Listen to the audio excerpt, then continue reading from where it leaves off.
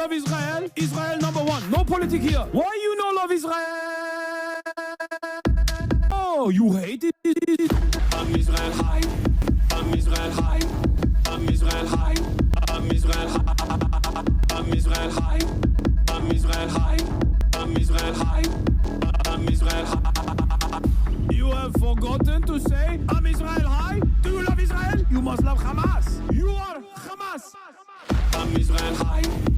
I'm Israel high. I'm Israel high. I'm Israel high. I'm Israel high. I'm Israel high. I'm Israel high. I'm Israel high. Oh, Israel not number one for you. Oh, anti-Semitism. Israel, small nation. Israel, tiny nation surrounded by scary Muslims. Ah, you are anti-Semitism. You are Hamas. You are Hamas. No politics here. Say Israel number one. Tweet Israel number one. No politics here. No politics here. No politics here. No politics here. No politics here. No politics here. No politics here. No politics here. Say you condemn Hamas. Say I'm Israel high. Say you condemn October 7th. You are Hamas. No politics here. No politics here. No politics here. No politics here. No politics here. No politics here. No politics here. No politics here. What's going on, everybody? I hope everyone's having a fantastic evening, afternoon, pre-noon, no matter where you are in the world. I'm Hassan Piker, and this is the Hassan Piker broadcast coming to you live from dark, gloomy, only because it's on the other side of the world, Doha, Qatar. Folks, we're live and alive. We're in the pearl of the crown jewel, the pearl of the Gulf. We're live, and I hope all the boys, girls, and everybody's having a fantastic one because today's a beautiful day. Today's a wonderful day. Today is a Monday. It's Monday News Day, ladies and gentlemen. Holy moly. Alhamdulillah, we are live. We're alive. MashaAllah. And inshallah, it'll be a very good day today because I'm doing a dual stream for the first time ever. That's right. This is like a full official dual stream. We're hitting both, baby. Let me plug this in real quick. But this is part of the broadcast where I tell you about my personal news for all the... Shouts out to all the YouTube audiences. Shouts out to all the new members on YouTube as well. Kaya where? Kaya is not here. Kaya is not here. You go away YouTubers. Don't say you go away YouTubers Twitch chat. Be nice. Be nice. Also, yes, you can see me as the reflection behind me. I know. But, I wanted to show you the beauties of the jewel. That is Qatar. Also, I'm going to tell you all about it in a second. This is part of the broadcast where I tell you about my personal news, about what's going on in the world of Hassan Abi Piker. YouTube chatter says, should I chat in here? Chat in there. I'm going to see both, okay? I'm going to see both. I'm going to see both. March is next to me. He's actually monitoring the situation. You can kind of see his head there you go. Just to make sure that we got it going on, just to make sure that we're, yeah, this is March's set dressing, by the way. I was like, bro, what are you doing? Why'd you put this over here? He's like, well, I wanted to put some set dressing. Are you watching both chats or just Twitch? No, I'm watching both chats. Shouts out to Aaron Brown for joining the Red Guard General. Oh my God, YouTube chat says this chat sucks. And we suck. Drama. Yeah, there's big drama. Well, I will say, YouTube chat, you guys got to go and not only like the chat, but also like the stream, because obviously if you don't like the stream, you can't let Twitch out meet you, okay? You cannot let Twitch chat out meet you, YouTube. And what I mean by that is right now, as it stands, Twitch chat is higher. Twitch viewership is higher. There's a little bit of a delay on YouTube as well, so that you can have the subtitles and all that stuff. I know that there's a little bit of delay, but YouTube chat, from what I understand, is a little bit older anyway. YouTube chat is a little bit older regardless, so that latency is not going to hurt them, okay? But no, just keep it. And I'm going to also send hopefully, I'm going to talk to Bilal and we'll see what happens with the passports and stuff. Can we give subtitles on Twitch? No. All right. Anyway, ladies and gentlemen, so much is going on in the world. By March, Marchie Poo's leaving. And Giannis Varoufakis is going to be here in a little bit. But so much is going on in the world. I'm going to get to all of it. First and foremost, it is currently Monday, February 2nd, 2026, 10:11 a.m. PST, 10:11 a.m. Pacific time. And here in Doha, in Qatar, it's 9:11. Never forget. Okay, that's right. It's 9:11 p.m. Monday night. And I've been in Qatar. I've been in Qatar for the past couple of days. I came in. I flew in. I have both up at the moment. I just mute one or the other. Nice. Okay, good. That's the right thing to do. That's the appropriate thing to do. That's the real Hassan Abihed method right here. Anyway, yeah, open it on both. Just pump it. You know what I mean? Just pump it. Go crazy with it. Go crazy with it. Am I right about the Twitch YouTube audiences? What is this? What is Northern Ireland? Okay, there is no such thing as Northern Ireland. There's only north of Ireland. So technically, you're right. You got ratioed. Pay close attention to who is silent about the new Epstein drops. Yeah, I did get ratioed. I liked my own ratio, as a matter of fact. Y'all need to fucking dial it back, okay? Y'all need to dial it back with this ratioing me shit. I don't. They're flaming you for not knowing that IT and sysadmins ban Twitch alongside porn sites and offices, but YouTube is not. You've alienated tens of thousands of people and pushed them to clan dis. I don't understand why IT at places like at workplaces ban Twitch. I'm trying to be very normal about this. God damn. Okay. Sex appeal is back as well. Woke is back. Sex appeal is back. Anyway, we'll get to all of that in a second. What I was gonna say is personal news wise, I ended the broadcast. I was supposed to go live the next day on Saturday morning, but I couldn't because I was actually flying out to Qatar. 15-hour flight. Okay, freaking 15-hour flight. 15-hour flight. 11-hour time difference. I get on the flight. Flight out of a nightmare scenario. I think people on my Discord server know about it because I was talking about it when I was on Discord. Where is there anyone in the Twitch chat that's like oblivious that I did a YouTube stream? I wonder if there's like people on in my Twitch chat right now that are just like Twitch only, Twitch exclusive watchers, and they're like, wait a minute, why aren't you talking about how you got unbanned? Like, I'm so confused. Is there a single Twitch only watcher in here? It's the talk of the town at the Web Summit, by the way. Twitch banning me has been heard around the world. Very interesting. Twitch hitting your boy has been the shot heard around the world.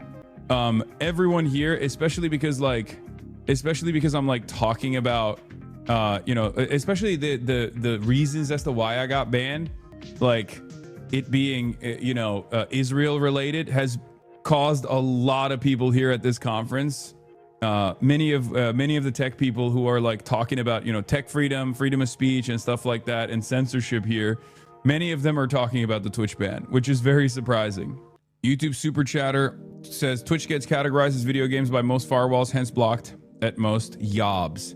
Lamau. Imagine spending $5 for a super chat and then writing yobs instead of jobs. Here's another Jewish streamer about your ban. As a friend of this streamer, does this come into your own interpretation here? So I'll just say this. I know Hassan personally. I'm Jewish. My family is Jewish. Hassan is, I would say, pretty anti-Semitic for not playing ice hockey with me. You fucking asshole. Oh, no. Yeah, Blau's Jewish. Blau's grandfather fought the Nazis and was the oldest. Blau's granddad was the oldest Hassan Abihed. He passed away, I think, last year. He was a straight up, he was literally the oldest Hassan Abihed, famously. There, I said it. It's not about him saying Zionist pigs. He is anti-Semitic because, and I'm not, okay, because he won't play hockey with me. And I know he's protesting ice, but that's a different kind of fucking ice, okay? Like, we can all take a little break and go fucking play some puck, all right? I guess you could call that a heated rivalry in the sense that there's one gay guy and one straight guy, but they're both playing a queer guy on camera. I will not elaborate. Come on. Can you connect better Twitch TV with YouTube so the emotes are consistent for YouTube chat? How do I do that? Yeah, sure, I can try. I don't know what that. Okay, I'll do that. Let's log in. Boom. I think I connected. Oh my god, my mom is so funny. She's sending me best museums to go to in Doha. Like, yeah, mom, I'm definitely gonna have time to do that. Definitely. Wait, I missed it. You got unbanned? What the fuck? I did. There's a way to get YouTube chat on Chatterino, by the way? I don't think so. Anyway, where was I? Oh, yeah. So I wonder if anyone is confused by, whether or not I'm banned. But I was banned by Twitch. I talked about it on my YouTube stream, on my YouTube live stream the next day. We'll get to that in a second. But yeah, I'm back now. I'm back and better than ever before, ladies and gentlemen. And I'm back both on YouTube, where there is 14,000 people watching on YouTube, and live on Twitch, where there's 20,000 people watching. Did you fly in Q suites? No. Or I don't know if they're called Q suites or not, but this was like a regular business class, which is still very fancy, still very nice. But basically, I have a quadrant on the flight. Okay, I'm in the back of business class, and I'm in this quadrant. So there's 4 seats, right? Qatar Airways. I get down, I sit down in my seat. A lovely lady comes up holding a child. And then a lovely man comes up also holding a baby. The lady looks at me, locks eyes with me, and says, "I'm really sorry about this." And I didn't fully understand at first what was going on. And then it hit me. Oh my God, I'm surrounded by fucking babies on this 15-hour flight to Doha. That's how the story begins. Let me tell you something. When I say I'm an anti-natalist now, no more babies, pro-abortion across the board, no more children, I mean it. Okay? It was so cooked.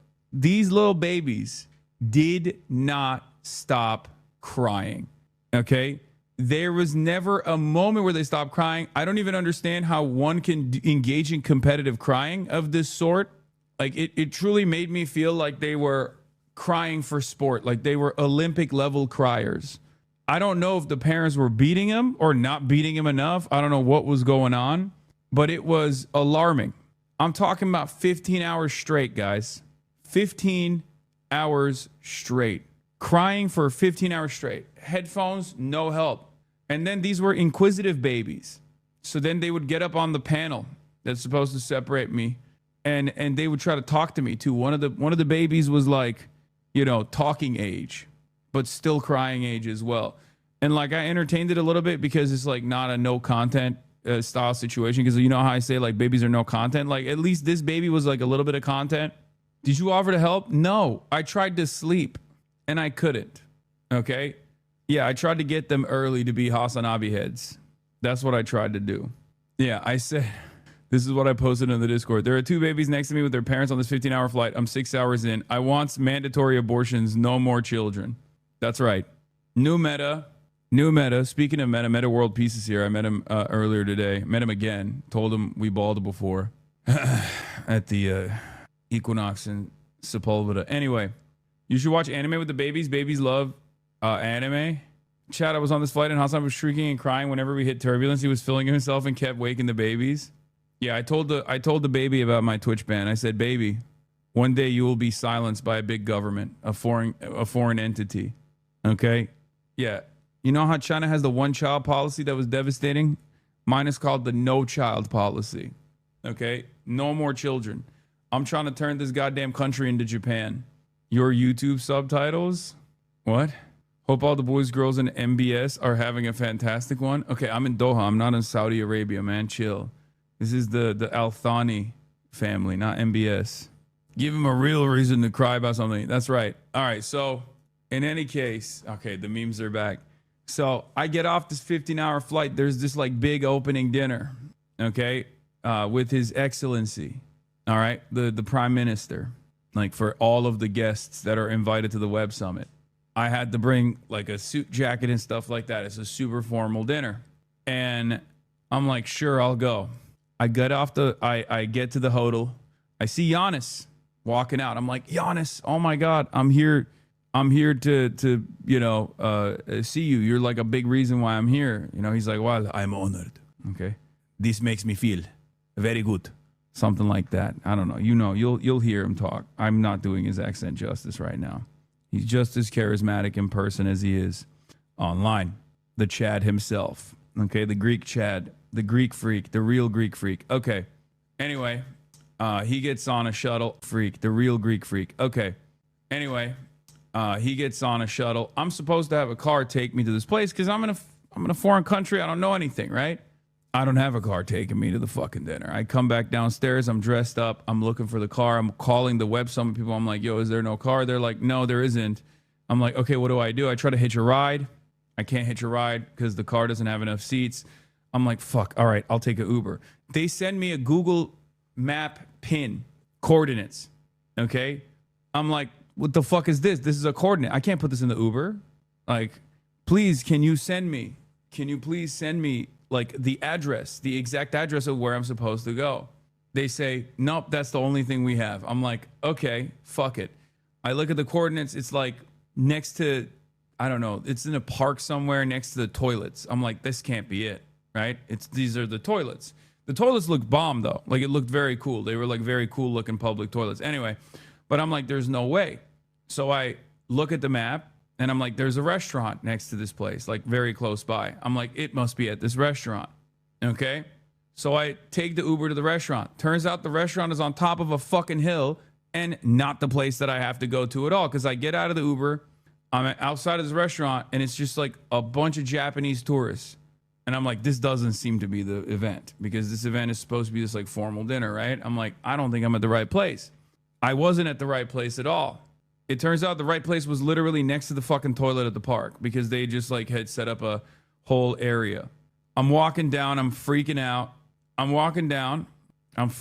calling the Web Summit people. I'm like, guys, I've never done this before in my life, but this is the most like chaotic situation you guys have put me through. I'm 15 hours into this flight. I'm 11 hours like in a time zone.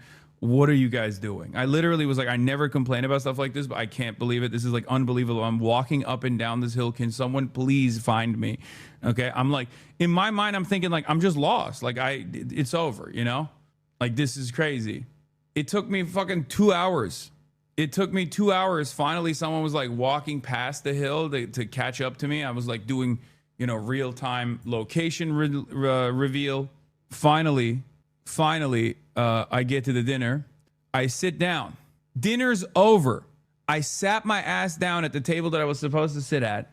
And I've never done a conference or summit or something like this. It is not my speed at all. Okay. I'll be honest. Not even remotely my speed. Okay. Everyone's a tech guy. Everyone's an AI. Everyone's a venture capital person.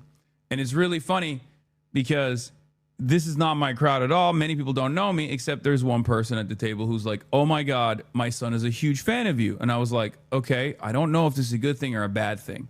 Okay. And I guess the way that they do this kind of stuff is they like put you in, there's like one famous, content creator / influencer per table. And then the rest of the table is like peppered with like politicians or, other speakers. And tech people, CEOs, whatever, venture capital firms and stuff. So it's not my speed, right? Brother, you were the third baby. Yeah. So I sit down. They go, hey, by the way, the desserts were just served and we just ate it. So you have no food. I'm like, no, it's cool. I'm going to kill myself in a video game. That's fine. Was Josh Kushner there? I cooked for him. He's the worst.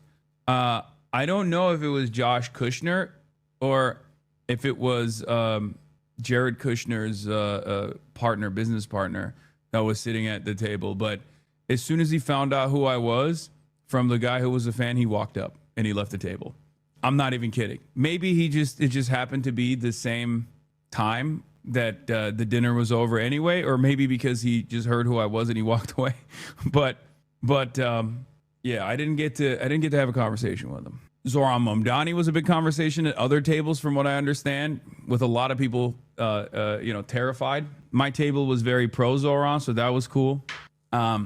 I was riding for our boy regardless. But yeah, this was the side quest in Qatar. Yeah, this was me as hell. What did you end up having for dinner? They gave me a vegetarian option. There was no more chicken, so they brought me a vegetarian option. I downed that shit real quick, and then the dinner was over, and then I went back. And luckily, it wasn't a total wash because I was talking to Giannis, and Giannis was like, there are very few people like me and Giannis at events like this. Okay, so it's like being on an island. But yeah, I did have the vegetarian option because that was the only one that was available. I downed that shit. I went back. I went back to the hotel. I hung out with Giannis. We talked. What is this? Capsule Bunny? What the hell is this? Pete My Hassan Piker Oshikatsu? Who is this person? Oh my god. Oh my gosh, she got the Chinese Adidas jacket and everything. Yo, this is sick. Are you doing IRL today? No. This is fire. You got Oshikatsu? I don't know what this is, but I love it. But okay. Gaming today, Hasi? No, I'm not gaming today. Are you doing IRL today? And it's 9 p.m. Yeah, it's like literally. You were on Doha News? Yeah, I did Doha News earlier today. I'll cover that in a little bit. But time to get a Hassan photo card? Yeah. So, like I said, big part of the reason why I came to this was because, well, one, I thought Good Mythical Morning was going to be here, but they had a scheduling conflict, so they couldn't make it.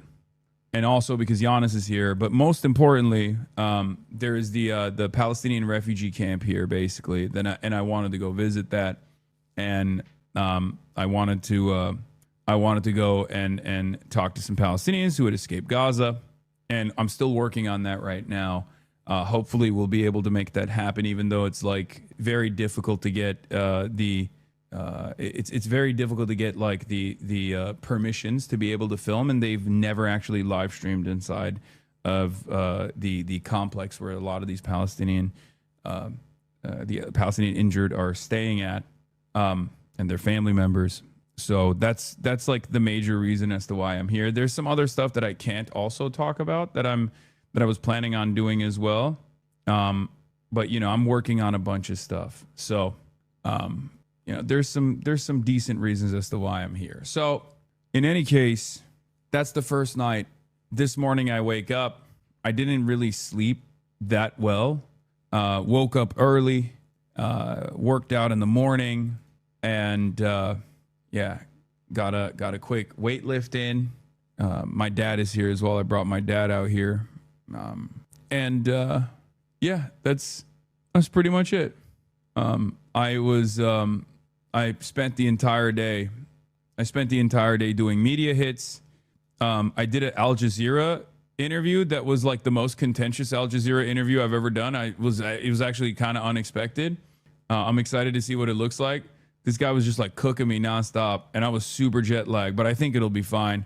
That was an interesting thing that I was not expecting at all.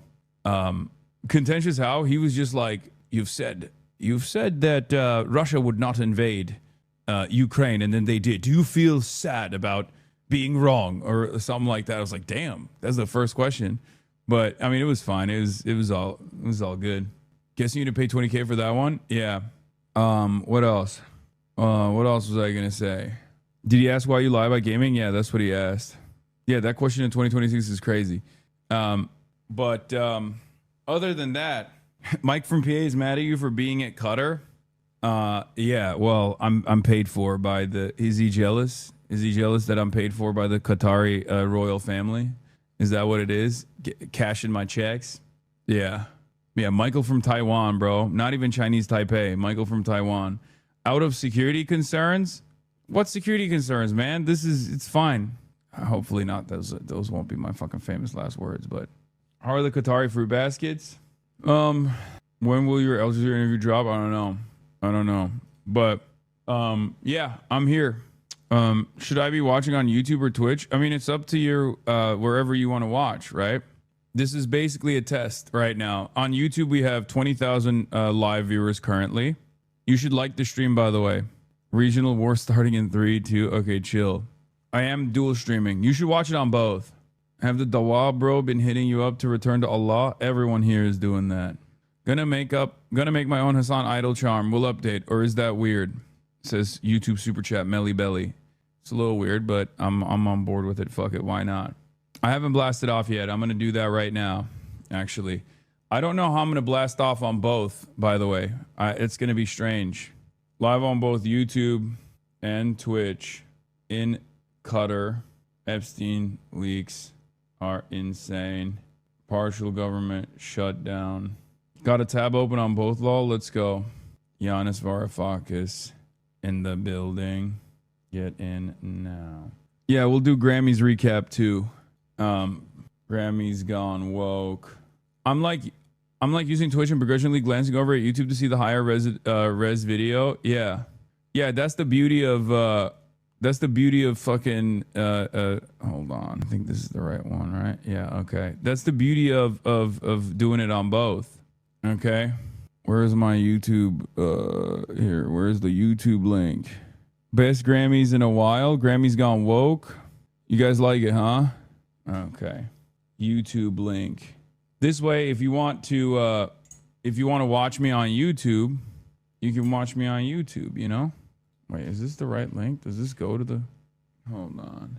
Bro, I don't know how to find... Dude, this is so difficult. What's the background of that Fallout-like thumbnail? I don't know. I found it on the internet. I looked up Piker Broadcasting Service and I found it. Based Kaya Blastoff. What is this? Oh, this is a shorter. YouTube.com at Hasanabi live. Okay, nice. Boom. Both. Genuinely asking, why are you and Giannis in Qatar? We are in Qatar because there's a web summit happening here. And like I think Giannis does stuff like this a lot more than I do, where he like goes and talks to these people and tries to educate them about the world collapsing in front of our eyes. I normally don't do this. It's not my speed at all. Yeah, I know you can see my computer screen, chat. I know. We have a one-on-one with Giannis as well. Yes, I'm going to have him come to the room in a minute. Oh, he's done. Okay. Alrighty. So anyway, where was I? Do you see the Ackman's reply to Emily Austin's post? I did not. Must be pretty sad to be a prostitute at the Grammys and still not get any clients. Their business is slow, huh? Oh my God. Oh my God. Dark woke is back, dude. That's crazy. That's crazy. That's crazy. Actually crazy. Would you one-on-one Asmongold in a boxing match, says a YouTube chatter? No, because I don't want to go to prison. What do you think the outcome of that would look like? I don't think it would be good for anybody. The Greek freak? No, this is Giannis Varoufakis. He is the OG Greek freak, a different Greek freak, if we're being real. Did you see Elon Musk's desperate emails? Yes, I briefly covered it. Anyway, so this was, I was talking to Doha News, is one of the outlets out there, about my ban. Let's take a look. That I had on Twitch, which is my primary platform where I live stream. And the reason why I got banned is because the ADL, the Anti-Defamation League in the United States, had created a new terms of service violation just around my commentary, where they turned Zionist, which is a ideology, a political movement, into a protected category. And they pressured the platform to basically ban me for my commentary revolving around Israel. And unfortunately, there aren't many options, especially in America now that TikTok got purchased and forcibly sold to American owners with the express purpose of making the platform more pro-Israel, and the censorship that has come about as a consequence of that deal. There are very few options out there, so I just have to work within the confines of what's permissible. So when stuff, I just recently got unbanned after a 3-day ban. Are you not worried about being in Qatar right now? I know it's a small country internally, but geopolitically, Israel has already conducted airstrikes on Qatar, and an increase of an attack on Iran is the main target for Iranian retaliatory strikes. The biggest base in the region and its central command is located in Al Udeid in Doha. I know. No, because I just recently got because if a larger regional war breaks out because of Donald Trump striking Iran at the behest of Israel, and then there's Iranian retaliation, we'll figure it out. What are you gonna do? The dates are out of control out here, by the way. The dates have been dope.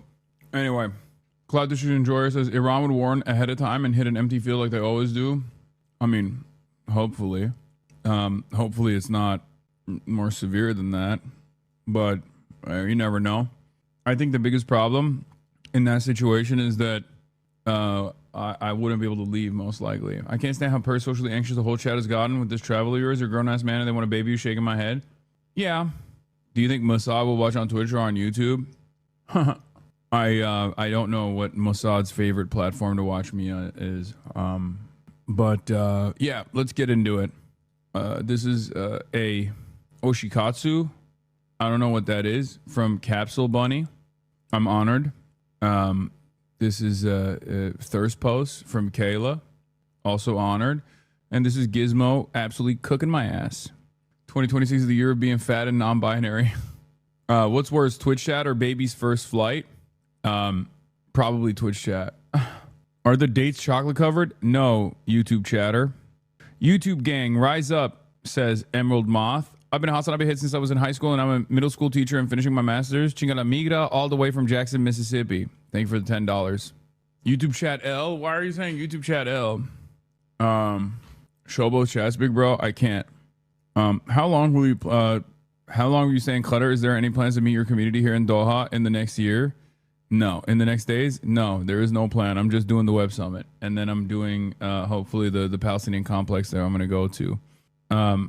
It is funny though that like my big Oilers are probably here somewhere. They're both in the chat, and now closer in proximity to them than ever before. My big Oilers. But anyway, let's get started. Qatar pledges $2 billion for startups as Web Summit attendance doubles.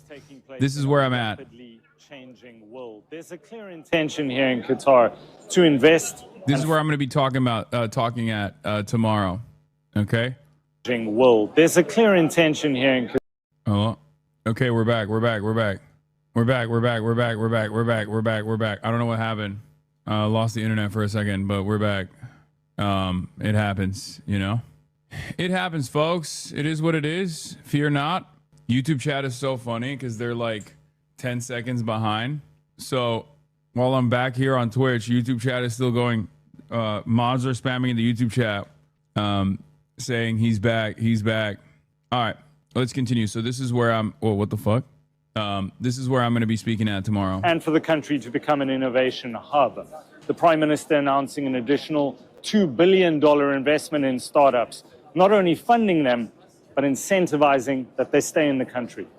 We are launching a 10 years residency program for entrepreneurs, founders, and senior executives. We invite you to put down roots and grow alongside a nation that invested in your future. To those who choose to invest, create, and grow with us, I look forward to what we will achieve together. Growth in participation at Web Summit Qatar has been really impressive. It's doubled to about 30,000 expected at this year's summit. It's a platform that matches those with ideas and vision to those with funding and expertise, and it's working. It's been successful because connections were made, partnerships were formed, governments were able to connect with the innovators, startups were able to connect with the investors, investors were connecting with other investors, and you had global partnerships that are being formed. I'm going to be talking, for those of you who are asking, like, what I will be talking about tomorrow at the Web Summit. My speech is going to be with a Financial Times reporter, and I'm going to prep for it. But the speech is called Defending Truth in a Post-Truth World. So I'm going to be talking about seeking truth from facts. Mao Zedong. Moderated by Raphael Minder, Financial Times reporter Raphael Minder. So all my fave commies love Financial Times. I mean, it is my favorite newspaper. I have no idea, but I'm streaming both Twitch and YouTube, and I can't get myself to stop. Good. Someone said the new Epstein will be founded in this convention. No, brother, we're not in Dubai. Okay? Come to Dubai, baby. This is Qatar. If anything, when you see the green smoke erupt from the Web Summit floor, that means the new Hamas leadership has been born. Okay? If we were in Abu Dhabi, that's where you find the new Epstein. Hassan isn't escaping the Qatari handlers accusations. The classic Iran-Qatar alliance, Qatar-Hamas alliance. Let's ignore the fact that the U.S.'s biggest base is in the region there. No, Qatar is awesome for that reason, because half of the chat will get mad and be like, dude, you're going to where CENTCOM is. It's a U.S. base. They're aligned with Israel, you fucking piece of shit. They're a Gulf country. And to them, I say, yeah, so is Hamas. Hamas is here. You know what I mean? And then the other half of the naysayers who are like, Hassan, of course, is being paid by Qatar because he's anti-Israel, because Qatar gave him money. And I'm like, well, the American military base is here. I don't know if you know that. So it's one of those like hilarious situations, because that's just how Qatar is. It's supposed to be designed as like a neutral territory, so that out of all the Gulf states, it's the one where like everyone congregates. And this is precisely where the negotiations happen, because out of all the Gulf states, it's the one that is like not as directly aligned with Israel, or at least like puts its money where its mouth is in terms of, Palestinians in general, to a certain degree. Obviously, it's not like, it's limited. America's acting like all Gulf countries are too evil to even step foot in when they're literally American is a bit funny. I mean, I know. I mean, half of the reason why the Gulf countries are evil is because of America. But, I understand that concern. There are certain countries I would choose not to go to, and certainly not to, collaborate specifically to do like, ads with the government or something. Oh my God, Hassan saw this on his stream. Haha. Basically, Oshi is the person you're a fan of, and Katsu is activity. I thought Katsu was like fried chicken. People usually decorate with their favorite K-pop idol or anime character, but I usually do political stuff. My Luigi Mangione Ita bag also got quite popular. Oh, hell yeah. That one's crazy. Oh my God. I mean, that's not Luigi Mangione, though. That's an innocent man, whoever that is. I mean, that person is not Luigi Mangione. Luigi innocent. But RIP my granny, she got hit by a bazooka, says behind the crooked cross. Thank you for the $20 super chat. I check in periodically with the YouTube as well. Start invoicing Hassan Abed TikTokers for stealing your jokes. Which one is this? Hello, Jeff. I heard you're having Le Epic parties on your island, and I can't think of anyone more deserving of an invite than the meme lord himself. Would love to hear back from you. Dear Big Steed, it appears my last message never got through. After a long day of being real-life Iron Man, I too would like to party and let loose with a bunch of young babes. When's the wildest party you're throwing? I'll be there. Merry Christmas, Big Jeffy. I know it's 6 a.m. and my family's in the other room. This is real, which is crazy. I think it's probably one of the craziest emails any human being has ever sent to another one in the history of the planet. Okay? Like, genuinely one of the nuttiest emails that one human being has sent to another. Like, the level of pathetic you need to be on to send a 25th of December Christmas morning email to prolific international sex criminal Jeffrey Epstein to try to go to a sex party with like children in it, and then not even actually going to the party itself. Like, it's crazy to me. But I really love to visit the Yeah, and Vivian confirming that the timing of the emails align with her memory of being in St. Bart's. Yeah, it's just so unimaginably pathetic. island. And trust me, a peaceful island experience is the opposite of what I'm looking for. Hey, Elon. Looks like the UN is meeting this Friday, and let's just say there will be a lot of interesting people at my place. You in? Oh, sorry. I run 2 large companies, and I'm about to launch arguably the most advanced rocket of all time. Watching diplomats do nothing seems like a silly use of my time. Are you fucking stupid? I'm talking about children. God, you're so annoying! This is why we never invite you! Hello, Jeff. I heard you're having Le Epic parties on your island, and I can't think of anyone more deserving of an invite than the meme lord himself. Would love to Giannis is going to be here in a second. Giannis Varoufakis in the building, ladies and gentlemen. Very exciting stuff. Anyway, let's finish this Web Summit video, and then we'll continue. Obviously, we're going to be Jewish Onliner. What is Jewish Onliner? Qatar hosts American influencers alongside Qatari royal who praised October 7th mastermind. Doha Tech Conference brings together suspended streamer Hassan Piker. Brother, putting me alongside Qatari royals is so funny. Like, I am literally Israel's #1 op, dude. It is crazy. It is crazy.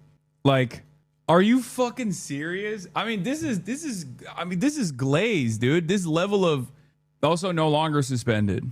Maybe they're talking about Logan Paul as the former Hamas leader, or the guy who eulogized former Hamas leader Yahya Sinwar.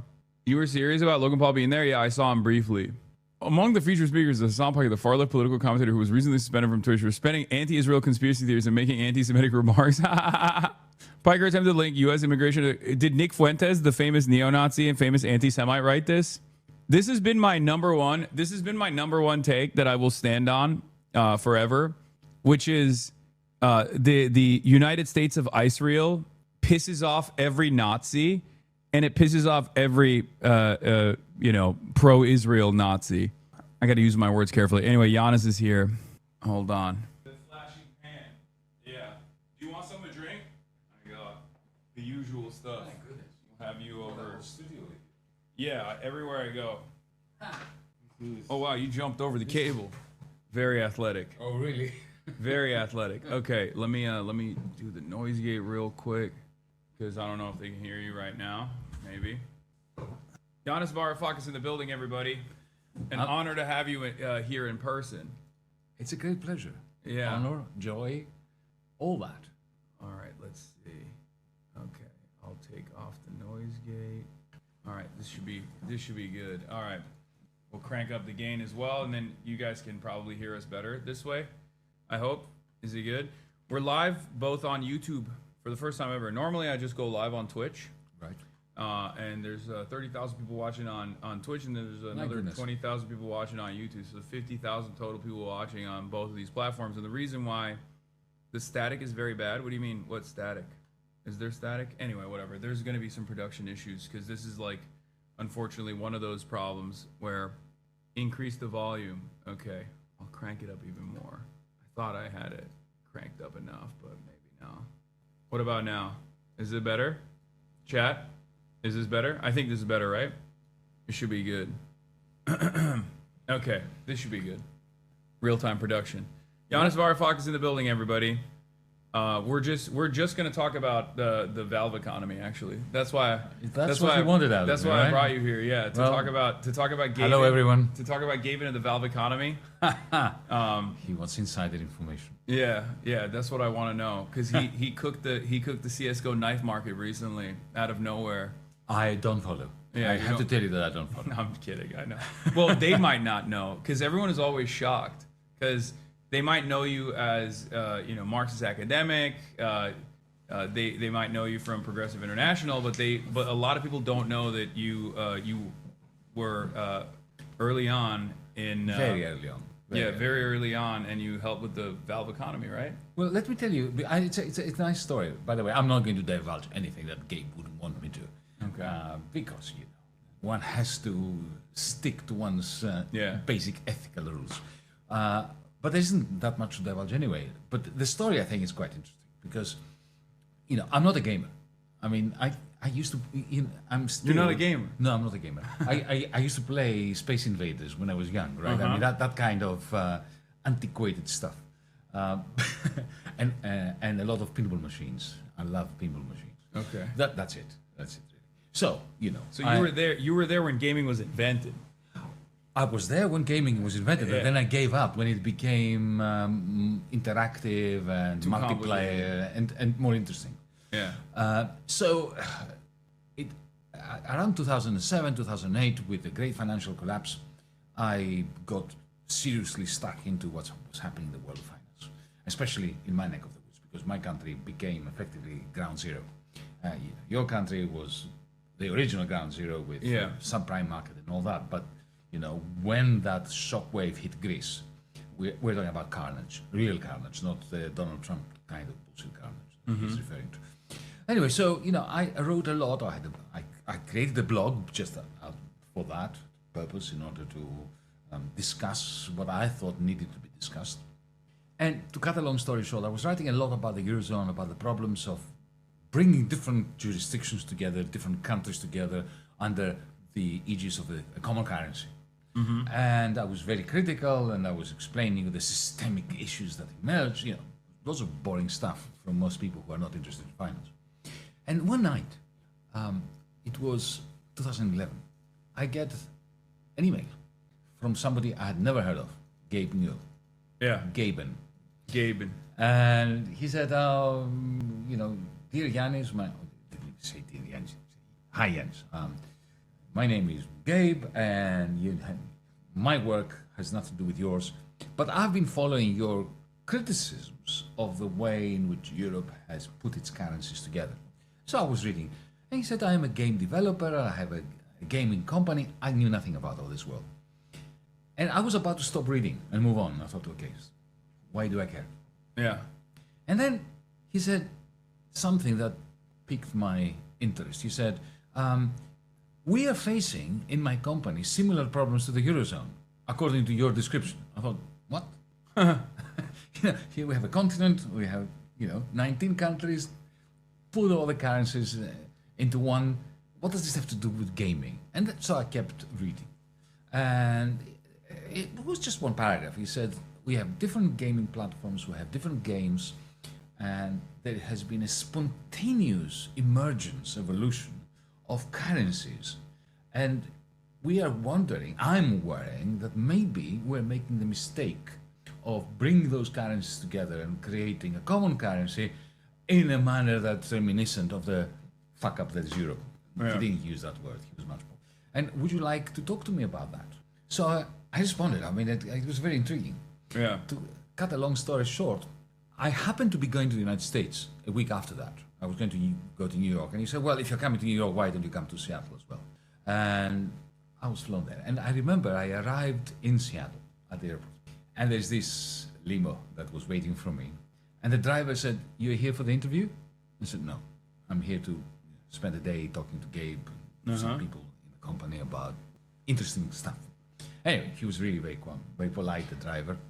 And when he dropped me off at the hotel, he leaned towards me. He said, you are here for the interview. And I thought, look, what a pugnacious driver that guy is. Anyway, it turned out that it was an informal interview. And anyway, we worked together for about a year. Yeah. And it was great fun because what was happening was very close to what he suspected. Those of you who are gamers, who know about the hat economy and the various... Look, just briefly, these people were game developers. They had not imagined that they would have created a multi-million or multi-billion dollar economy within their games. But what happened was that some of those items that they drop in order to give incentives to people to keep playing the game, at some point they discontinue them and then they drop different items, different gifts, different swords, different hats, different this, that, and the other. So what they noticed, what they actually observed, was that those older digital items were becoming collectibles. And people were stepping out of the game, they were going into eBay and trading them on trust. Yeah. On trust. Okay, so you and I are playing Half-Life, whatever, and you want my old hat. And so what we do is we go into eBay, you give me $5,000. Back then, that was a huge quantity of money for a stupid digital hat, right, which is worth nothing, really. I mean, I can't believe you're saying that. Gaben's going to be mad. Yeah, well, let them. I don't mind. I'm quite good at making people mad. Anyway, so, but then they would have to trust that the person that actually received the money would actually hand over the hat in the game. Yeah. So the idea emerged that, firstly, this is a bubble that if it bursts, a lot of people get burned. Bonds of trust will collapse, and then Gabe was worried that the people will leave the game and he will lose customers. That's one thing. And secondly, he was thinking of ways of monetizing it. So, why let eBay monetize it and not bring it into the platform itself? Yeah. So essentially that was the beginning of my idea about techno-feudalism. Because I was thinking that, hang on a second, here you have spontaneously emerging economies within gaming platforms, within digital universes, which sounds great and very interesting, except that they're owned by one man. Yeah. And he's the techno-feudal lord. He may be benevolent, Yeah, I was about to say but he could be malevolent. at least on the internet, he's regarded as like the only good benevolent techno feudal lord. Yeah, well, okay, but I don't know how he has behaved since 2012, which is the last time I spoke to these people. People, you know, your audience will have to tell us. No, even to this day. Well, Turks have a special place for Gaben because I think he did like a price adjustment. Was it him who said like piracy is a service issue? I think it might have been him who said Sounds that. like him. I don't know. I Yeah. haven't heard him say that, but it sounds like. But I do agree with that on principle because like I grew up, you know, in the participating in the black market Yeah. for video games because in Turkey it's like impossible to access them, and there was a secondary market in the country where we would go to like a storefront, like a brick and mortar retail store that would sell, you know, 2 lira video games that were downloaded on the internet. It was completely, it was with a concept called crack. So they would like crack the game so you could play it without having to actually purchase it online. And he's right. The only reason why I downloaded, you know, these pirated copies or purchased these pirated copies at these stores was because it was inaccessible. It was impossible to access it. And what he did was he did currency adjustment.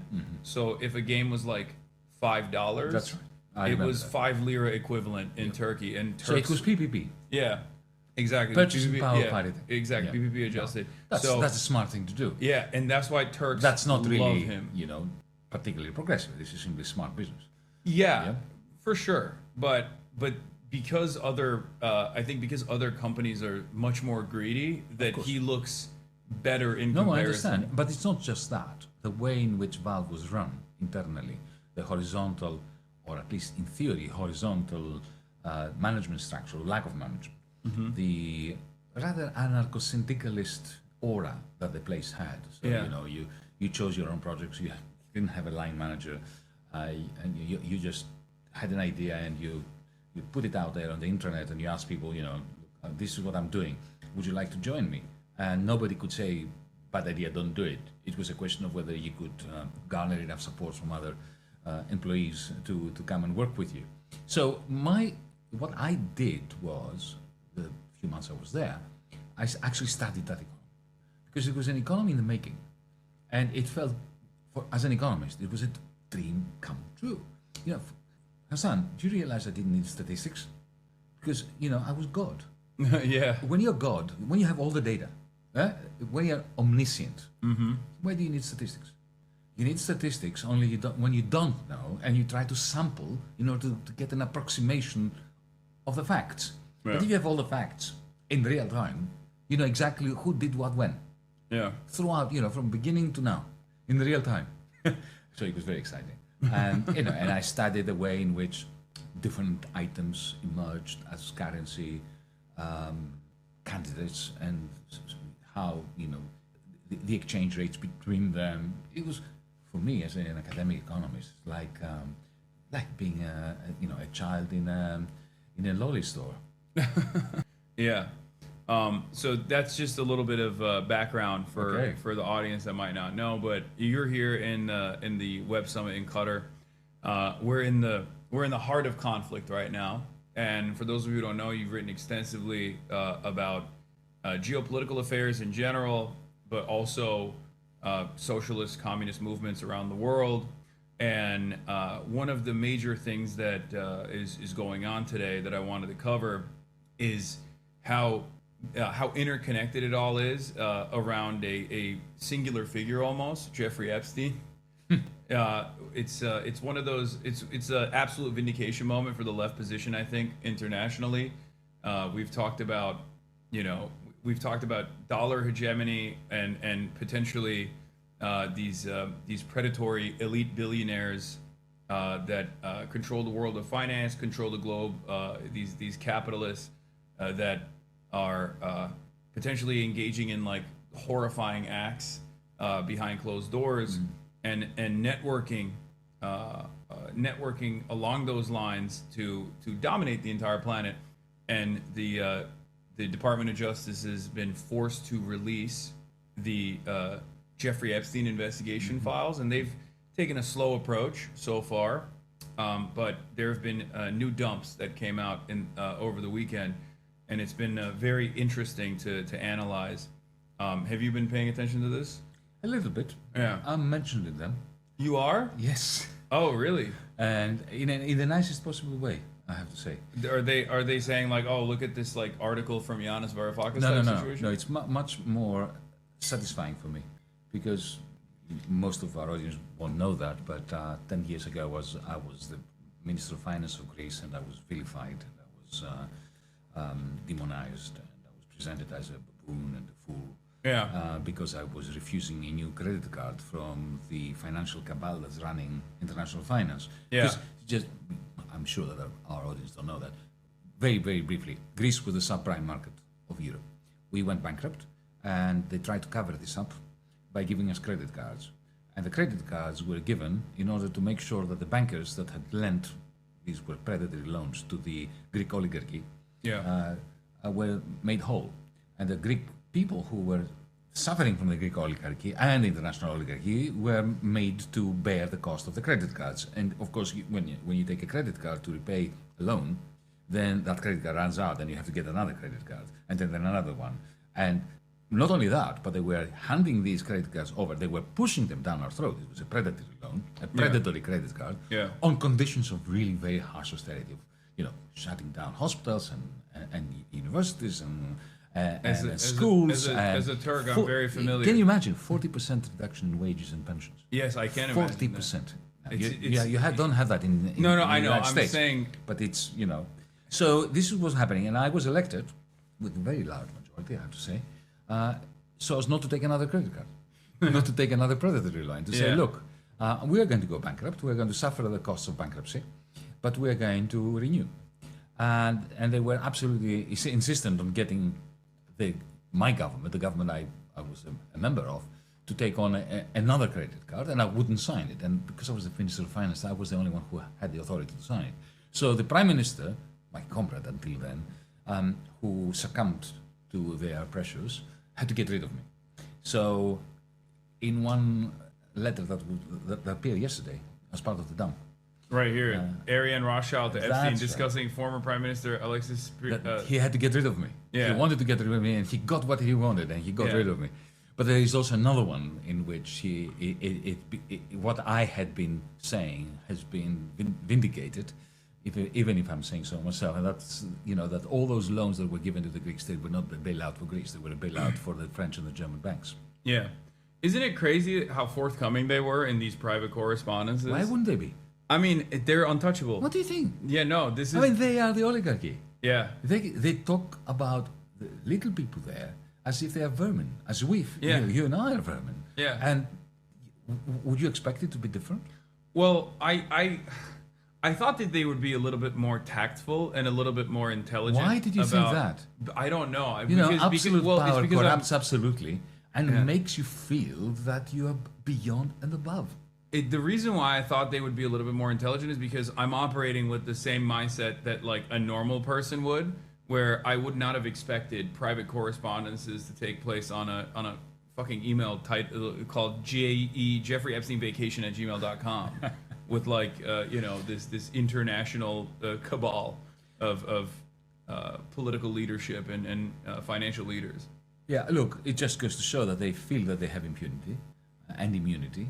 And they kind of do, because nothing is coming of this. That's right. And the only reason why this guy is in prison is because he must have crossed someone. Yeah. Yeah.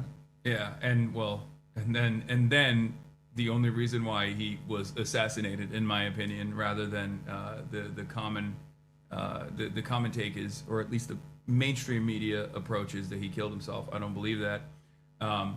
Is because they were worried that this kind of information might come out as leverage, like some of these things. You may say this, I couldn't possibly comment. In the end, I don't give a damn how he died. There are so many people whose lives was absolutely wrecked. Think of the tens of millions of Americans who lost their livelihood, they lost their pensions. They are 90-year-old men and women now in your country working shitty jobs, bullshit jobs, just because they lost their pensions from those people. Now, do I care how they died? No. Yeah. I will say what's been also remarkable about the way that this information is disseminated now is that we are in a new media environment, I think, where not only are the oligarchs more untouchable than ever before, like this is the most, I mean, you use the term techno-feudalism, but this is the most like, this is the closest we've ever been to, not even feudalism, but like straight up monarchy, where we have lords, we have, I mean, I guess, feudalism. It is like feudalism, because it's not serfs. monarchy. You have different fiefs and different lords. Well, just And wait till Donald Trump stabilizes the whole international design. He can't. I don't Because think this so is either. a fundamentally unstable design. Yeah. This is why it's detrimental to the prospects of our species, not just of our democracies or whatever it is left of our democracy. It is pure feudalism. TikTok comes up, it challenges Meta, then Oracle comes in and takes it over. Then something else is going to Open AI comes in, and then Google comes up with Gemini, and so just like in the feudal era, you may have a king, like you have Trump, but they are not all powerful. Yeah. Their power comes from being able to balance the game or recalibrate the game between the feudal lords under them. I mean, if you think of the Magna Carta, which is supposed to be the foundational document of democracy today in the West, what was that? It was a deal between the king and the bloody barons, granting the barons the right to have slaves. Yeah. So we, in a sense, the more things change, the more the same they stay. No, absolutely. I like to. I mean, this is reductive, but like the way I analyze it is that if God is the reason for why the king was supposed to have this absolute power, and the lords that sucked up to him were also granted like a level of prominence, in a capitalist structure, it almost feels like the lie that is presented as meritocracy, where we have this same, like the self-justifying process here is that these wealthy people, these endlessly wealthy people that you could consider to be barons or lords, are there because they worked really hard. Maybe not because like they got the heavens mandate or whatever, but this time they actually worked really hard and worked really smart, and that's the reason why they're in that position of prominence. But the mafiosos say that, and they're not wrong. Being in the mafia, running the mafia, is very hard work. There's no doubt that, what's the Godfather? Yeah, it's not easy work. It takes skill, it takes leadership, it takes a capacity to manage people. These people don't sleep. They are working all day and all night to keep everybody else down. So what? That they work hard. Elon Musk is a workaholic. There's no doubt about it. Yeah. Okay, But at the end of the day, the way I see it his is like trillions, nothing to do with the hard work that he does. no, exactly. Right? But that was my point. He doesn't work a trillion times harder than like Exactly. a teacher in Oklahoma who has to like do Uber on the side in the gig economy, participate in the gig economy so they can purchase like extra school supplies for their students. Like that person is working probably harder than Elon Musk is. Elon Musk has delegated the responsibility to a lot of other people who are just as much more intelligent than he is in many respects, because he's not commanding over these. Look, these people get directly. rich in their sleep. Yeah, exactly. They don't have to work. The fact that they work so hard is because they're driven by a very sad propensity towards keeping everybody below them. So it's not productive work. They may do productive things in the process, but these are accidental. Like, for instance, he built some decent cars. Elon Musk is not about that. But the main manner in which these people become so, incredibly wealthy beyond the imagination of the human mind, is by making sure that they have a machine, an algorithm, whatever, industrial robots, whatever, that have the capacity to extract the wealth that the masses are producing and appropriating it. It's just expropriation. Yeah, on overdrive. Wait, hold on. Is it still working, right? I just had my YouTube break for a second, but I think it's all good. Okay. This is more complicated. This is the first time I'm doing a dual stream on both YouTube and Twitch. So I'm like trying to be cognizant of everything that's going on. So I apologize if I feel a little bit distracted. Hold on. Okay, so I have a question from one of my mods. Says, would love to hear Giannis's thoughts on the lack of job opportunities for new grads and what it means for economies when young people are shut out from careers, thus being unemployed or underemployed and losing faith in the college degree. Well, you know better than me how your country works. You have a Ponzi scheme called the university system. It keeps pushing costs up, indebting the indebtedness of students, of the student body, has become already the new subprime. The more indebted the students are, the more they try to extract exchange value from the university degree, the lower the level of education that they get as a result. Because the only way of being genuinely educated is by being educated in a way that goes beyond being trained. And so in the end, you have the students, young people, resembling guinea pigs on a treadmill. They go it doesn't matter how much faster they go, they are not going to go anywhere. And then simultaneously, all the work that is being done in Silicon Valley is creating capacities that could enhance productivity, but don't. So, take for instance, just to answer this question directly, I was looking at graduates of schools of radiology. Now, AI can be immensely helpful when it comes to reading CAT scans and MRIs and so on, because it really can say, oh, look, there's a shadow there, you should, with my experience, the AI bot says, this needs to be looked at. That's magnificent. But that's now not how the AI bot is being marketed by its vendor. The way it's marketed is they go to the hospital and say, look, you have 10 people reading these scans, fire 9 of them, and the AI will do the rest of it. So that's why you can't find a job. And the one person who does find work has their soul destroyed, because they can't read those scans. They cannot verify whether the AI is hallucinating or not, but they take all the liability. And if anything goes wrong, it's down to them. So you get rid of a lot of those positions in the same process, within the same process that creates student debt, and then once the few of them who get jobs have their lives destroyed. Their working lives destroyed. Yeah, because they're working, technological innovation is a good thing, but under capitalism, technological innovation only works to displace the existing labor force, and therefore it instead of offsetting the amount of work that you're doing, like lifting your burden, making your job easier while still keeping your wages relatively high and having the freedom to do other things, it causes you to do 10 people's job, and 10 people's responsibility is delegated to one person. It takes us all the way back to Karl Marx. Yeah. I mean, what was Marx's critique of industrialization? It wasn't a critique of the machines. Yeah. He loved the machines. Yeah. It wasn't a critique of the factory. He thought that these machines, factories, electricity networks later on, after Marx, were capable of liberating us from need, from want, from chores. Yeah.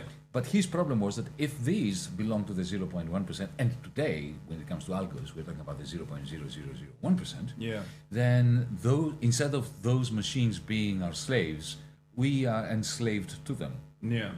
That's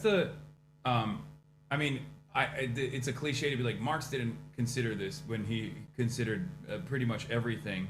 But I do feel like not even just Marx, but economists before him as well, could not comprehend the unlimited greed that people have in general, because I don't know where we go from here as far as profit rates declining, and then just a rudderless, billions of people that are out of a job, where all the value for the remainder of the workforce is being extracted in incredibly high rates by the super wealthy. Well, can we disagree on this? Well, sure. I don't believe that human beings are characterized and typified by unlimited greed, and it's not true. I don't believe it. And either. It's not true that Marx believes that. What Marx said was that human beings embedded in the logic of capital. Once we become enslaved to the machine, and the machines needs to accumulate in the logic of profit maximization and profit accumulation, then the human spirit slowly dies and it is replaced by unbridled greed, which is soul destroying. Like a coal miner's natural his condition critique is was that capitalism is not unjust, but that it is irrational. Yeah. And it is killing our soul and our capacity to enjoy life, to lead a successful life, and therefore, injustice is a byproduct of the capitalist accumulation process. Yeah, just as what did he say? I think he said that the coal miner's natural position is a coal miner thinks that the natural position is to have black lung. I'm paraphrasing. I'm butchering the quote, but under capitalism, people assume that the natural tendency is towards greed and self-interest. And there's nothing natural about it. Yeah. Capitalism is this. We need to understand that capitalism, feudalism, all that, everything we've seen, are totally unnatural and against human nature. Yeah, but my question more so was about where we go from here, because labor organizing is at disastrous levels in the United States of America, and even much of the Western liberal capitalist world as well. Liberalism is collapsing, as it did only a century ago, and it does feel like the same cycle of maintaining stability and order through a fascist organizing is coming back in fashion. But this time, the main country that is dominating this process is a nuclear armed superpower, a superpower that is more powerful than any other, I would say, historic empire, especially with the technological availabilities. And I don't know how we organize in that world, especially with no real counterweight, with no real counterbalance, like nation state that is opposing the United States of America. Well, dialectical thinking, which is what Marx and Engels taught me, is my only source of hope. Why? Because what is dialectics? It's the fact that what we're observing is a contradiction. Yeah. You have a remarkable technological means that could liberate us, and at the same time, we have the worst form of illiberty in the history of humanity. Yeah. It's worse than feudalism what we have now. Yeah.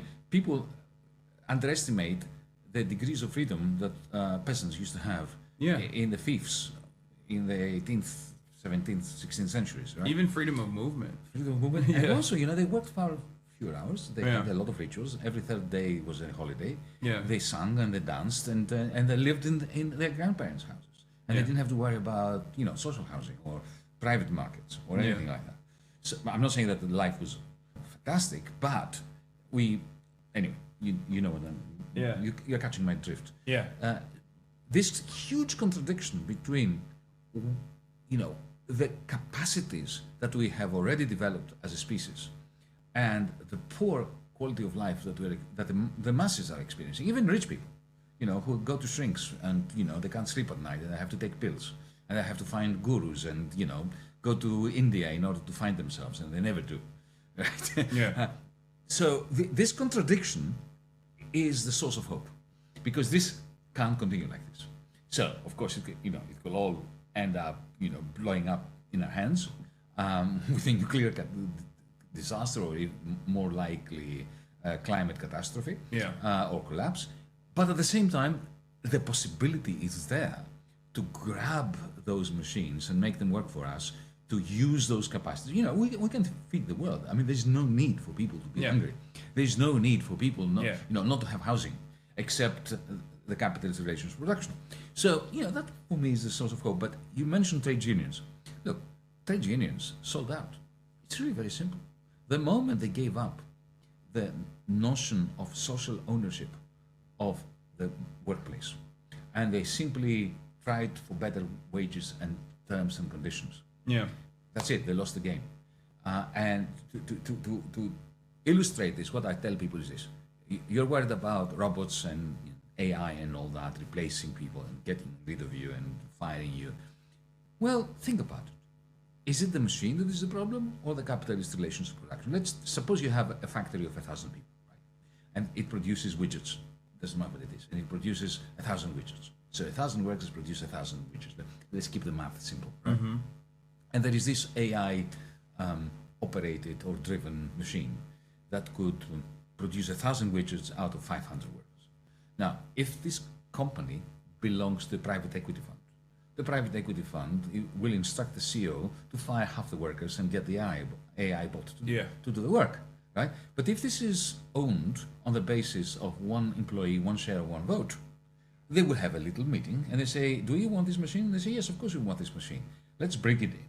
And we're going to work 4 hours a day instead of 8 hours a day. Yeah. Right? And then we can look after our kids, our elderly or parents. Even 5 hours a day rather than 4 hours a day, and then you offset the cost of the machine that you're paying for, and therefore you still end up working 5 hours a day and have the same exact output. Whatever. It's going to be a democratic decision. Exactly. And the machines will be your servant. Yeah. Not vice versa. So let's not focus on tech. This is what I've been saying here in Doha. Ironic. Don't forget about the tech. Concentrate on the social relations of production, distribution, exchange, and communication. Yeah, I mean, I'll be honest, judging by the interactions that I've had so far, I don't think anybody's focusing on the social relations. I did today. I mean, and they were looking at me as if I was an extraterrestrial. Yeah, no, but they're so far removed from that world. Everyone is on Sigma. But that's why we're here, right?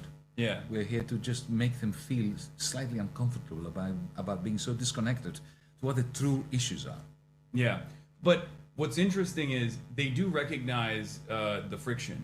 Like, it's impossible not to notice. As the contradictions worsen, I think a lot of people, even wealthy people, start noticing the instability. It's kind of like the conversations that have taken place. I'm sure you're more familiar with this than I am, but like in Davos for like the last decade have, I think, shifted dramatically in the direction of like, maybe we need to do, first they said, maybe we need to do ethical capitalism. Do you remember? Yeah. This was, I think, around 2016 or 2017, when they were like, maybe we need to do ethical capitalism. Maybe we need to focus on stakeholder capitalism. I got a hernia laughing when I heard that. Yeah, stakeholder capitalism rather than shareholder capitalism, where like workers also are a part of the stakeholders. Yeah, but they're never going to do it. But they never did it. They talk about it. They have a collective action problem. Yeah. You know, it may be, they recognize that it would be in their common interest to fund universities so that students do not go into debt, to have a proper health service, because the one you have in the United States, which is coming to Europe. Oh yeah, on a daily basis. Oh, we're increasingly so. We're importing our brain rot and our privatization. That it's totally mad. They know that, right? Yeah. They know that, but they simply don't know how to react to this knowledge. So it's what this is the tragedy of the commons. They have that. They know that collectively they should be doing that. But there is a strategy which is far more profitable for them. It is to say, well, let all the others do it while we don't. This is a prisoner's dilemma. Yeah. And then the result is that none of them does it. Yeah. So they talk about it and they expect everybody else to do it except them. And then, in a never-ending circle of confirmation, when the others are not doing it either, they say, well, what am I going to be, the fool that do it on my own? Yeah. And also, even in America, if you look at domestic output, domestic production, it's like with the services offered, with corporate consolidation, it's much easier to engage in price leadership than ever before, when everyone else is constantly constantly corner cutting, and then the other like 2 or 3 market competitors also engage in the same process. Free rider problems. Yeah, they'll be like, okay, we should do this as well, and then the average person doesn't realize why the services that they're getting are no longer as affordable or no longer as good as they once were, and that creates more instability. And in the process of that instability, you have this cycle where reactionaries will come in and say, oh, it's because of insert a vulnerable group. Oh, it's because of trans people. It's because of it's the scapegoating. Yeah, exactly. Just like pointing the finger of blame. But that's very successful, and that's how we arrive at someone like Donald Trump. It's called divide and conquer. Yeah. The British Empire ruled 3/4 of the world using it. Yeah. And then racism in the United States managed to separate white workers from black workers, and then you have identity politics doing the same thing at many different levels. So we have to go back to organizing. Yeah. But I do think that, this is something I think about quite a bit. I feel like one of the major issues is the lack of political education, especially in America.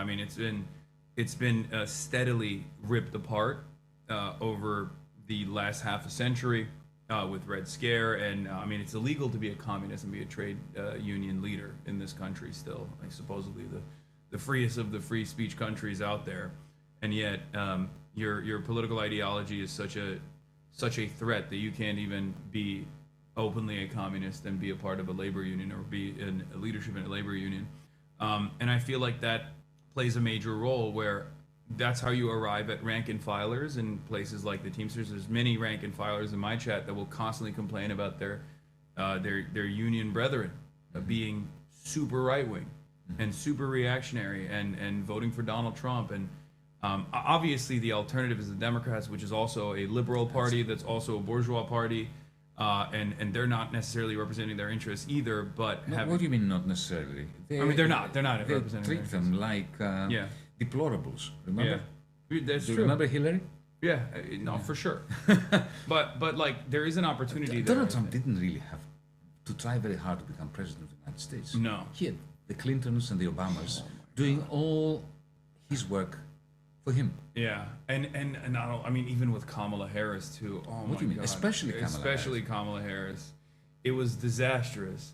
And I just kept yelling at them. I went to the DNC. I talked to them in person. I was like, "What are you guys doing? Like, this is a disaster." Hassan, why did you go to the DNC? Want Trump to be in the presidency if the alternative is somebody like Mamdani or our friend Bernie? Yeah. They actively chose Trump in 2015-16 over Bernie Sanders.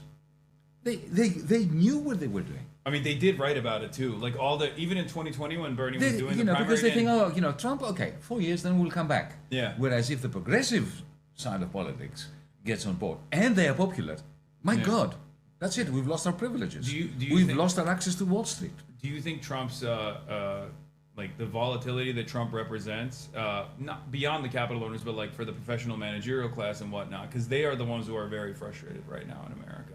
Well, At the tippy I'm top, glad. the capital owners, They deserve it. It's true, but will that wake them up? Because I No. do think it is a little bit. Well, look, think of the 1920s and 1930s. Now, why did the fascists manage to gain power? It is because the bourgeois liberals were more fearful of the left Oh, yeah. than they were of the fascists. Yeah. And when, push came to shove, they chose the fascists. I mean, Hitler was appointed chancellor by Hindenburg. Yeah. The most liberal of aristocrats. Yeah. Because he thought, well, okay, I can control him. Well, you can't control him. This is what the people you're referring to now are feeling about Trump. They see the hooded men of ICE just wrecking the country and wrecking the cities, and they think, oh my God, what's happening? But, mate, you chose Trump over Bernie. Yeah. And you would do it again. I don't think that. That's what I was saying. I think that is actually changing. I You do think they think would that. choose Mamdani for president instead of somebody like Trump? I don't Or know J.D. because, Vance? No? because the option has never been represented. No, hypothetically. In this environment, I do think that looking at the approvals of someone like Zoran Mamdani from the professional managerial class that normally would be very resistant to any sort of left position beyond liberal Democrats that love small businesses and talk about how small businesses are the backbone of the American economy, all this stuff. I think those people are now recognizing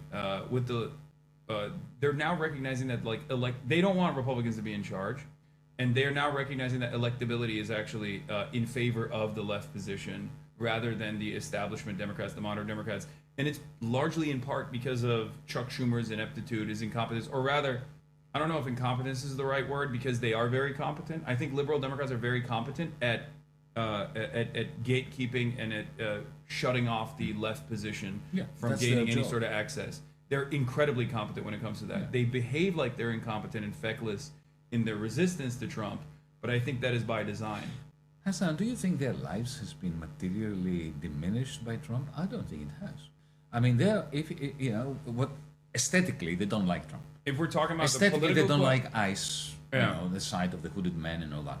In the end, if you look at their portfolio, if you look at their net worth, if you look at what they are doing every day, every night, where they go, to their office, to the various dues and gigs and whatever it is that they do at night, their life has not been that severely affected.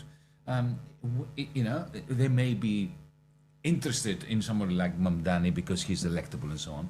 But the moment he's going to move from New York to the national scene, and he will not be able to have a 3-point plan. He will have to have a multi-point plan. Yeah. And the moment that his agenda starts undercutting their privileges, I very much fear that they will yet again succumb to the lure of fascism. So how do we combat that? Well, we don't count on them. We count on the right-wing Teamsters, on the right-wing, not the leaders of the Teamsters, but the rank and file. We have to speak to them. We have to address them with respect. Dismissing the Trump voters as fascists is a very big mistake. I call Trump a fascist, but you must never surrender masses of deprived and depraved people to the fascists. They are not fascists. They are people whose discontent has driven them to vote in that way. I do agree with that. We have to pull them back. I do agree with that. My way of communicating this is like, whether you think they're racist or fascist or not, it doesn't matter. They still need healthcare, right? So this is one area that you can talk to them directly on. I've done this in the past as well. I mean, this is a more comical approach, but there's this podcast where these two kids have like ultra MAGA parents called a Necessary Conversation podcast, and I actually talk to their parents with them. And when they have a conversation, they're very liberal. When they have a conversation with them, they have this dynamic where they're very angry at their parents, because the parents say like unhinged things, right? Justifying the assassination of Alex Peretti, things like that. And in that conversation, when I was talking to them, I was able to convince them of the need for socialized medicine, even though they are recipients of it. The parents are, because they're old. They're like 75 plus, so they're already receiving government-funded healthcare. So they're like, I got mine, I'm good.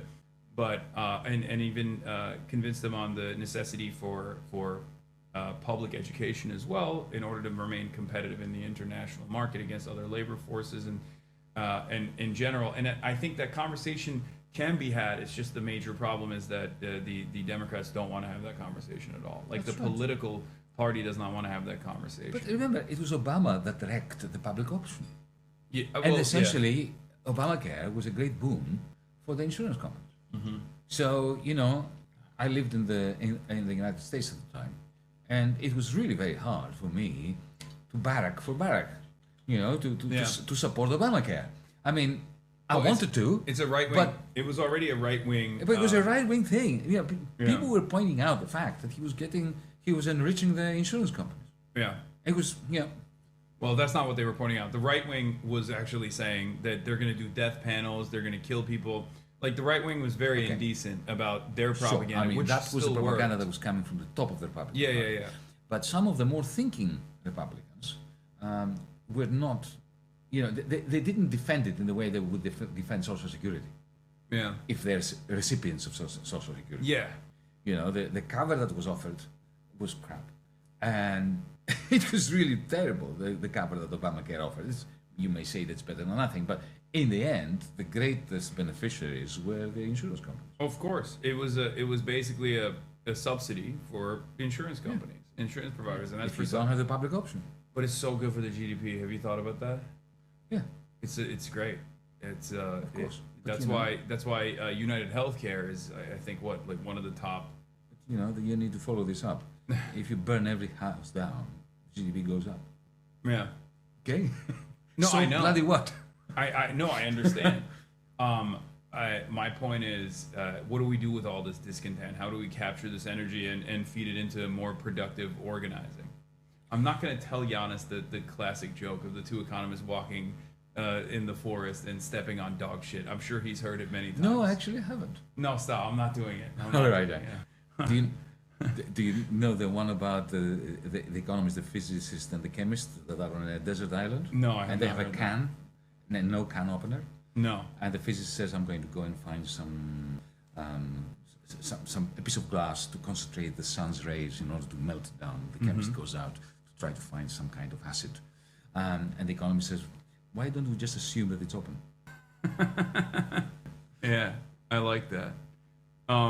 I'm not gonna do the joke, guys. Stop.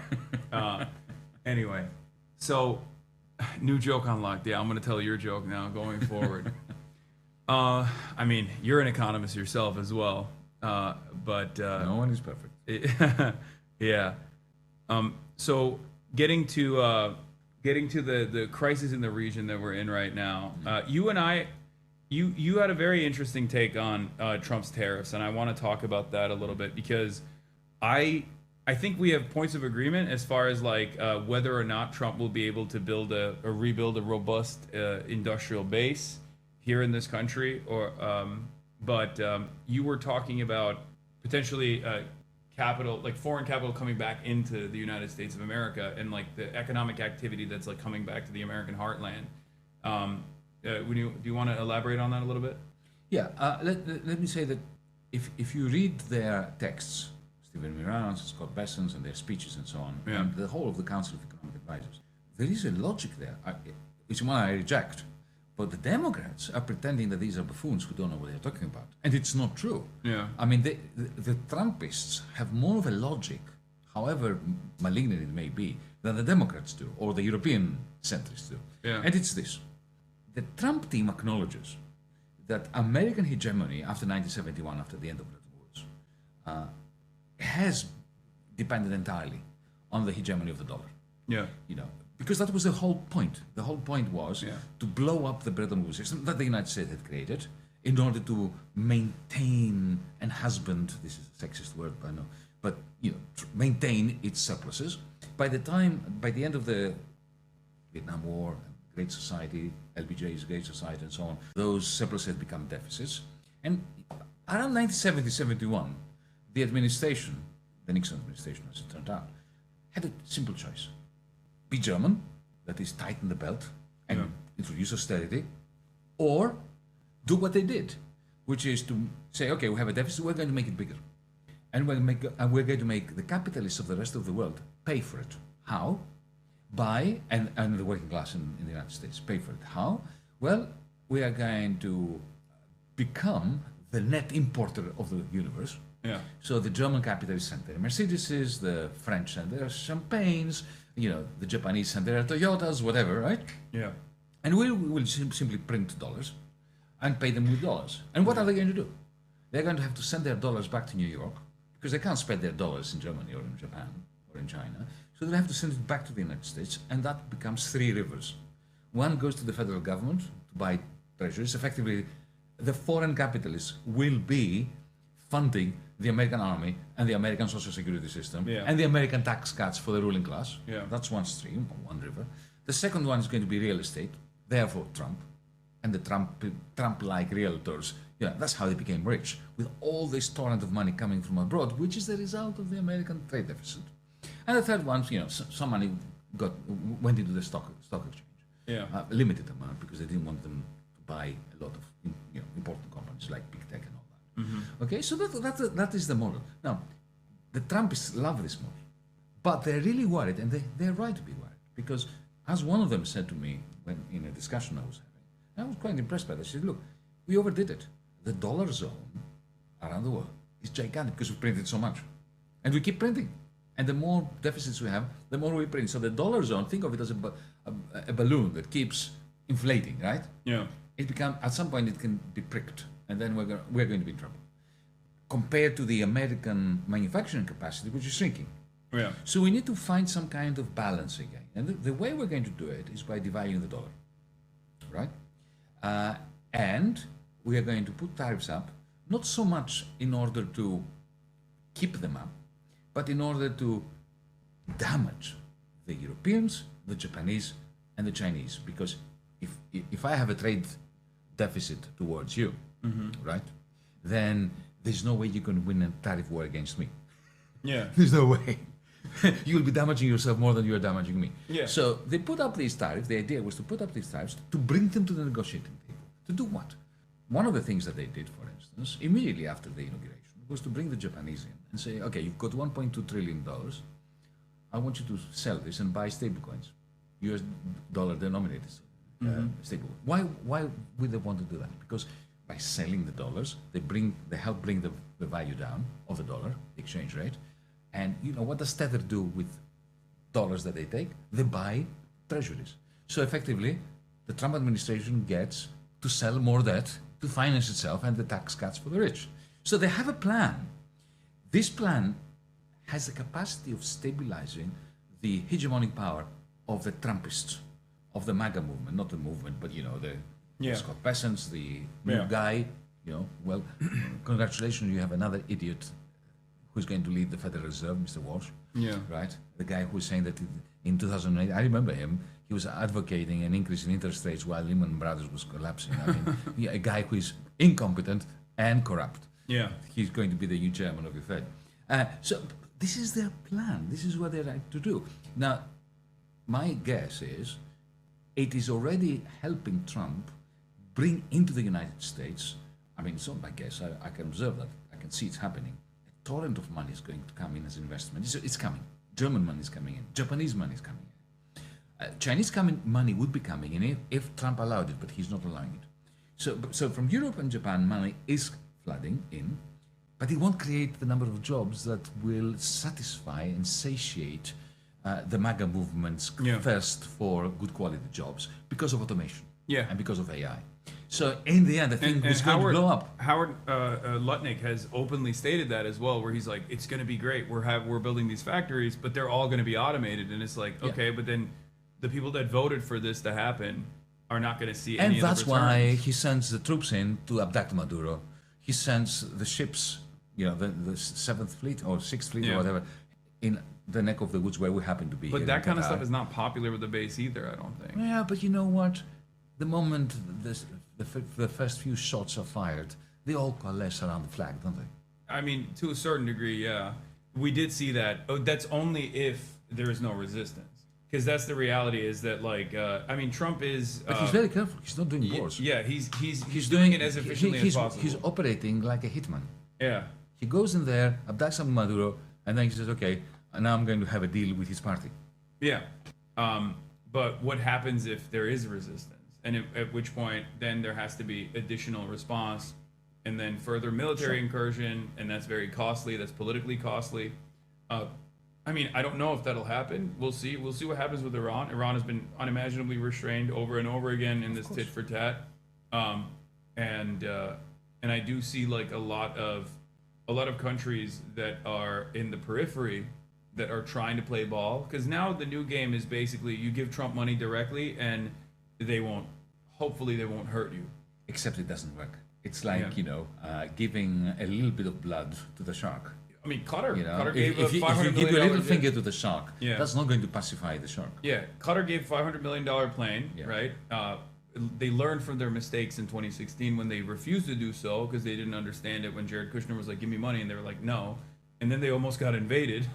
And now in the Epstein files, we found out that the UAE played a big role in that because at the time it seemed like it was Saudi Arabia that wanted to move in on Qatar, but it turns out that the UAE played a much larger role in that alongside Israel than to punish a country that is like somewhat more neutral than the rest of the Gulf states, especially with respect to Iran and also with the resistance. Look, Hassan, there's no doubt that this strategy that I try to describe of the Trumpists is not going to stabilize the world. It's going to destabilize the world. But it's not that it is lacking logic. This is what I'm trying to do. Regarding this neck of the woods here, I'm a vociferous critic of the theocratic regime in Iran. But at the same time, I think we should do whatever we can to defend Iran from imperialism, from the attacks by the United States. Because it's for the people of Iran to decide how they will run their country. And, while I'm a critic of the Iranian regime, they have played a stabilizing role in the world. 100%. They're the ones who defeated ISIS. They have never attacked anyone. They were attacked by Iraq under Saddam Hussein. It was an American intervention.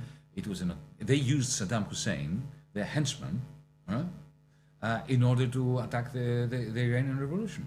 So people say, "Oh, you're trying to play both sides." No, I believe that sovereign people should be defended, including a regime that one doesn't like, from imperialist intervention, so that the people in there can resolve the contradictions within without being taken over and being colonized, because this is what the Americans want to do. Not the Americans, the Trumpists want to do with Iran. They want to colonize Iran. And we saw, if you really dislike the Iranian theocratic regime, you've got to ask yourself the question, why did it occur? And it occurred because of 1953. The CIA, with British intelligence, overthrew Mossadegh. They overthrew a genuine, functioning democracy. Yeah. They imposed a fascist regime under the Shah. Oh, yeah. You know, when I was a student and when I first moved to England, in the first month I was there, an Iranian friend of mine who lived opposite me in the Hall of Residence was murdered by Savak agents. So I know exactly what Pahlavi wants to do and what the CIA wants to do. They want to bring back the horror story that they had imposed in 1953 upon the Iranian people. Well, I don't even know if Pahlavi wants to do that. I feel like he just wants Who to. gives a damn? He's an Yeah, idiot. yeah. He's But, a you know, puppet, but He's following orders. Yeah, but he's not He even. wants like, to go back. He wants to be king. But he kind of gives me the vibes of a guy who's just like happy living in Maryland. Yeah, well, maybe they made him ask for, but Yeah. they actually tried to present him Yeah, yeah. as the leader of the Iranian but there's revolution, there's no which he's mobilization. not. Yeah. You know, the people who are demonstrating against Khamenei in Iran, they don't want Pahlavi back. Yeah. But in Western media they cover it as though he's like the guy, but Yeah, all right. no, we saw I this agree. back in Iraq, remember? Yeah, they'll welcome us as liberators. But no, I completely agree. That is actually something I've talked about quite a bit as well. Like, one must understand why the Iranian Revolution took place in the first place, which means that like the Islamic Republic is also with. Like, I see it as like three different points of pressure. Obviously, the most significant one being the economic pressure from sanctions, with the express purpose of destroying the country's health and destroying the country's economy. They're killing that people. Is so The sanctions are unstable. killing people. Yeah, it's so unstable that they rise up, right? Sanctions are basically to say you're going to starve until you kill your leaders. No other way about it. But then there's the domestic repression that the Ayatollah is engaging in, partially because of their own personal zealotry, but also partially because they want to satiate the base that they have, the 20 to 30% base of support that they have that justifies their existence and justifies their control over the country. And I think they have to scale that back, because this cycle of repression is only going to continue to grow, and that creates a perfect environment for Americans and the Israelis to take control over that. Indeed. And the last thing we weaponize want it. to do, to see happen, is for Mossad, the CIA, to take over Iran. Yeah. That would be a catastrophe for the whole region, for maybe the whole world. Because look, even to begin with, let me be clear on something. The Iranian Revolution was a genuine revolution. It was genuine people's uprising. It was steered in a way. I mean, in the end, it ended up killing my comrades in Iran. You know, the Tudeh Communist Party. They were all murdered. Yeah. But I'm not going to say that it was not a popular revolution. Yeah. It was a popular revolution. It Yeah. didn't come from outside. It came from within. Yeah. It was a result of all this story that begins in 1953. The message I get from Iranians who are opposing the regime is increasingly they're worried that Mossad and CIA will take over and effectively do what happened in Libya. Or Syria. Because Libya and Syria, but Libya is a great example because, you know, the standard of living in Libya under Gaddafi, whatever one may think about Gaddafi, he was a brute, there's no doubt, were very high.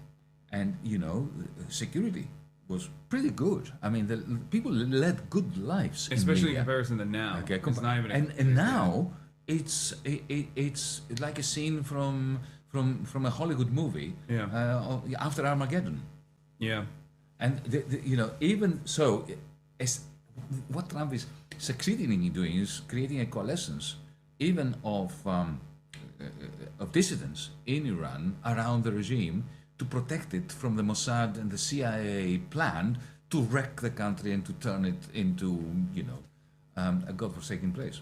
I think that one of the And I'm major saying this as an atheist, by the way. Yeah, but one of the major issues I think with the Islamic Republic is that their number one enemy internally, in order to maintain stability, in order to continue controlling the country in its entirety, has always been the left.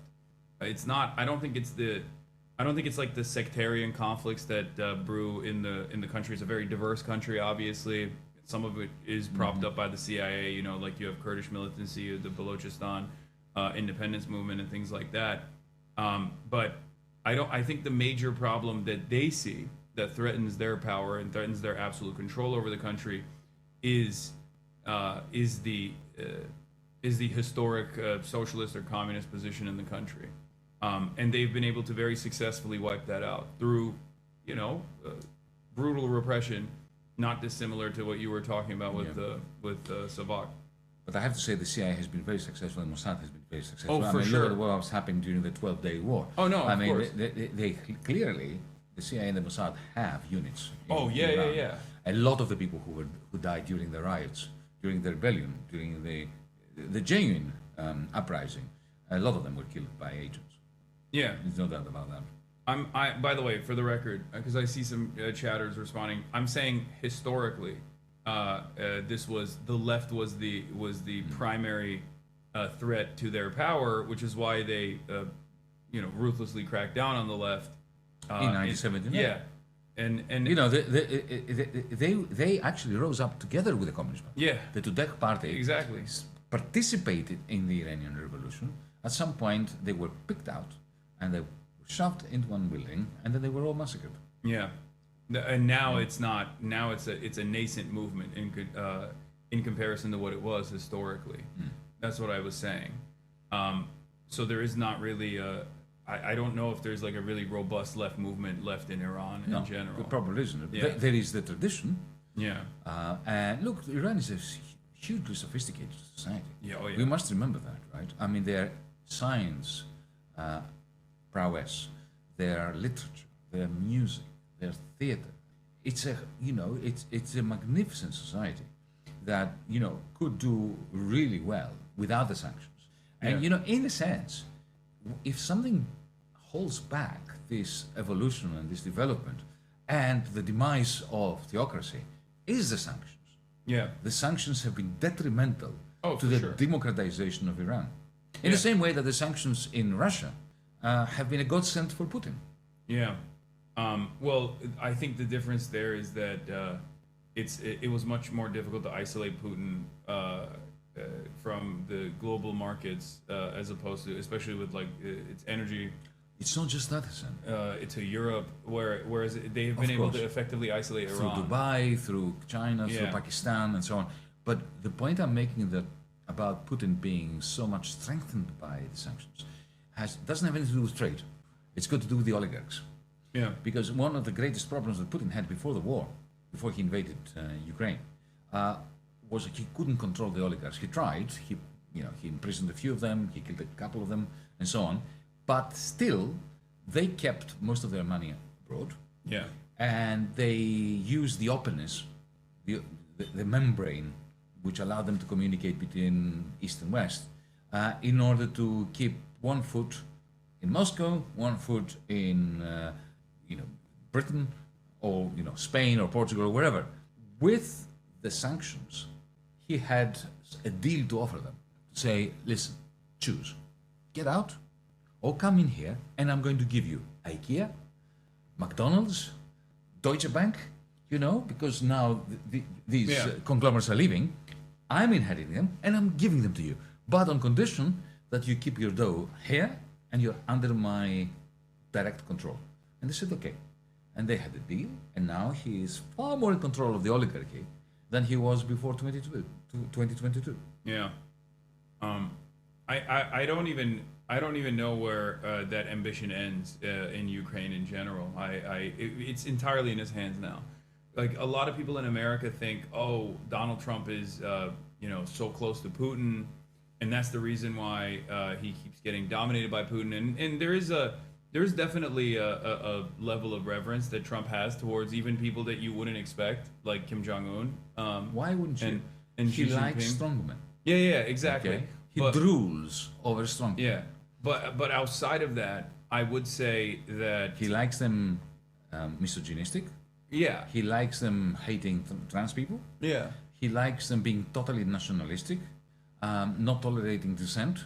So what is there yeah. not to like? He's almost jealous about the level of control and power that they have over their nation states. But outside of that, I do think that he recognizes the pressures that he's getting from the American side to like try to manage the Ukrainian ceasefire, but his attempts are all for naught, because I feel like it's entirely in the hands of Putin at this point. Like, he has dominated the battlefield, and that's it. That's You're where quite right. that reality is impossible to contend with if you're. I mean, that is a major blow to American hegemony, perhaps more than even like almost to the same degree as like Chinese manufacturing, I would say. But you see, there is a whole school, that, you know this better than me, the realist school in the United States. Heinrich Kissinger, before he died, was saying Yeah. that. My friend John Mearsheimer says similar things. It's not what I say, but it's what they say. They say, look, it took us decades to separate Russia from China, to divide them and conquer over them. And now what the Democrats did, along with the idiotic centrist Europeans, is they pushed Putin in the bosom, in the embrace of China. So he wants to end that because he thinks that he sees that China is the only game in town that he has to worry about, the only opposition to his aspirations and to his program. So that's not irrational. What I find distressing is the centrists' lack of a cogent answer to the question, what the hell do you want to do with Ukraine? Yeah. Do you have a plan for war? They don't. You know, I get the answer, oh, but Yanis, you know, he's the, meaning Putin, he's the new Hitler. I said, well, if he's the new Hitler, why aren't we sending troops to fight him? Because, you know, last time we had a Hitler, we drove him into the bunker and forced him to commit suicide. Why aren't you doing that? No, you want the Ukrainians to do that with third-rate weapons that you send them, right? When there is no way they can do that. It's essentially, you know, the worst service you can. Unless they disband NATO and get the Turkish military to go and fight and defend Ukraine, because they don't even have the Europeans don't even have a competent enough standing military. So they have no plan for war. They don't have the numbers, and they have no plan for peace. Yeah. This is what is so distressful. And in the end, you know what they have? They have a vested interest, and this is especially the Europeans, to prolong the carnage. Because in Europe, the only growth model that they have, and that is just a sign of the orchestrated idiocy which is running the European Union, the only growth plan they have is armaments. You know, spending money on guns. But because they can't even borrow money, because we don't have the equivalent of your treasury, right? We have a central bank, but we don't have the equivalent of your treasury. The only way of doing that is by austerity, shifting money from schools, from hospitals and so on, to Rheinmetall, to take over Volkswagen factories and build tanks where Volkswagen used to build cars. I think that's going to be But in order to convince the electorate to do that, you have to have a simmering war forever.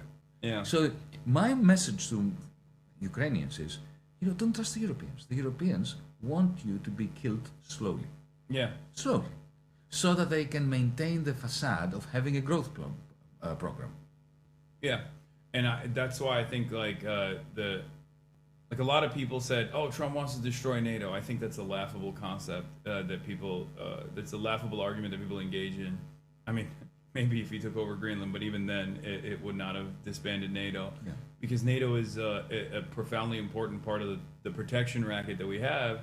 So that when we tell our European allies, you have to spend 5% of your GDP, you're spending that on American weapons that you're purchasing for your own defense. And like you said, the other side of that is the austerity that kicks in, where Europe is becoming more and more Americanized.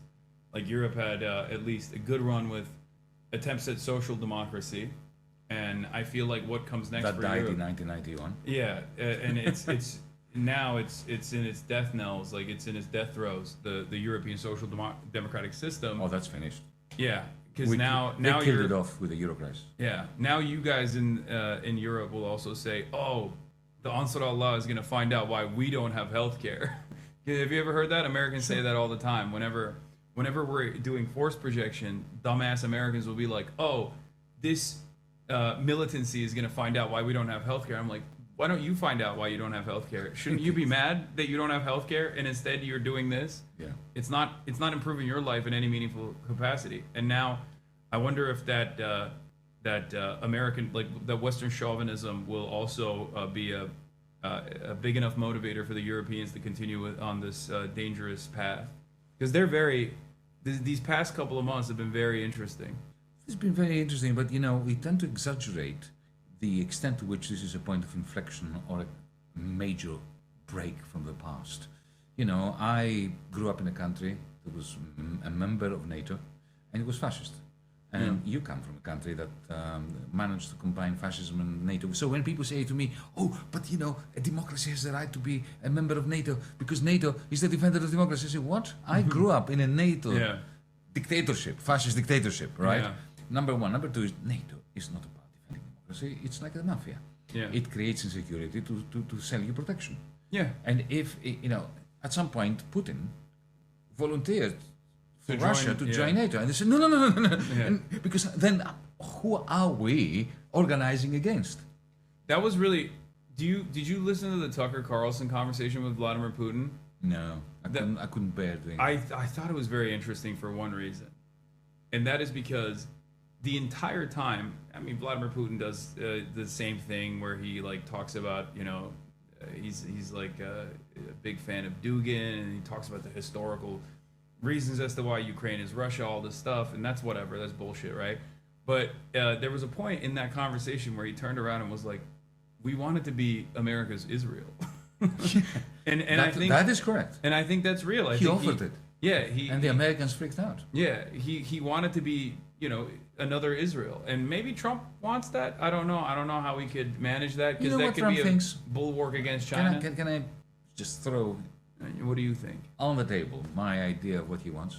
He wants to go into bed with Putin Yeah, in order to replace the role that German capital played in selling Russian fossil fuels to Europe. So, up until the war in Ukraine, Germany and Russia had a very interesting pact. Essentially, Germany was getting natural gas for a pittance. Yeah. And this was one half of the German industrial model. The other half was selling to the United States. yeah, Net exports to the United States. Cheap energy, low costs from the Russian gas to the United States.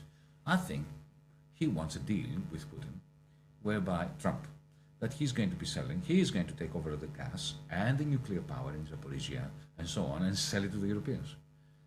like Americans are. Yeah. That makes sense.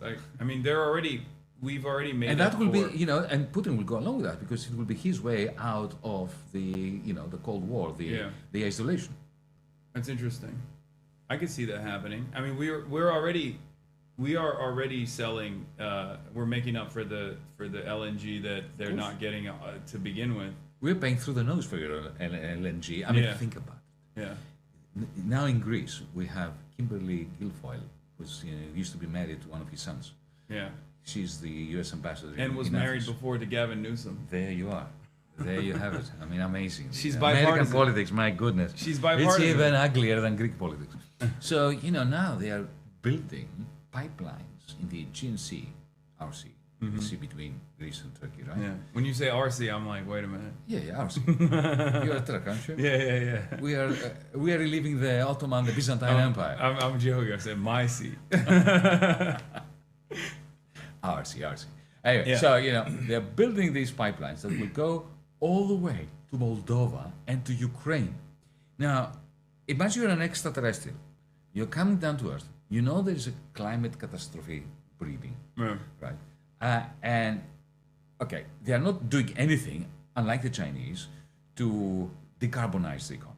Yeah. And instead, they make it worse because, you have cheap Russian gas that could be feeding the whole of Europe. But no, they're stopping this and they are taking tankers that they are loading after spending a lot of energy to liquefy the natural gas that comes out of the fracking in New Mexico and Texas and so on. They put it in the ships all the way down the Atlantic. They go through the Gibraltar. They go all the way past, Malta and Italy and the Peloponnese, and they go all up, and then they unload that and they push this after they deliquified it, they gasify it again. They push it all the way to Ukraine. Right, but you need to Now, make new if you're an refineries. extraterrestrial, you think, what kind of idiot? This species Okay, but that's deserves to economic go activity. extinct. But that's economic Yeah, activity. of course. But breaking this window is economic. Exactly. No, but it's the same. This is why capitalism is so suicidal. Yeah. Where it's pushing towards ecological disaster. It's suicidal in every aspect of our lives, and yet it just is mind-boggling. People The don't realize capitalist will sell you the rope with which you're going to hang him. Yes, Remember? I love saying that. But I think the other side of the story with America redoubling their efforts, not into competing in R&D against China and trying to stake a claim over the renewable side in any meaningful capacity, is to redouble on oil and gas. Yeah. And it almost, the way I describe it is almost like you're playing a board game, right? You're playing Monopoly, and your competition is starting to buy everything, right? So you just flip the table, and you say, no, I'm not playing this anymore. And that's what I feel like is what the American move against China is, because China is dominating the future of energy. It's definitely, I don't know how well the Western world can recover from that. Like, I don't know how well the Western world could ever try and compete with that. And they're pretty honest about it. The Trump guys, I'll give them credit. They're very vulgar, but they're very honest in their vulgarity. Where I think it was Scott Bessent, who was at Davos, who just said, "What are you, stupid? You're buying all these, you're buying these solar panels, and you don't have a battery system. You don't have a battery factory. You're buying the batteries from China. They control the refinement and the procurement almost entirely, right, of these rare earth minerals that are necessary to build this new technology." So every time you're moving in the direction of, it was Lutnick again, it wasn't Scott Bessent, sorry. Every time you're moving in the direction of renewable energies, you're giving China more energy dominance over the world. And you're undermining the oil Give and it to gas. us. Give it a buyer Yeah, no, LNG. that's what they're saying. They're very honest about it. And I think that's the major reason as to why they're trying to secure all of the oil producers to But the it's best so of their ability. short-sighted, isn't it, Sam? Because, 2 points here. Firstly, the Europeans have been done not for buying Chinese solar panels, but in 2001, the top-notch solar panels were German. Yeah. And then we stopped investing in Germany, in Europe. So we just dropped the ball. Yeah. And the Chinese picked it up. I've been and talking about run this with for it. years. Right? That's number one. It was the biggest growth sector even in America as well. Yeah. And yet at a And time, we dropped it. 75% of the subsidies were going to the oil and gas industry. And it was Exactly. instead That's of political building, corruption. Yeah. It's not a plan. It's not, some kind of economic Yeah. blueprint. It's just corruption. It's like Epstein levels corruption. Yeah. Right? But the second point is that I don't think that their policy of essentially grabbing the fossil fuels of the world is logically coherent, because part of the MAGA movement, a substantial part of the MAGA movement, is grounded in the Permian Basin. It's grounded in fracking. Fracking is important to these people. Yeah. I mean, just watch Landman, which Yeah. actually I like very much. Oh, my dad loves it too. I love it. I love it. It's really very good. Yeah. But anyway, just forget it. There's that rant I've seen in Landman where he talks about. But the LNG that we're buying in Europe comes from that, Yeah. right? Now, if the price of oil falls below 62, 63, 60, they're gone. So, they're grabbing the Venezuelan oil. What happens if they grab the Iranian oil and they push all this oil into the market? But they're not going to. There's no way, because then the price of the oil barrel goes down so much that then Exactly. these companies can't profit. So anymore. what is the point of grabbing the fossil fuels of the world unless you want to keep them from entering the market? Yeah. No, that's Okay? what it is. But yeah. they won't be able to keep it because, even if the American army goes in there and takes all the Venezuelan oil and the Iranian oil to hold on to it, Chevron and Exxon will want it. And they have enough clout, if they can get it, to get it within the administration. Even Trump cannot stop them from doing that. So he's going to be turning the MAGA base against him. So I don't think they've thought it through. I think it's just, drill, baby, drill, because it sounds good to the base. You But mean the base doesn't realize that you mean drill, Chevron is going to stop them from releasing more barrels in the No, market? the Chevron will want to release more barrels. Oh, you think Chevron will? But Yeah, wouldn't because that, Chevron that doesn't have that much of a stake in fracking. It is the smaller independents that do. And when the big fish wants to get its teeth into the Iranian or Venezuelan oil, they would play the game like Saudi Arabia.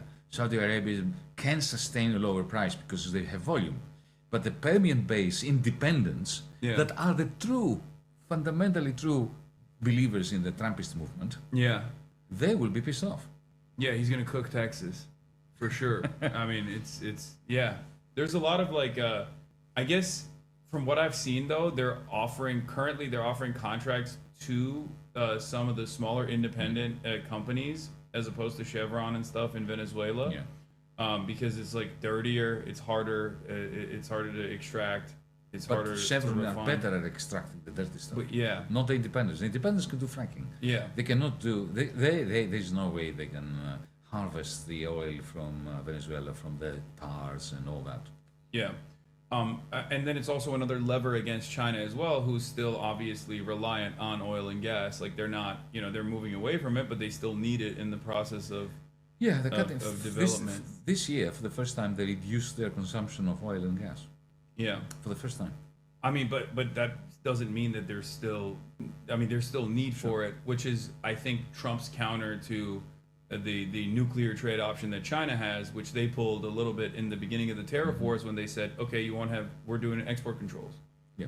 And that was like, that was something that was unheard of, I think, because that is the biggest weapon that they have at their disposal. If they could just like stop, magnets and rare earth minerals from entering the American market. They won that war. Yeah, exactly. So all far. of a sudden, America can't make their weapons any longer. Like it just completely destroys American drones. dominance. Yeah. They can't make drones. Well, China's making the drones anyway. Yeah. Yeah. But yeah, so I think this is a leverage point against that. If they ever tried that again, then America can be like, okay, no more oil for you. You will get no oil. Well, we were having this chat, folks, yesterday, Hassan and I, when you were not watching. And I said that 2025 is going to go down in history for three monumental events. One, we already discussed. Putin won the war in Ukraine. Not against the Ukrainians, but against the Europeans and the Biden administration. Secondly, Trump won the commercial war, the trade war with Europe. Yeah. And thirdly, we have a new game in town, which is stablecoins, which is going to be the next source of financial instability in the world, with the Genius Act. I'm so oblivious to the cryptocurrency. I don't know anything about it, so I don't. Well, don't think of it as cryptocurrency. Think of it as the privatization of the dollar. Yeah, which is we're not talking Bitcoin and Ethereum. We're moving even further away from the gold the gold standard. Of course, forget the gold standard. I know. I'm not saying that we need to go back to that. I'm not like a Ron Paul acolyte or something. I'm saying that what was that? That move away was initially to basically make it so that the confidence in the dollar was backed not by anything material, but instead by the confidence that people have in, I guess, the American military. And now we're even further eroding that confidence, and we're moving into something even more speculative, something that's even more unstable, ironically enough, even if it's called stablecoin. Well, we're saying this before. After 1971, American hegemony, including the American military, were based on the fact that the United States could make everybody else work very hard to produce real things that they would have to sell to Americans for dollars, so that they could get the dollars to buy stuff like think not from America, but from copper or oil or whatever. Yeah. So that's the exorbitant privilege of the dollar. But at least the dollar was controlled by the federal government, the Federal Reserve. But now with stablecoins, and by the way, if we have crypto enthusiasts and crypto libertarians and so on, don't start throwing things at me for saying this, because this is not about Bitcoin. It's not about Ethereum. I don't think these are macroeconomically significant. I'm quite happy for Bitcoin to do its thing. But Tether and Circle, this US denominated cryptos, if you are a Bitcoiner, if you're a crypto head, you should be angry with Tether, angrier than I am with them. Because what they're doing is they're usurping the idea of crypto and distributed ledgers and decentralization, and they are attaching it to fiat money, which you should be against if you are a Bitcoiner. So and the reason why they're doing it is because they're privatizing the dollar, and they want to enhance the capacity of the federal government to increase its debt. So if you're a libertarian, you must think of the Genius Act that the Trump administration pushed through Congress as a major assault against your own ideology, not against my Marxism and so on. Yeah. Because you know what Tether does is you give them dollars, they buy treasuries, short-term treasuries, and they put them supposedly in some kind of safety box so that they can redeem your dollars, right? Now, when 6 trillion is going to go in within the next 18 months, according to the US Treasury, according to Scott Bessent, from plain vanilla bank accounts to Tether, that's 6 trillion new federal debt, which of course Trump is going to use in order to give more tax cuts to his mates, not to you folks. And okay, so there is the increased mind-numbing levels of inequality from that, but it's also the source of the next financial crisis. Because at some point, when there is a run on Tether, once, these people will do something nasty with Tether, because if you give a private company in El Salvador the right to print US dollars, believe you me, they will do something similar to what Lehman Brothers would do. And then when there is even a small run on Tether, people will realize that Tether depends on treasuries. And they know that Tether will try to sell said treasuries. So people will start dumping treasuries. So the value of treasuries will go down. And so the collateral, which is upkeeping the value of the stablecoin, so a doom loop between Tether and treasuries. And who's going to save them from that? The Fed won't be able to, because the Fed has been kept out of this game. Congress has banned the Fed from regulating this. I think in the absence of alternatives, though, isn't that what will force everyone to play ball, no matter how much, no matter how collapse is imminent, because it's like the fear of devastating instability in the aftermath of that, which is kind of also part of the reason why a lot of people are forced to play ball with Donald Trump whenever he's doing these like tariff initiatives. Even if it's self-destructive, they have to play along with it because there is no alternative currency. They will play ball with that, but when the bottom falls out of all that, we're going to have a major catastrophic, depression. And unfortunately, I like Lenin saying that things have to get worse before they get better, but the depression bred monsters. Yeah. And as Rosa Luxemburg said from her prison cell, there's a fork on the road. It could be barbarism or socialism. Yeah. But it's not necessarily socialism. No. It can easily go to barbarism, and this is what has happened in the past. This is what has happened in the past, and also if we're not organized. And we don't. That's my biggest fear, is that we don't have the necessary infrastructure to organize in the direction of socialism because of the war that liberals have waged against their left flank, against the socialists, so successfully, especially in Western liberal democracies, has made it so that there is no political education, there is no interest in organizing. People are satiated by the treats that they can get, and they can't even imagine a world where they don't have that. I mean, we saw a snapshot of that with COVID, which was nothing in comparison to what we're talking about right now. Like, it was nowhere near the levels of the Great Depression. And even then, what did the government do? They had to come in and try to give the world's consumption engine some liquid, some cash, so they could continue purchasing things, so that the entire global economy doesn't collapse. Mm-hmm. But even then, the limited amount of restrictions that Americans experience, as far as like, having to show a vaccine card or something when they're going to get jalapeno poppers at Applebee's, that was so much. I mean, that was so devastating that they wanted to rise up in arms almost. So. That's right. I so, don't. But they didn't. But they didn't organize an organization before the depression. The depression will breed monsters again. Yeah. That's why this is the time to organize. Yeah, absolutely. I mean, I'm trying to do my best, but I feel like it's quite difficult, especially in this age of disinformation as well. We can only try, Hassan. And trying is fun. Let's make it fun as well. I mean, you seem to be having a good relationship with all these tens of thousands of people, and get them to organize something in their own neighborhood. Oh no, that's what I urge them to do all the time. And, with their neighbors and the local communities, and something that aims at ownership, at collective ownership. This is the only thing. Even if you manage to tax the rich by another 1%, 2%, 3%, that's not going to change it. Yeah. The only thing that's going to change is to reconfigure property rights.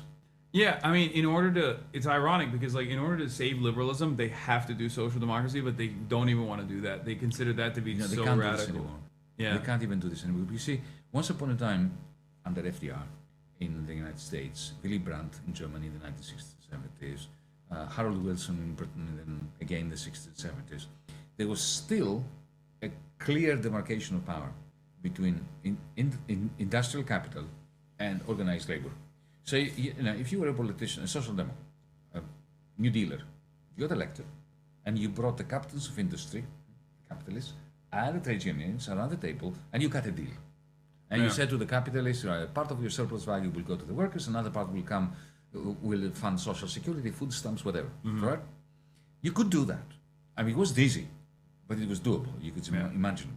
But there was also a lot more pressure, external pressure from the labor side that allowed that to be justified to the captains, the titans of industry. That's right. And it's in your own interest. Otherwise, you will have to suffer long strikes and you will lose money. Or they'll kill you. Well, okay. Loss of income worries them more than... That's true. These guys are more afraid of becoming workers, becoming laborers, than they are of dying. That's right. But, you know, after financialization, power shifted from the captains of industry to the bankers. And now it has shifted from the bankers to big tech. So can you imagine putting Elon Musk and trade unionists around the same table? I mean, what are they going to discuss? There's nothing to discuss. Yeah. Nothing to discuss, okay? So this idea of social democracy being the social democratic or New Dealer leadership being the referee between capital and labor, that's gone. What is also gone is liberalism. The idea of the liberal individual.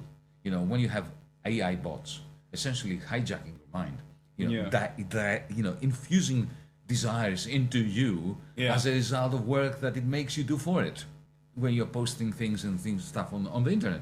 So liberalism is gone, social democracy is gone. The only thing that is left is the Marxist left. Yeah.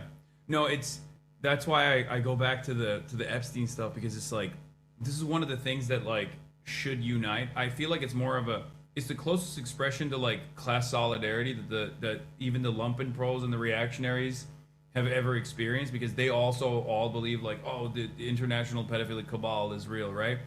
And then all of a sudden you have this revelation that like maybe the Alex Joneses of the world weren't so wrong about their initial analysis on this part, and yet all Elon Musk has to do is tweak the algorithm a little bit and just pump it full of AI.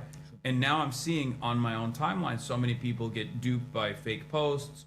So many people. You know what happened to me yesterday? What happened to you yesterday? I got from the BBC a very nice, polite email.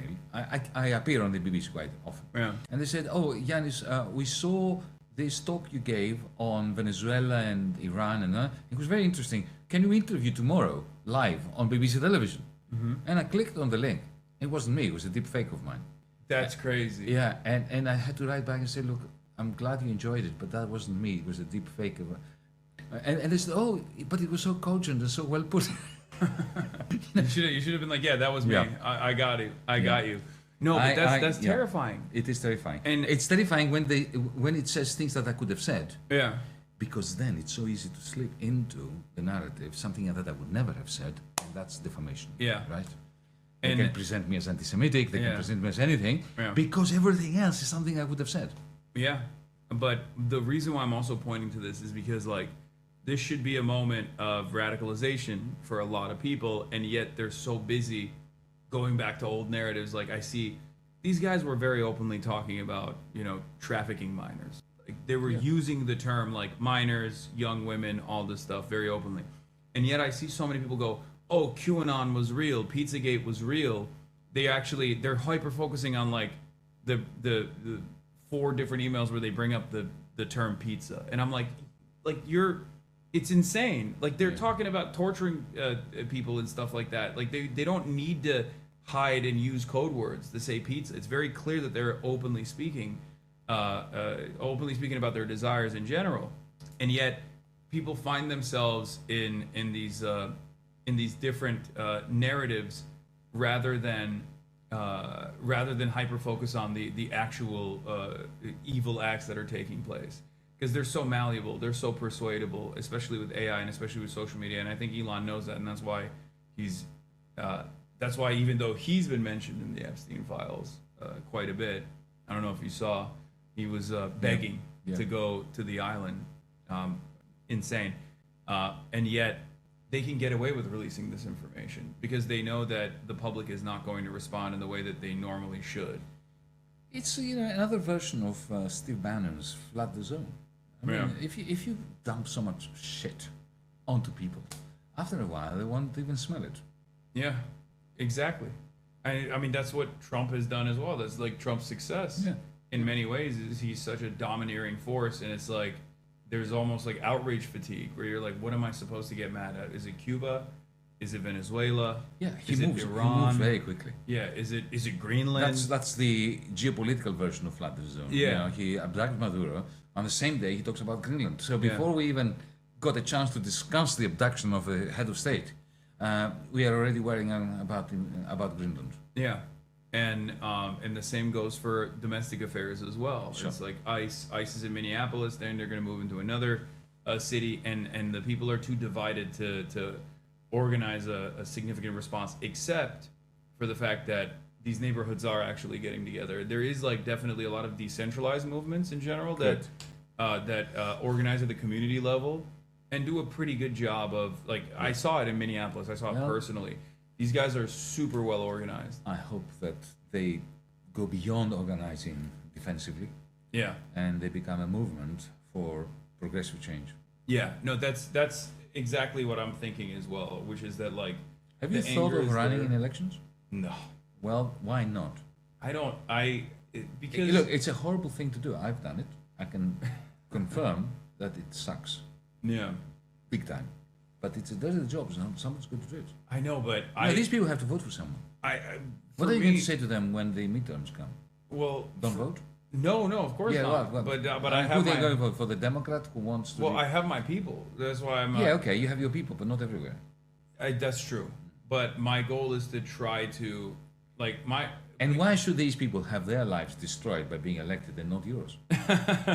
Well, it's not even about like my life being destroyed necessarily, but because my life gets destroyed all the time doing what I'm doing anyway. I mean, come on. No, I'm able to. You're having fun here. No, I know, but I'm able to overcome it regardless because I have like built this this resilient base of support, and I have ways of working around it. I get banned on Twitch. I go to YouTube, but my point is, there's a finite amount of time and energy and effort that I can spend on this, and I feel like this is how I can maximize my output. Sure. Doing agitative propaganda, I think, and also creating a community that is then going out and participating in their own local elections, as many people in my community have already, to success. At some point, you have to go to graduate to the level where you take their voice and you put it into some kind of assembly, some kind of Congress, maybe a state one, maybe a federal one. I don't know. I know a guy. Get ready. I know a guy. His name is Cenk Uygur. He tried to do that and he failed spectacularly. So. Well, failure is okay. Yeah. I mean, in 1905, the first Russian Revolution failed, and it gave us Sergei Eisenstein's magnificent movie, The Battleship Potemkin, which was an important, first step towards the real thing. Well, since then, his methods have changed. I feel like he's. I mean, you might like it actually. He's big into realignment with right wingers in general, like with Tucker and all those guys. No. I'm not. That's not me, mate. Okay, well, I mean, do not realign with Tucker. You say I want to speak to the people. Honestly and respectfully to the victims of these people. Yes. We're on the same page. Yeah. As Michael Brooks used to say, be ruthless to systems, be kind to individuals. Who suffer from the system. Yeah. So much so that they have actually become part of it. Yeah. Because I think at the end of the day, that discontent and that anger that they feel, that resentment that they feel, that materializes in fascist expression, that discontentment is coming from the material inefficiencies that they experience. And therefore, if you isolate that, and if you talk to them directly about those problems, and explain to them the real pathway to solve it, they're not going to lean into the culture wars. You know what I mean? If you give people, it's not even a zero-sum game, but if you give people the two options where you're like, okay, you can keep dominating trans people or Guatemalan people that are like literally doing your landscaping and are the backbone of like the productive forces we have or the agricultural output that we have that put food on your table, and you don't have healthcare, or you have healthcare but you don't get that. You don't get that moment of feeling satisfied because you've dominated someone lesser than you. That makes you feel more powerful. I think most people are going to go with material improvements. Indeed, I was campaigning in some election in Britain some years ago, and I was in the north of England, which has shifted from being left-wing to being ultra-right fascistic. Yeah. Oh, you mean like the labor enclaves in the north? That's right, the so-called Red Wall. Yeah. And I gave a talk, and there was this elderly woman who came to talk to me afterwards. And she said, look, I like what you say, but I can't possibly agree with you because you keep believing that migration is not a problem. It is a problem. Next door to me, in my block of flats, my apartment block, I have it's a small flat, and it's inhabited by 4 Romanian boys. Now, each one of them has a job, so together they have an income that outbids any local renter, any family that wants to rent that apartment. Yeah. And this sounds reasonable. So I could have dismissed her as a bigoted woman, or I could ask her more questions. Like, for instance, can you tell me the history of the building? And she said, it used to be a council house. Social housing, yeah. Right? And what is it now? Well, Thatcher soldiers. And who does it belong to? She says, well, nobody knows, some kind of hedge fund. I said, okay, now tell me, let's say that I wave a magic wand, and those 4 Romanian boys go back to Romania. How is this going to help you? Yeah? Because, the fact is that it will still be owned by this. Maybe they will demolish it and create a shopping mall or something out of it. But the housing problem is not going to be solved. Maybe we should consider the fact that, weak people have been turned against one another. You against the Romanians and so on, by those who profit from both of you. Yeah. And, she listened. It wasn't that I was being smart. It's because I wouldn't have thought of that had I not asked her the question. So tell me the history of your building. Yeah. So ask people the history of their buildings, of their neighborhoods, of this, before you articulate an argument to try to convince them otherwise. Yeah, no, absolutely. That's what I try to do, and I try to speak to people at their own level, like, or speak to their immediate desires. I know you do, but this was my message to these folks. But we've also briefly talked about entryism versus third party last night privately, not on camera. And this is something that I've been thinking about quite a bit as well. This is also often an issue. Hold on, what is this? No, I don't want to do this BIOS utility update. Jesus Christ. Okay. And the way I see it, Americans do not have any class consciousness whatsoever. They have problems. They experience those problems, but they have no productive output. They have no productive outlet to address those problems at all. So they focus on anyone that leans into their anger and resentment. And the right is very good at leaning into that anger and resentment and then redirecting it to other, marginalized populations or people that have the same class interests as they do, right? In the case of the Romanian versus the elderly woman, like you described. So the way I see it, there's only 2 major parties in the country right now. And my solution is not to overtake the Democratic Party and turn it into a communist party or something. I don't think that's ever going to happen. It's a bourgeois, capitalist, liberal party, and it has played a very important role in identifying and neutralizing any sort of more radical left positions out there. Having said that, it does still have an election mechanism, and it still has a massive platform in general. It has a massive podium in general. And I do think that liberals, self-identifying liberals actually have more of a socialist tendency than they think they do. And the way to open that conversation up to them is by running socialist alternative candidates within the Democratic Party infrastructure. What the DSA does. Yes, exactly. So I do agree with that system. This doesn't mean that you shouldn't attempt to design a third party on the sidelines as well. Having said that, I don't know if the opportunity for a third party viability is there right now, considering how many people still self-ID as liberals. We're on the same page. Starting a third party now would be suicide. Yeah. You can see it with the Greens, Stein, and so on. That it really doesn't have the dynamic to change the scenery. But I think the answer lies in between.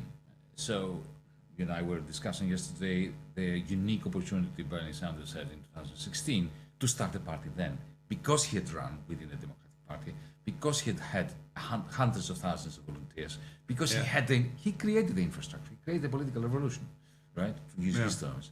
And at that point, he could have started a third party that would be viable. But that, by not doing it, that opportunity was killed. So you have to start again, as you say, like Mamdani, like AOC, like others. Go through the party.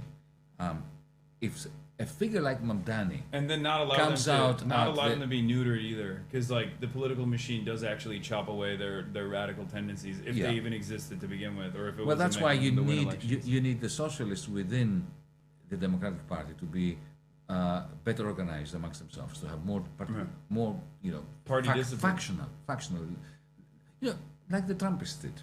The Trumpists did take over the Republican Party. Of course, they had huge capitalist help. They're directionally aligned. It's just more capitalism. That's right. But so your work is much. What you need to do is much harder. But you can do it. You can emulate what Bernie did, but with the intention of stepping out and taking the new structures that you have created within the Democratic Party with you if you hit a brick wall. And again, the National Committee chooses Trump over you. Yeah, I mean, or somebody like Trump. Or I know, Vance, but at that point, there is a much more robust pressure mechanism that can engage in labor militancy. Yeah, that's right. Like that's a very different environment to be in. A new kind of labor militancy. Yeah. That's a very different environment than the one that we're in right now, where like all of these, from what I've seen, maybe I'm too optimistic, but from what I've seen, you got the Barbers and the Debras, white wine moms that are coming from the suburbs, accountants, lawyers, teachers, nurses that normally are just like straight blue, no matter who voters that are very frustrated with the way things are going. They're not experiencing like, absolute economic death and destruction in the way that we've seen in the past that has led to more radical movements growing in the country, but they are frustrated by the instability. And I think like those people can also be convinced of the viability of this socialist alternative. Yeah, no, utterly. Yeah. I agree entirely. All right, well, it's late. Well, I don't want to, I am an 12. old man. I will leave you with the youth, the young with the youth. Thank you for having me. This was incredible. It was great fun. Yeah. It was a good way to end a very long day. Oh, yeah. You gotta, after talking to tech executives about the importance of AI and data collection, you gotta come back to earth a little bit. And biting my tongue most of the day. Yeah. It's very badly injured from all this biting. But thank you. Yeah, and thank you going. for coming on. This was incredible. Thank you, Hassan. Thank you. All right. Yanis Varoufakis, everybody. I'm going to fix the audio now. I know everyone's been complaining the entire time. So you will continue for many hours? Oh, yeah. I mean, not for many hours, but I'll definitely continue. Very good. All right. Here, I'll walk you out. All right. I don't think the noise gate is working at all. There's fundamentally no difference between the noise gate being active and the noise gate being inactive. I feel like I'm not seeing any changes. I'm not seeing any major changes right now. Wait, did it work? Is this better? It's gone? Okay. There was a hum when you guys stopped talking. Okay, well, it happens. You just got owned? Wait, why did I get owned? Why did I get owned? I don't understand. Hello. All right, I think I've fixed the audio levels as well. I think it's a lot better now. Buzzing is still there. Buzz when you speak. I think the game was just high earlier that caused the hum. It's all good. Okay, good. Change from socialist audio to capitalist audio, dude. Ohioan Haitians are the next target device. They're coming to Springfield as per Mike DeWine. 30-day surge starting this week. Okay. Thank you, YouTube chatter. YouTube super chat. It's there, but it's much better. It's fine. Don't worry for sure. What did Oliver? He kept calling you a fake demon and a pussy for not running an election. You have the opportunity to what is this? You have the opportunity to do the funniest thing every day. Hassan, I'm doing zakat here to Nazar proof you. Your XLR cable is either not entirely in the cloud lifter or whatever boosts your SM7B, or it's not grounded and touching computer power cables. It's not horrible audio, just slight buzzes from before the gain kicks in. Afghan auntie from New York City, Zohra. It's the XLR cable. It needs to move. It's getting an electrical interference from laying on another cable, most likely. Where the fuck was this? Where the fuck was this tech support earlier when I needed it? I hope it didn't cook. Was it really that bad, guys, or were you guys exaggerating? Is it fixed? No, it was bad. It's fine. It was pretty bad. It was the worst audio of all time. Okay, let me listen to this fucking audio. That's like supposedly the worst audio of all time. This is French and there are champagnes, you know, the Japanese and there are Toyotas, whatever, right? Yeah. And we will simply print dollars and pay them with dollars. And what are they going to do? They're going to have to send their dollars back to New York because they can't spend their dollars in Germany or in Japan or in China. So they have to send it back to the United States, and that becomes Three Rivers. That's it. I mean, it's annoying, but that's nowhere near as bad. Y'all are freaking crazy, dude. Y'all are crazy for this. Does whatever, right? Yeah. Y'all are crazy for this. Also, YouTube chat, you can subscribe to become a member. Now that I'm dual streaming, I'm going to continue dual streaming as well. You can subscribe to become a member on YouTube chat. You can subscribe to the Piker Broadcasting Service on Twitch as well. I could hear it in my earbuds when listening on the phone, but I switched to my TV and I couldn't hear it at all. Is it still buzzing? This is what it sounded like. Really, woman, like you described. So the way I see it, there's only two major parties in the country right now. And my solution is not. Yeah, it buzzes. Giannis is right. Run for Congress and Senate and stream it. Be Lula. Okay. There's a difference in what we hear and what you hear in volume. Video audio is pretty loud for us. Okay. Okay, yeah, we're gonna talk about Ryan Grimm and the Ehud Barak conversation now in a second. Let's continue. All right, let's move on from this. No one is illegal on stolen land. Let's talk about the Grammys, okay? Billie Eilish cooked. And as grateful as I feel, I honestly don't feel like I need to say anything, but that no one is illegal on stolen land. And yeah, it's just really hard to know what to say and what to do right now. And I feel really hopeful in this room, and I feel like we just need to keep fighting and speaking up and protesting, and our voices really do matter, and the people matter, and all I want to say, sorry. Before I say thanks to God, I'm gonna say eyes out. We're not savage, we're not animals, we're not aliens, we are humans, and we are Americans. Also, I want to say to the people, I know it's tough to not to hate on these days, and I was thinking sometime we get contaminados. I don't know how to say that in English. The hate get more powerful with more hate. The only thing that is more powerful than hate is love. So, please, we need to be different. If we fight, we have to do it with love. If, we don't hate them, we love our people, we love our family, and that's the way to do it, with love. Don't forget that, please. Thank you. Thank you, God. Congratulations, Billie Eilish. Wow.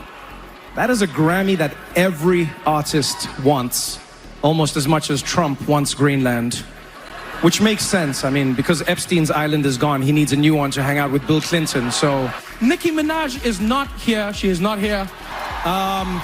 She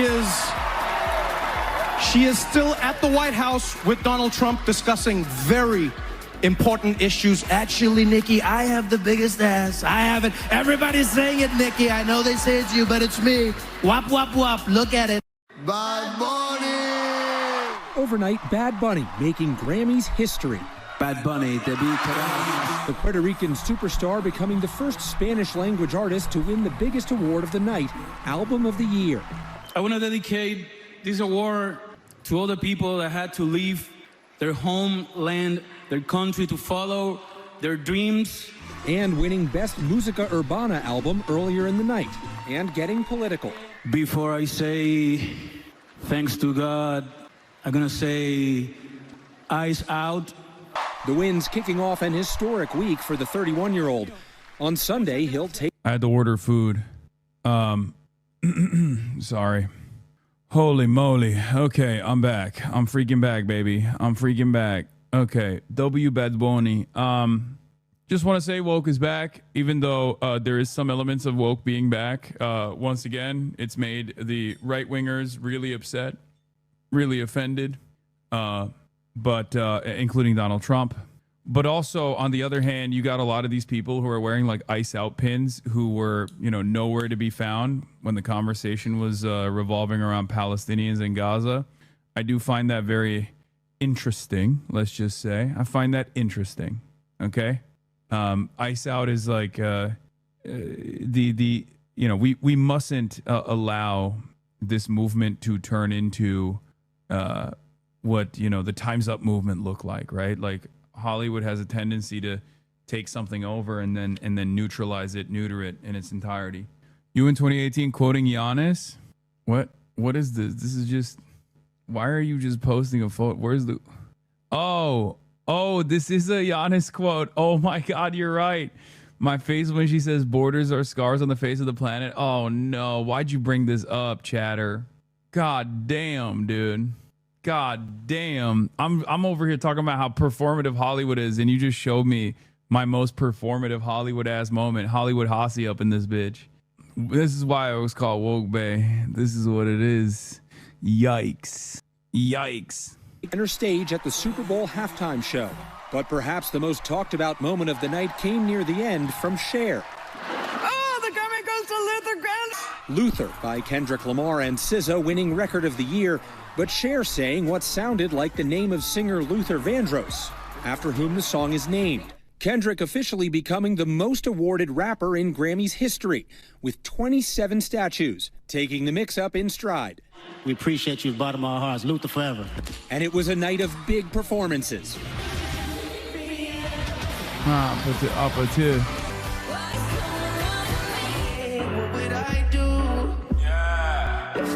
So what's the meta here? Why does everybody hate Apata? Because I think that's a jam. Am I crazy? I love that song. Don't go back to Twitch King. We just got you on YouTube. Crying face says Rolling Thunder 1000 on the YouTube super chats. Listen, I'm monitoring both. Okay, I'm on YouTube and I'm on Twitch, but I'm gonna keep it a $1.50. Okay, we gotta get those YouTube numbers up. I mean, I only got on this YouTube stream, I've only got 20,000, and let's be real, Twitch has more. Twitch has 31,000. YouTube has 20,000. Just saying. I like it, but we got to get those numbers up. You fell off. I did. I fell off, dude. I fell off. I mean, I'm gonna keep working on. on YouTube, bro. That's 50K combined. Nobody cares about the combined numbers. Let's be real. No, the combined numbers don't matter that much, in my opinion. It's irrelevant. I like it. Okay, we got to get those likes up on the YouTube. Get it in front of more people. 140K to 20K is a fall off. What the fuck? Exactly, bro. That's what I'm saying. You didn't schedule it though. True. I did not actually end up scheduling it, so that's probably a part of the problem there. But still. Also, please subscribe to the YouTube channel. I was gonna say you fell off on Twitch, but it's still like 15th most watched. Yeah, I did fell off pretty hard. All right, let's continue with this.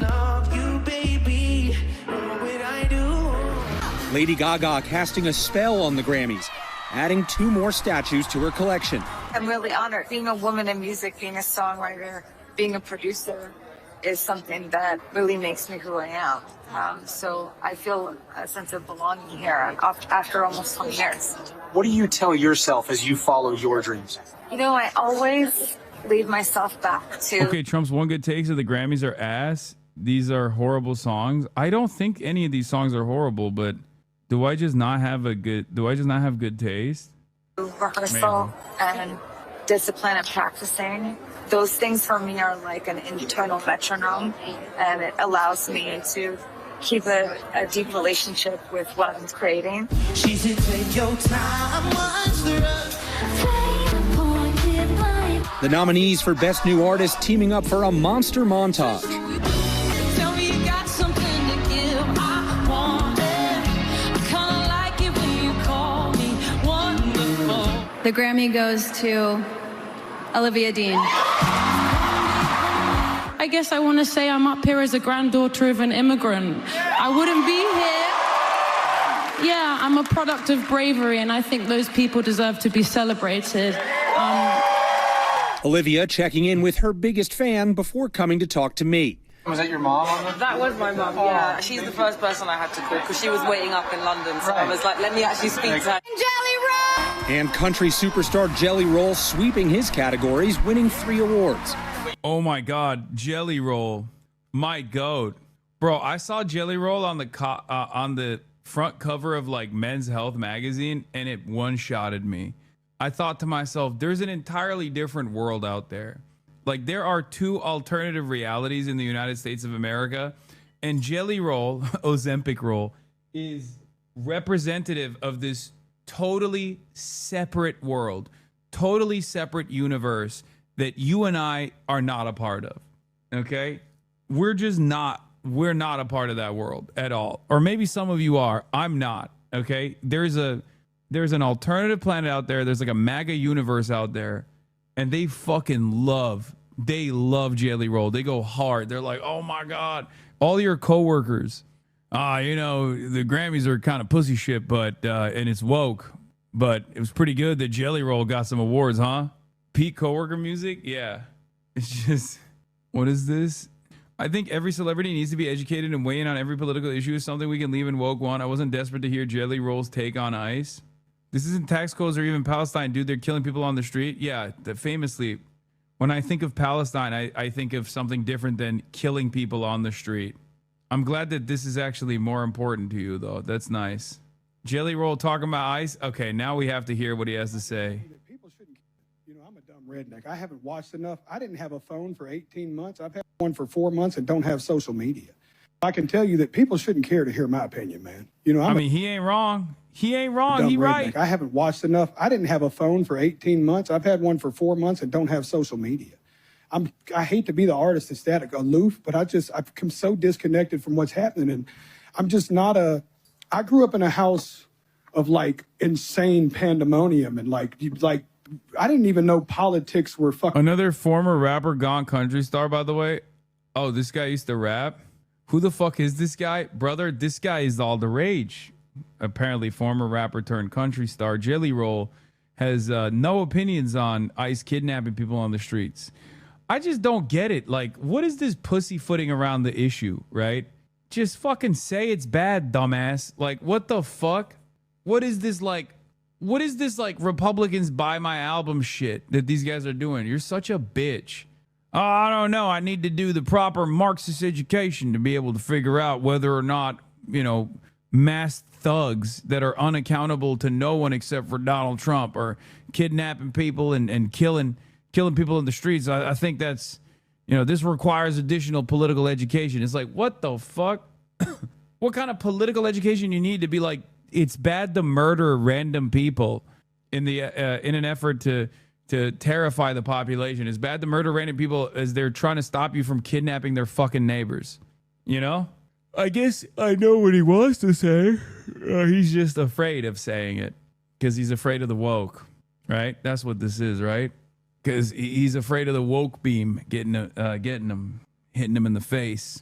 So close to the radical woke brigades. Did you see this crazy ratio? Oh my God, that's awesome. We'll talk about that in a second. Real until I was in my mid-20s in jail. Like, that's how disconnected. When you grow up in a drug addict household, you think we like have common calls about what's happening in world politics? Like, we're just bitch, this ain't world politics. Dude, What is this, dude? Oh, I don't understand it. Dude, we don't have common calls about woke global politics. Bitch, this shit's happening next door. What the fuck? Bro, they're not asking you about the devaluation of the dollar and what that will do to the dollar hegemony, okay? Like, motherfucker, you ain't splitting the atom. They're like, hey, do you think kidnapping people is right or wrong? He's like, I don't know. This is a very difficult subject matter to broach. Oh, it's awesome. I like that. That's funny. I mean, the silver lining is woke is so back that he's just guy who was a juggalo with a fucking face tattoo is terrified of being like, yeah, I think it's great. I love eyes. I can't say what I want to say because they'll beat my ass over there. If I don't twerk in Gay City, they beat your ass. I heard. I'm Jelly Roll, and I love twerking in Gay City. I promise. I'm gonna keep twerking. Trying to find a way to survive, man. And I have a lot to say about it, and I'm going to in the next week, and everybody's going to hear exactly what I have to say about it in the most loud and clear way I've ever spoken in my life. So I look forward to it. Bro said, I'm going to make an announcement soon. Don't worry. Well, the world was waiting for Jelly Roll's take. So, yeah. I'm going to come out and talk with Al-Shara. That's right. Have y'all heard of HDS? This movement, True Salafist Islam, okay? They were protecting the Sunni population that Bashar al-Assad was destroying.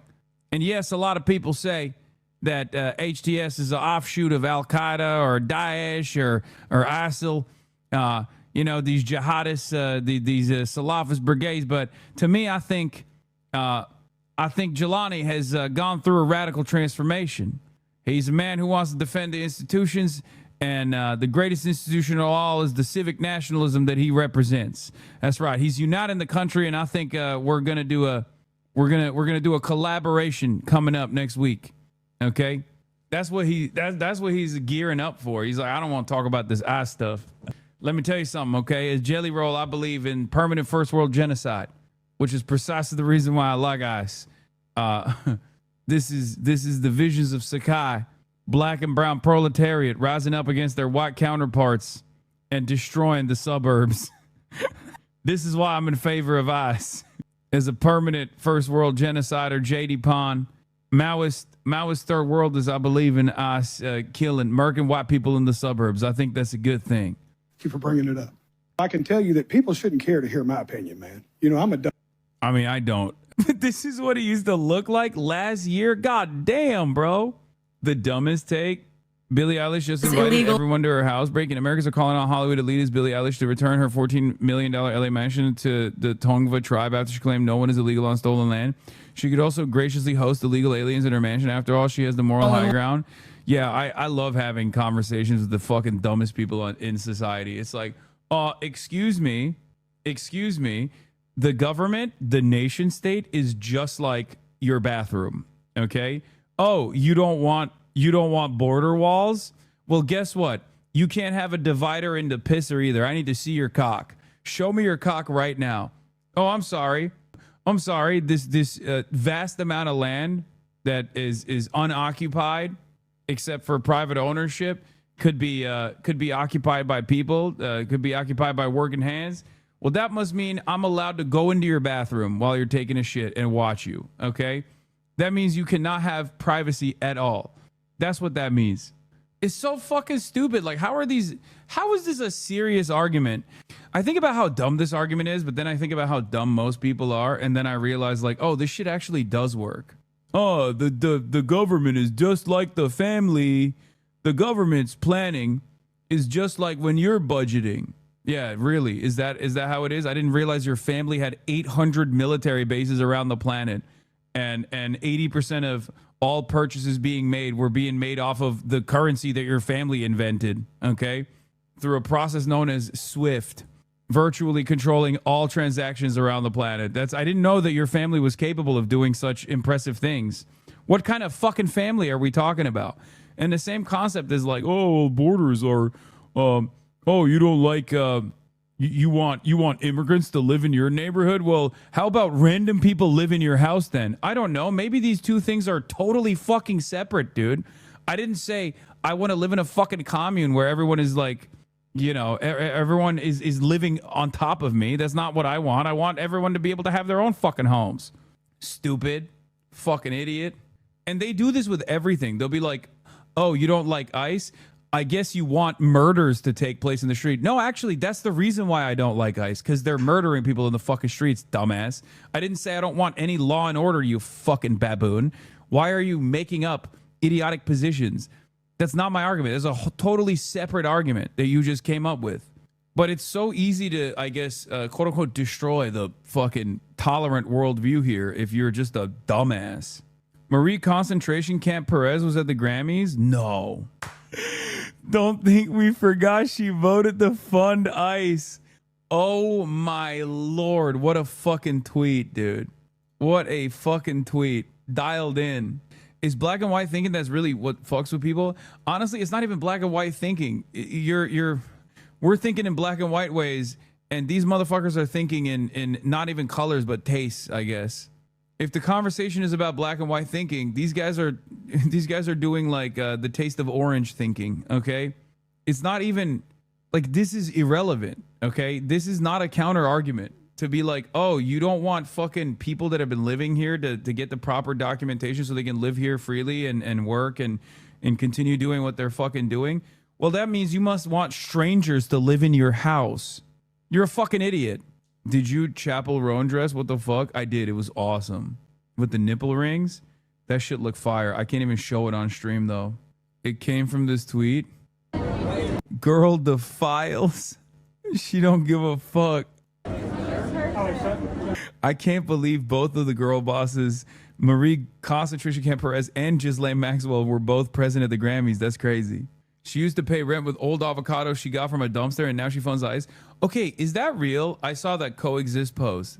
Hassan, your send Joe Biden to space comment is doing work online. Libs are getting owned and is starting to realize that Joe and Mamala held on to the files and let Trump run amok. Please, plus win. Wait, where is it getting virality? Where is it gaining virality?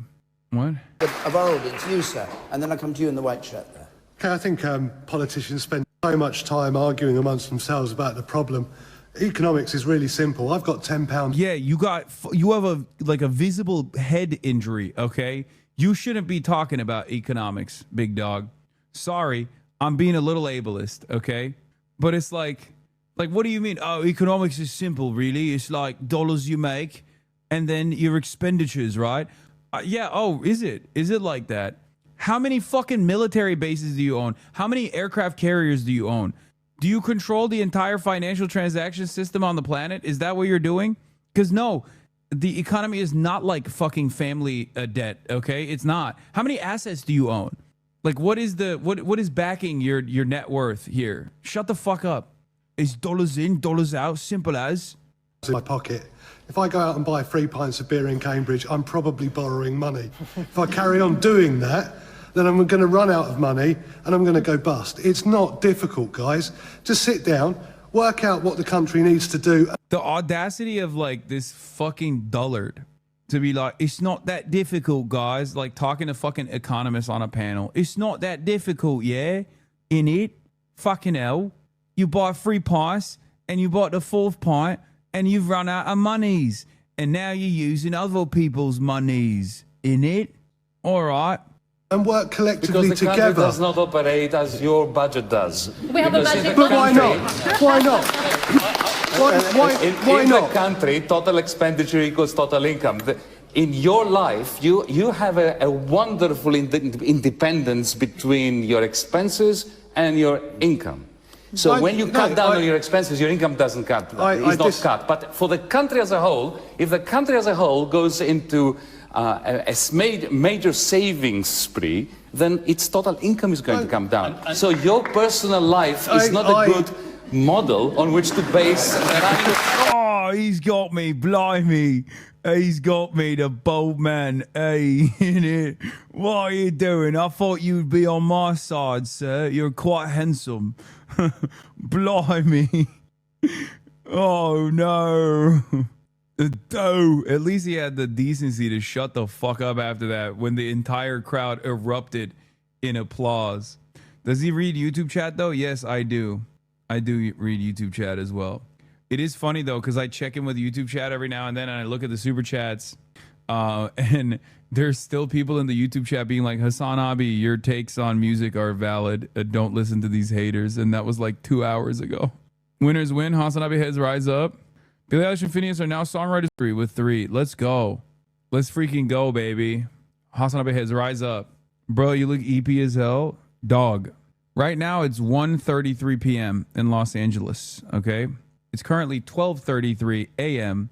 here in Qatar. I'm in the next day. Okay. Currently for me is Tuesday. It's Tuesday. Billy on the pod when? I'm not going to do that. That's not happening. I saw my tattoo artist and I bonded over both being Hassan Abi heads yesterday. Hell yeah.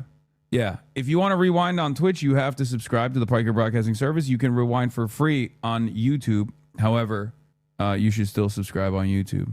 Bro, I am on the same time zone as you. I'm not complaining. First of all, you're not complaining because you're adjusted to your time zone. I'm not really complaining that much either, but you have to realize, like, I have had very little sleep and have done, I think, like 12 interviews today. And I was running around the entire day. I thought you were in China. Am I dumb? No, I'm in Qatar. All right, let's continue with the Grammys. You are a Grammy winner, and how's that feel? It is every kid's dream to hold. Every kid that ever wanted to do music. CEO of the Recording Academy, Harvey Mason Jr., on the magnitude of the show. I felt it was a great celebration of music, all the different genres, the diversity, the performances. I just thought it was a really special night to kind of come together around music. And the one and only Lauryn Hill bringing down the house, returning to the Grammy stage after 27 years with a collection of artists, including Wyclef Jean. Why do they even invite you? Seems kind of weird given it's mostly VCs. I mean, it's the same reason why they invited Giannis. I think there are some people that work at the Web Summit that want ideological diversity, and they do their very best to try to bring in people that demonstrate that ideological diversity. Because like the overwhelming majority of people that are here are hyper capitalists. Like they're all VCs. They're all like in the AI space and stuff like that. And it serves them to hear from people that they normally never hear from. Because these are guys that are rarely, I mean, I guess I do have a lot of Hassan Abi heads at the convention. I've taken a lot of photos, but like most of them are fans because of my advocacy on Palestine. But that's not necessarily a bad thing, because like that means that they're going to be more charitable to my worldview, given that they've heard my advocacy and they agree with it. So they're probably a little bit more open-minded towards what I have to say about capitalism as well. Dang, Giannis really believes in you to run for office, law? Yeah, I think that's crazy. I think I have more impact doing this and getting others to, like influencing others to go and run. Good to know that you're meeting the Ayatollah to foment better U.S.-Iran relations. Yeah, that's what I'm here for. Live reaction to your boy Denny Avdija getting selected to the All-Star reserves. Getting his first NBA All-Star selection is Diddy Avdija. Welcome. That's your guy, man. We said it. We talked to him. Who? Danny was, Who? When you watch him play, Who the hell is this? he's a big guard. He got a change of pace. He knows how to play the game. He was very young. Who the hell is this? To this league, but now he's found his role. He's found his pace. But most importantly, he's found his confidence. Absolutely. And this is why we. Yo, no bullshit. This dude gets signed for Christmas for a present? Who the hell is this? Talking about Portland right now is because of that. Yes. Yes, they've been one of the surprises of this. Yo, who is that? All right, we have one more selection. It is the very last. They just picking anybody for the All-Star game this year. My goat. That's a fellow YouTube streamer.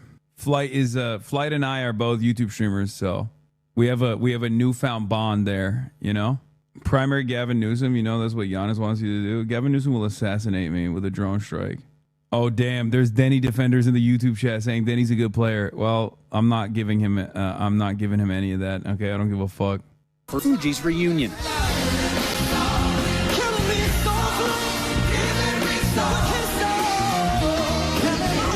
It was all so great. What a moment there from Lauryn Hill. That in memoriam performance was just fantastic. All the performances were amazing. One we didn't get, though, was Bad Bunny. It was a running joke all night with Trevor Noah and Bad Bunny that he cannot perform because he's got the Super Bowl coming up in just a few days. And coming up in about a year, the Grammys are right here on ABC and Hulu and Disney. The Justice Department faces another wave of criticism after releasing more of Jeffrey Epstein's case files. More than 3 million pages of documents and images related to the convicted sex offender were posted on Friday. A top justice official says the review is now complete. Others say much more material needs to come out. Scott McFarland has been reading through the many documents. Scott, good morning. Adriana, good morning. We're still working our way through the millions of pages that were released more than 40 days after the legal deadline for the Department of Justice to share the file. Oh, yeah, I didn't cover the Trevor Noah. Jokingly asked Hillary Clinton, how did you kill Jeffrey Epstein? Trump was also very mad at Trevor Noah in general. He was very, very mad. Free rewind on YouTube. Stop showing your bias towards YouTube chatters. We need equal representative parasocialism. This is basically apartheid chat. Yeah, well, sorry. They're my newfound I mean, you guys literally are watching on Twitch. Like half a YouTube chat is normally Twitch watchers, okay? It's all the same. Daily Show host Trevor Noah on Thursday in an interview with Hillary and Chelsea Clinton jokingly asked, how did you kill Jeffrey Epstein? I have to ask you a question that's been plaguing me for a while. How did you kill Jeffrey Epstein? Asked Noah with the laughter from the New York studio audience. Because you're not in power, but you have all the power. I really need to understand how you do what you do because you seem to be behind everything nefarious and yet you do not use it to become president. VODs are way better on YouTube too. Yeah. YouTube chat is our fedayeen. They're all spamming L Twitch right now. All right, well, YouTube chat, if you're spamming L Twitch, I need to see some motion, okay? Let's see where the membership goes on YouTube chat. Because if you want me to be permanently on YouTube chat, I need to see some movement, okay? I need to see some movement from you guys on YouTube chat. I need to see some memberships on YouTube chat, and I also, more importantly, need to see some likes and the analytics move up. Because as long as Twitch is still my primary platform, as long as Twitch is still where most of my audience is, you know, I don't know if that movement will happen. It is becoming easier, though, now that I'm actually streaming on YouTube. Give us time to pump up the numbers on my YouTube, Andy. It won't ever catch me on Twitch. Brother, you're a beacon of the light. Love you, Joe Rogan to the left. Also not sure if you said, but Preddy's murder was ruled homicide. Yeah, we're going to get to that in a second. And Twitch, if you want me to stay on Twitch, you got to do a hype train. It's that simple. Piker Broadcasting Service, baby. I'm making the competition. I'm making the fandoms. I'm making the fandoms compete against one another. Yeah. Yeah. YouTube actually counts viewers, not just chatters. What do you mean? Pitting your children against one another is true. Halo's dying. Thank you for the 10 gifted. Oh, shit. It's already... Oh, damn. Memberships are rolling in on YouTube. God damn. 10 gifted. God damn. Pick up the slack, Twitch. YouTube chat is holding the freaking line right now. And the YouTube numbers, concurrent viewership numbers went up. It was a 22,000 now. Coder 77, thank you. Why is Uncle like this, chat? Listen, I have to create a little bit of sense of competition here in order to make sure that I have my... even footing if I ever get permanently banned off Twitch, I have a place to go to. Okay? You just have to remember that. That's all this is. I mean, look, Jewish Onliner is posting me alongside Qatari royals and shit, talking about how dangerous I am. That's crazy that they put me in the title. What is this? Nancy Mace instructed staffer to boost posts like this on Reddit according to New York Magazine. Female politicians in swimsuits and bikinis. Nancy Mace, women of the right. Nancy Mace, best rack in DC. That's awesome. What? Speaking of geopolitics, you made a cameo. This video is sponsored by Saley. Wait, I made a new cameo in the Casually Explained. Where? Oh God, did he say he put me as? Oh God, no. There ain't no fucking way. He brings up Gaza and then brings me up as like a left radical akin to equivalent to fucking Asmongold and Nicolas Fuentes. Anti-Pelosi slander is not awesome. Bro, you're wrecking my home. Radicals, my boyfriend got him listening to you at work and now we beefing because he's a YouTube Andy. Oh shit. I'm a real home wrecker. Baby. The agency insists its work is done, but that's only fueled more controversy. The millions of pages of Jeffrey Epstein materials show the prominent men who were once in the disgraced sex offender circle, including these photos of former Prince Andrew on all fours over an unidentified woman on the floor. Queen Elizabeth's son has denied all wrongdoing, but British Prime Minister... It's unbelievable that there's this international pedophilic cabal of financial elite and incredibly unimaginably wealthy, unimaginably powerful individuals, and every single fucking right-winger... every single conspiracy right winger is basically going along with Pizzagate was real. Remember Hillary Clinton? And it's like, bro, what are you talking about? I mean, yeah, sure, Hillary Clinton, absolutely. But also, lock in, motherfucker. Ain't nobody out here is defending Hillary Clinton, but you're the one who's like only hyper-focusing on Hillary Clinton in an effort not to talk about, Donald Trump. Let's be real. I've spent some time going through his emails. I always thought the elite are racist, but mostly keep it to themselves. He's so disgustingly Jewish supremacist that it broke my brain. He's doing race science shit with Chomsky. He refers to non-Jewish as cattle, anti-Semitism fuel. Yeah, I need people to understand something, okay? Like, when I talk about Judaism or it being separate from, like, Zionism and shit like that, I don't mean that there are no Jews that believe Judaism and Zionism is married to one another. Of course, there are plenty of Jews that feel that way. And the same thing goes for Jewish supremacy. Right? Just like there are white nationalists and white supremacists, there are Jewish supremacists as well. This is not like weird or unique.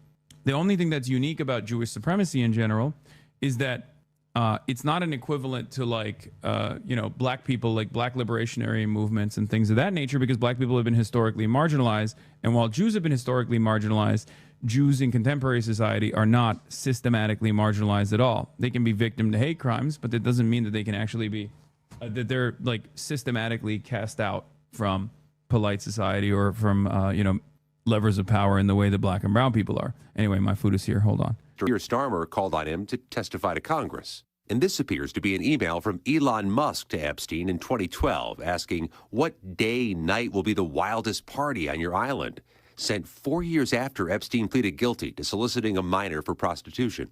Musk, who repeatedly has called for the release of an Epstein client list, denies any wrongdoing, writing over the weekend, "If I actually wanted to spend my time partying with young women, it would be trivial for me to do so without the help of a creepy loser like Epstein." The new documents also show Commerce Secretary Howard Lutnick arranged a visit to Epstein's island with his wife and children in 2012, after which Epstein passed along this message to Lutnick: "Nice seeing you." But late last year, Lutnick said he had cut off ties with Epstein years earlier. My wife and I decided that I will never be in the room with that disgusting person ever again. On Friday, Lutnick told the New York Times, "I spent 0 time with him." A Commerce Department spokesman said Secretary Lutnick had limited interactions with Mr. Epstein in the presence of his wife and has never been accused of wrongdoing. Other emails show New York Giants co-owner Steve Tisch asked Epstein to connect him with women. In a May 2013 email, Epstein invited Tisch to his mansion late in the evening. Tisch responded, "Can I expect trouble?" In a statement Friday, Tisch said he and Epstein exchanged emails about adult women, adding, "I did not take him up on any of his invitations and deeply regret associating with Epstein." President Trump consistently has said he kicked Epstein out of his Mar-a-Lago club and ended their friendship 2 decades ago.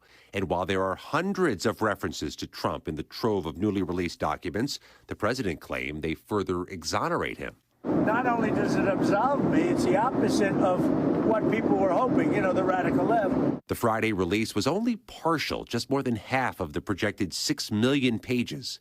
But the Department of Justice now says the review is over. A new statement from Epstein survivors said, "This is not over. We will not stop until the truth is fully revealed and every perpetrator is finally held accountable." A major issue in this release, dozens of unredacted pictures of young women's nude bodies and faces. The New York Times flagged at least 40 explicit photos to the Department of Justice. Meanwhile, CBS News has learned several lawmakers are demanding immediate access to the records, Vlad, to check if the department is illegally withholding any files. All right, Scott, thank you very much. Overnight, the survivors calling on 2 New York judges to provide emergency relief and shut down the Epstein Files website immediately after a number of them had their identities exposed. Writing, DOJ committed what may be the single most egregious violation of victim privacy in one day in United States history. DOJ officials say they work to correct any mistakes when they become known. Every time we hear from a victim or their lawyer that they believe that their name was not properly redacted, we immediately rectify that. But the emergency request includes this quote from a person whose name has never been divulged before, saying, "I've never come forward. I'm now being harassed by the media and others. This is devastating to my life." The documents also raising serious questions about why Jeffrey Epstein was given such leniency after investigators initially uncovered potentially breathtaking criminal activity. It is just this incredible, deep, visceral level of frustration and disappointment and sadness and grief. Released for the first time, the original prosecution memo from a DOJ lawyer in the U.S. Attorney's Office in Miami in 2007, showing that federal authorities had uncovered evidence pointing to the broad scale and depravity of Epstein's molestation and exploitation of girls and young women. According to the memo, FBI agents discovered that Epstein arranged for massage appointments for girls and women ranging in age from 14 to 23 years old, with victims receiving a finder's fee of $200 if they recruited other girls. The memo goes on to warn that Epstein represented a continued danger to the community based on his continued enticement of underage girls. Federal prosecutors initially wanted to charge Epstein with at least 60 felony counts, but in the end, Epstein was offered a deal. Damn. I got the chicken harissa, and this shit is bomb as fuck, bro. It's actually insanely good. Like, shockingly good. At fucking 1 a.m. in the morning, too. Where he served only 13 months of an 18-month prison sentence on Florida state charges, even allowed to work in his office during weekdays. President Trump's name comes up thousands of times in the Epstein files, mostly in news articles, but also in emails written by Epstein himself. The newly released files also include records of unverified tips to investigators, including some uncorroborated information pertaining to Trump and other high-profile individuals. The two men had a falling out, and the president says he cut off contact with Epstein decades ago. DOJ officials have said the allegations regarding President Trump are false and do not come from credible sources. The new documents are also placing even more scrutiny on men who we've known spent time with Epstein. Among the thousands of new photos released, these never-before-seen images of former Prince Andrew, who was stripped of his royal titles last year over his relationship with Epstein. Now seen here, crouched over a young woman, her face redacted, the date and context of the interaction unclear. Representatives for Andrew have not responded to a request for comment, but now the UK Prime Minister Keir Starmer is calling for Andrew to testify before Congress. Epstein was freed in 2009. And the newly released documents show he continued to communicate with some of the most powerful men in the world. The newly released documents show in 2012 Epstein emailing tech billionaire Elon Musk, allegedly discussing plans for Musk to visit Epstein's private island in the Caribbean. In one email, it appears Musk asked, quote, "What day night will be the wildest party on your island?" Musk says he never went to the island, and this weekend said he has long advocated for the release of files. Epstein had been cozying up to some of the most influential men on the planet since the 1990s. All have denied any wrongdoing and any knowledge of crimes or Epstein targeting children. So much collateral damage to so many, and it's becoming clear that every prominent person who spent time with Epstein is likely regretting it. George? Pierre Thomas, thanks. Oh, you think? The FBI just dropped 3.5 million files, and it is incredible. Huge bombshells about some of the most powerful people on the planet. I can't believe they let some of this stuff out. I mean, it is stunning. Honestly, one of the biggest lies we've seen is the idea that the FBI could possibly come to us and say, not only is there not a client list, there was no credible evidence that Epstein blackmailed prominent individuals. Guys, we're about to see planned blackmail to one of the most powerful people on the planet, and that is Bill Gates. Listen, there's a lot we're going to get to, but we have to start with probably the craziest revelation here, which is Jeffrey Epstein emailing himself about Bill Gates. Now, if you don't know, Bill Gates and Epstein had a relationship post-2008. That's a big year. You're going to hear a lot today, because 2008 was the time that Epstein pled guilty for soliciting of somebody under the age of 18. He was a predator at this point. Everybody knew it. Now, eventually, Bill Gates would get divorced when all of this came out. Melinda Gates said it was part of the direct cause for the divorce. She said she met Epstein and said he was evil. He was evil personified. So you have to understand, this is like Bill Gates' kryptonite. He's one of the richest men on the planet. He's got this huge philanthropy arm. But this relationship with Epstein has been a huge problem for him. And Epstein appears to have known that, because in 2013, Bill Gates appears to be distancing himself from Jeffrey Epstein, and Epstein seems to have a problem with that. He says, "I assume the dedication to our relation went both ways. Larry has now asked me to recommit to a confidentiality agreement." Basically, he's got to shut up about his relationship with Bill Gates. And this is where the blackmail starts, and it comes in the form of like, if I were you, I would do X if I were the type of guy that you should be. He says, in that regard, I suggest I buy you the house that you had your heart set on. In addition to 5 years of severance, we'll buy you out of the investment contract we agreed upon, 30 to 40% of an $100 million partnership for $30 million in today's terms. That's what I would have done had I been in your shoes. Then he lays out what he has on Bill Gates, or what he says he has. Quote, to add insult to injury, you subsequently, with tears in your eyes, implore me to delete the emails I had regarding your STD. Your request that I provide you antibiotics that you could surreptitiously give to Melinda, and the description of your I mean, this is insane. It's completely insane. It's like basically laying out in text form, I would give me millions of dollars, and I can't believe you're asking me to delete the message where you were going to give STD medication to your wife without her knowledge. I mean, it's crazy. It's just completely obvious what he's doing here. It's just a nudge, nudge, wink, wink. Here's what you should do. But now that coming out after Epstein's death, this looks really bad for Gates, obviously, because you usually... Dude, Bill Gates goes to Epstein Island and does allegedly what we all expect him to do at Epstein Island, gets an STD, finds out that he has an STD far too late, and may have given said STD to his wife. His wife doesn't know, obviously, that, you know, he's cheating on her with sex trafficked possible minors. So he reaches back out to Jeffrey Epstein to be like, hey, do you know what kind of like antibiotics that I can secretly dose my wife with so she doesn't find out that I cheated on her? That's the story here. These people are such freaks, brother. I mean, I've hated Bill Gates since COVID for going to AstraZeneca and making sure that like the global south did not get those patents for free. He's been a real piece of shit for a million different reasons. So this just confirms my suspicions all over again. I mean, it's not even a suspicion, because what he did then was objectively evil, because he was worried about what that could do to IP in general. Yeah, big finance guy, Jeffrey Epstein, by the way.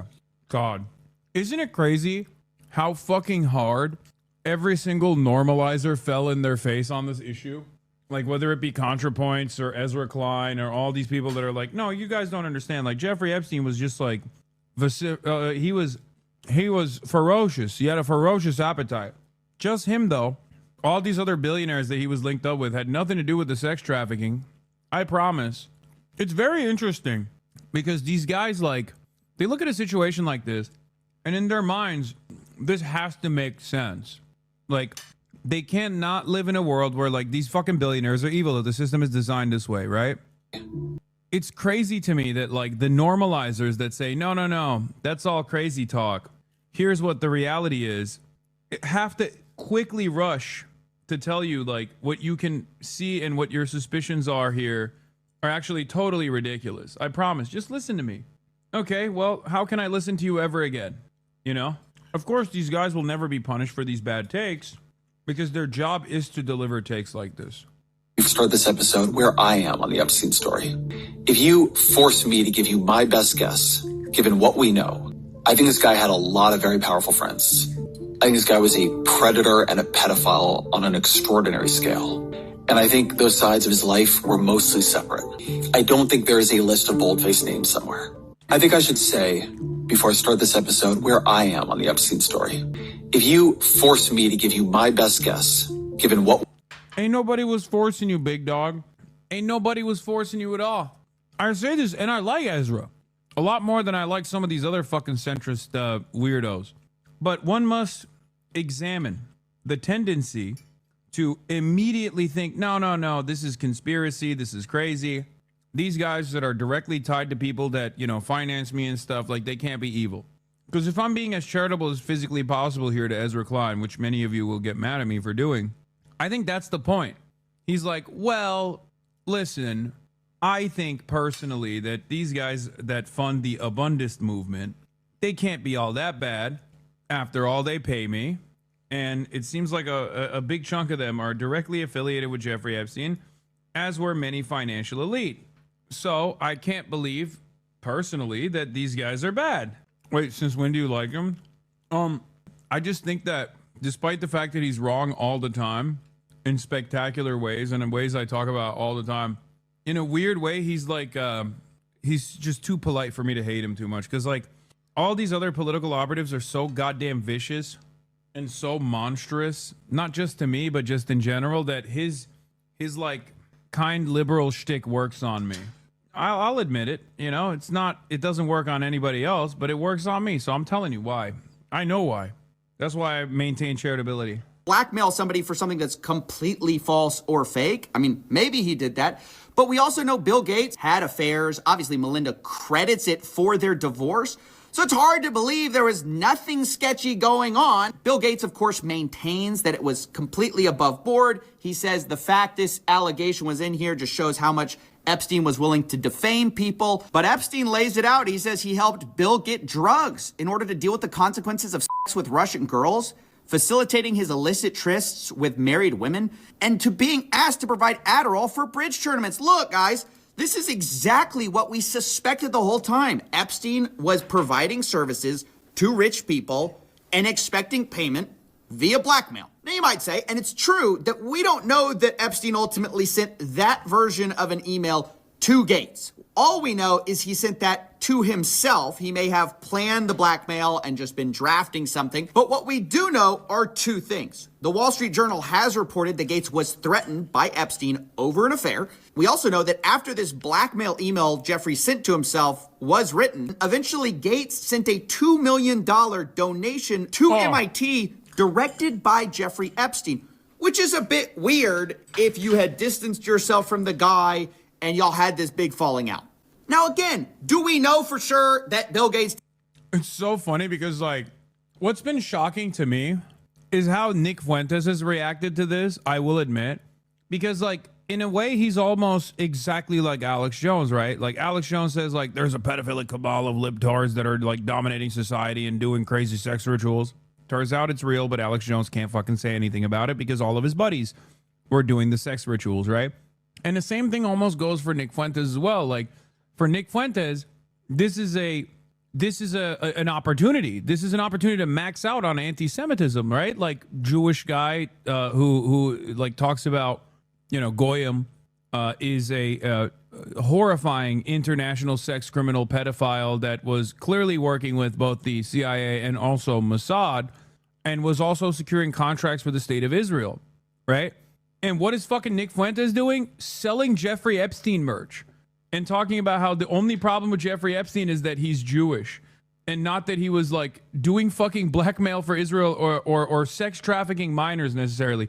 As though if a Jeffrey Epstein was Christian, then he'd be fine. Nick's Nazi friend reacted by trying to get a dunk on you.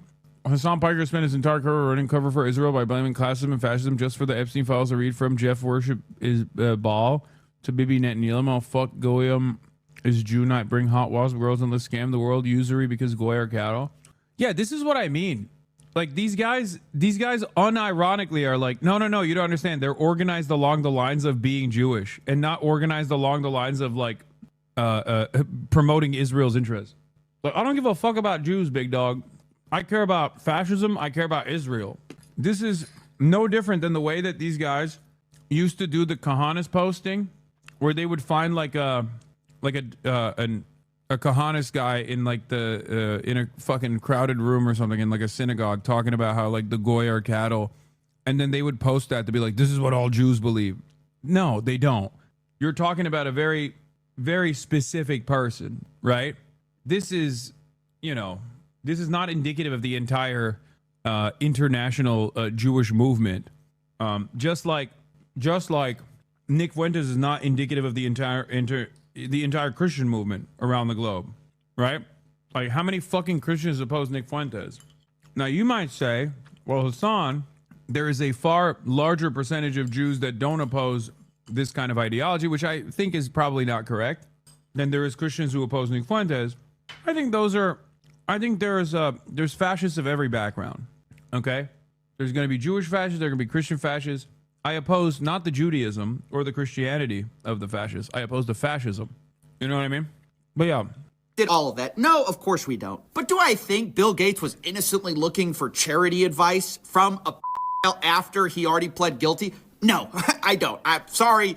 I'm not that gullible. And speaking of not that gullible, We've been lied to also by another richest guy on the planet. Geez, it's a shock why they don't want to put this out. Elon Musk, who has been saying for years that it is a lie that he went to Epstein's Island. In fact, he says he refused to go. From Elon, he says, Epstein tried to get me to go to his island. I refused. He says, anyone pushing this false narrative deserves complete Okay, I'll be honest. It kind of was, maybe Elon was saying like, oh, Epstein tried to make me go to the island by talking about how there's like young girls there. And it was really enticing for him, you know? Because it doesn't, when I look at those emails, it doesn't feel like Epstein is trying to get him to come that hard. But he is mentioning that there's like young girls that are at the island. So I guess maybe if you're a pedophile, that's like super enticing as an offer, you know? Later responding to another headline, which said Elon Musk planned trip to Epstein's private island. And he says, this is false. But of course, we start to dig through the files and we can see on Epstein's calendar that Elon Musk is booked in December 6th of 2014. But maybe you don't believe that. That's just the word of Jeffrey Epstein.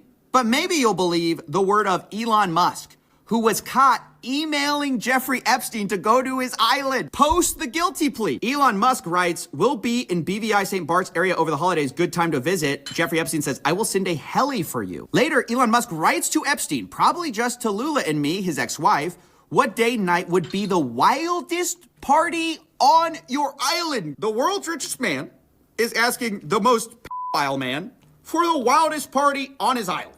And then it gets more explicit. In 2012, remember, this is a guy who said, I refused it. I could never do that, right? It's false. But here in 2012, he says, do you have any parties planned? Pedocon is a theory like gravity is a theory, boys. You already know. I mean, let's be real. I mean, these guys are all bipartisan, okay? They're all fucking bipartisan. There's no Democrat, there's no Republican. They just run the country. They run the planet. They don't give a fuck. Also, another judge me by my enemies moment, by the way. As you guys know, Elon Musk is an op. And as I've said over and over again, spend any amount of time being an op of mine, and you are inevitably going to find yourself outed for sex crimes. I don't know why that's the case. I don't know why it works that way. But that is something I can stand on. It is a consistency that I have seen. It is a consistency that I have lived through. Many of you have as well, and I don't know why that's the case, but I guess I bring some vibes to the table that like a lot of pedophiles hate. You know, I bring vibes to the party that really piss off a lot of fucking pedos. I've been working to the edge of my sanity this year. I really want to hit the party scene in St. Bart's or elsewhere and let loose. The invitation is much appreciated, but a peaceful island experience is the opposite of what I'm looking for. Guys, he can't even play the I went to go study math excuse, which is what all these guys do. They say, hey, I just went to go talk to scientists. Elon's like, hey, I don't want to do that. I'm looking for a party. That's what I'm here to do.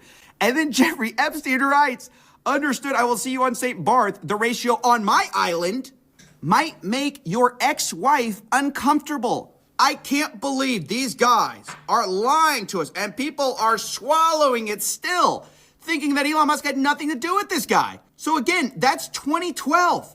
That's 2014. But guess what? There's another time in 2013. I mean, this seems like a yearly thing with the boys. Here, once again, Elon Musk writes, we'll be in the BVI St. Bart's area over the holidays. Again, is there a good time to visit? Jeffrey Epstein, any day, 1st to the 8th. Play it by ear if you want. Always space for you. They then plan some more, and you might think, well, if Elon ever told the truth, this is when he has to reject, right? Because he said, I refused.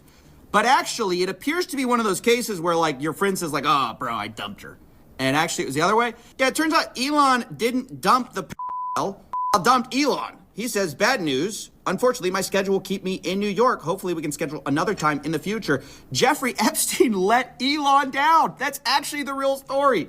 Is the reason he didn't go in 2013 was because he couldn't go. Jeffrey Epstein was not there. Guys, I mean, how blatant do they have to make it before we start to just see through it, right? When they issue these ridiculous denials, they're totally associated with the guy after the guilty plea. They lie through their teeth, but they can't even keep their story straight. I mean, that's what's crazy. They're not even competent at this. They get caught in their own lies all the time. Remember, the FBI's official story was they didn't blackmail. Well, before we even had these files.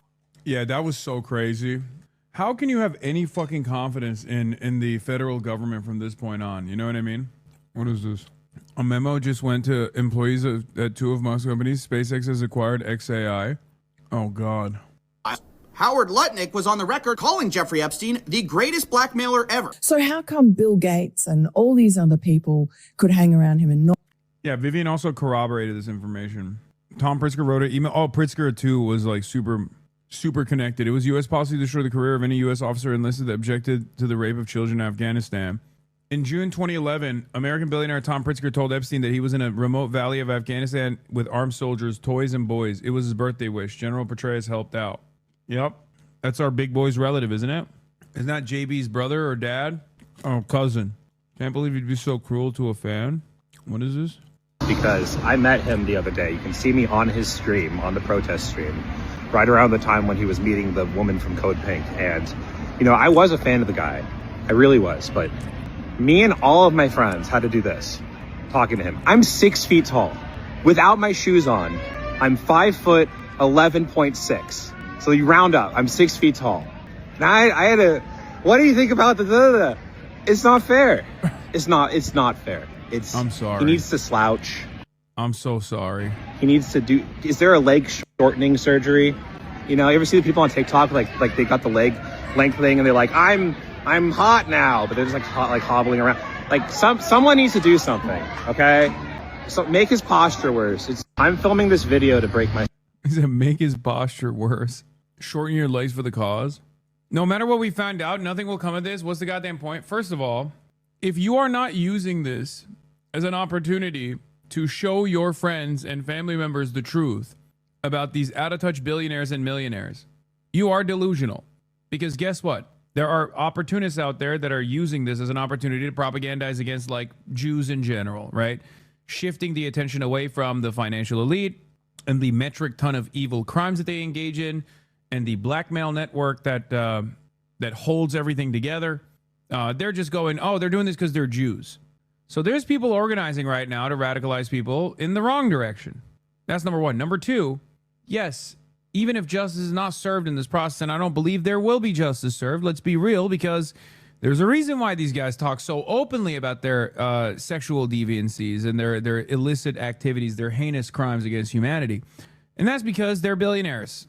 And they know that they are untouchable. And unfortunately, for the time being, they are. But if you want to design a future where they are no longer untouchable, you got to work extra hard. This is how you get people on board.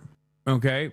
You tell them, don't you feel like it's kind of crazy that all of these like rabid anti-communists are all pedophilic sex traffickers and financial criminals that are constantly talking with one another about like ordering new children?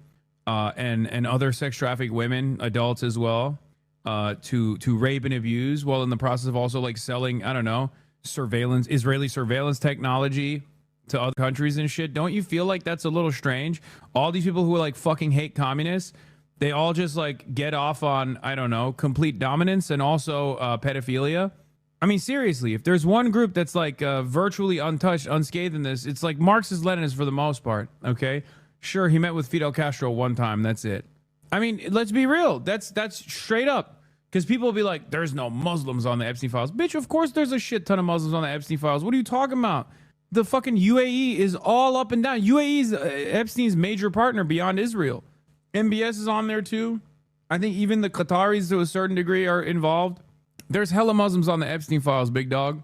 Everybody's on it. Because Epstein is a representation of American hegemony. Okay? Yes, I said ML specifically because Chomsky is not a fucking Marxist-Leninist. As a matter of fact, he's like the first break-off point for me with Chomsky was his criticisms of Lenin. Okay? If you've ever listened to Chomsky speak on Lenin, you already probably feel a certain type of way. I have, at least. See what you saw? Or did they see it and ignore it? Or no, they participated. That's what his MO was, you know, get a massage. And what happened in that massage room, I assume, was on video. This guy was the greatest blackmailer ever. Interesting. Okay, so Howard has a different perspective. Now, if you don't know, that guy, do you think he's... Bro, he's so slimy. Oh my God. Howard Butlick is so... What a fucking slime bag. Remember 9/11, okay?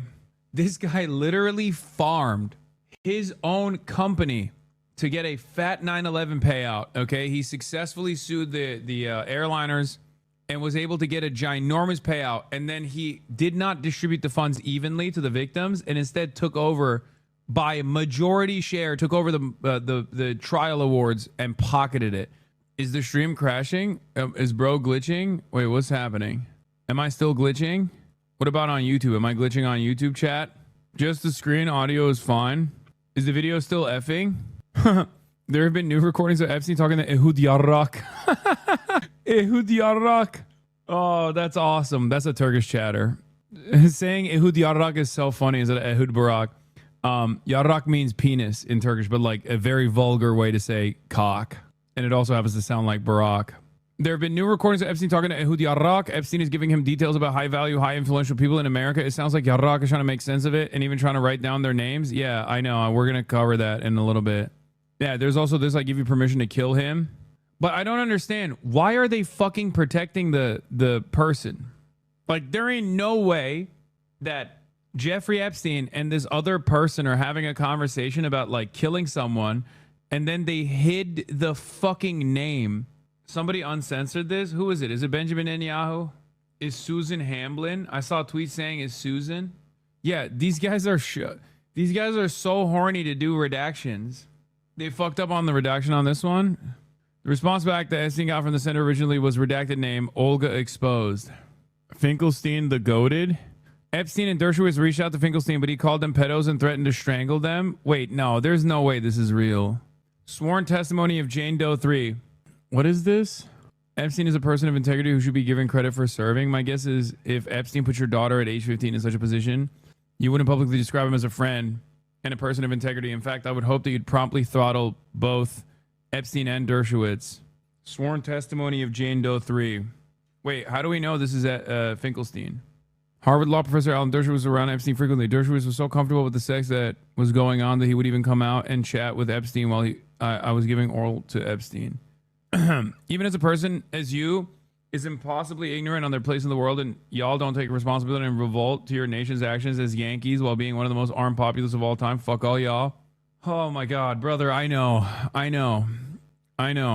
Okay. We are sedated. We're working on it, man. We're working on it. What do you want me to do? You're coming to the one fucking group that is like aware of all of the horrifying actions that the American government is contributing to and yelling at them. We know, man. What do you want me to do? What do you want me to say? We know. We're trying. We're fucking cucked. Saw some people claim Fidel Castro had a relationship with Jeffrey Epstein to blame away from the financial elites on the communist leader. That claim collapses under the latest leaked emails, which indicate Castro showing him to be an enemy of sex traffickers. Yeah. Obama White House counsel was helping Epstein on how to answer questions. You in the files? Brother, I'm 34 years old. If I was in the Epstein files, I'd be a victim. You know that, right? Like, if I was in the Epstein files, I would be in the files as a victim. I think you are. Okay, man. The one in the Prince Andrew photo? What? Are you rage baiting about, like, pedophilic rape? Is that the joke that you're engaging in right now? Like, haha, you were raped as a child by Prince Andrew? That's your joke? Kind of weird, man. All right, let's continue with this. The truth there, even this guy who's contradicting the official narrative, this guy literally lived next to Jeffrey Epstein. This guy was like, I'm going to tell the truth. Those guys participated. That guy lived next to Jeffrey Epstein. And by the way, he lied too. I love this video we're about to get into because this guy, Mr. He's the greatest blackmailer ever, does he know something we don't know? Because it's interesting. Mr. I'm his neighbor had to also explain how he had nothing to do with Jeffrey Epstein. And he lays it out pretty simply. He goes, yep, I lived next to him, but in 2005, I had such a horrible experience that I knew I could never talk to him again. He was your neighbor for 10 years. How well did you know him? We move in 2005. Jeffrey Epstein is arrested in like 08, I think, or something like that. Right. So knock on the door. His assistant on like a Saturday says, Mr. Epstein, your neighbor would like to invite you over for coffee. And there's a massage table in the middle of the room. Massage table in the middle of your house? How often do you have a massage? And he says, every day. And then he like gets like weirdly close to me. Ooh. And he says, and the right kind of massage. Ooh. Now my wife is standing here. So she looks at me and I look at her and we say, I'm sorry, we have to go. And we left. And in the 6 or 8 steps it takes to get from his house to my house, my wife and I decided that I will never be in the room with that disgusting person ever again. Well, he could have. Cap. Also, we know that's a lie now, but I do want to point out that this podcast, that is the New York Post podcast called Pod Force One, is the one where JD Vance talked about me and Kaya.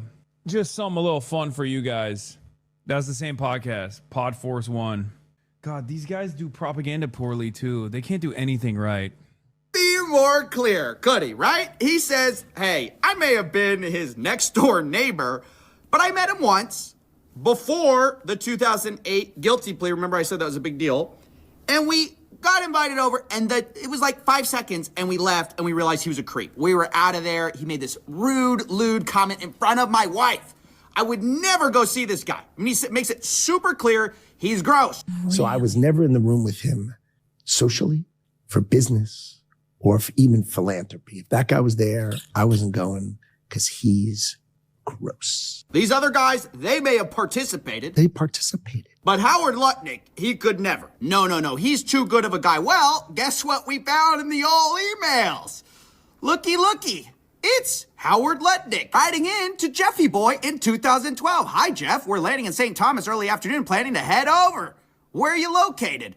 What's the exact location for my captain? Does Sunday evening for dinner sound good? Is this the guy you said made a lewd comment to your wife and, I could never be in front of him? He's gross. Guess what the next email is? My boy's wife messaging in, saying we're headed towards you in St. Thomas. Later, the subject line, Jeffrey Epstein. Good morning, Howard. Jeffrey wished me to pass you along. Nice seeing you. They clearly met, and the guy is just lying about it to your face, to the American public's face, and they tried to hide it from us. I cannot emphasize this enough. They're lying through their teeth. You think this guy perfectly remembers a Have you seen that dumbass theory on XM Mamdani's Epstein's son? Jeffrey Epstein is like, I'm a self-described liberal billionaire who routinely collaborates with neo-Nazis and fascists. I love the liberal world order. I love Steven Pinker. I love basically every fucking major donor to the Democratic Party and the Republican Party.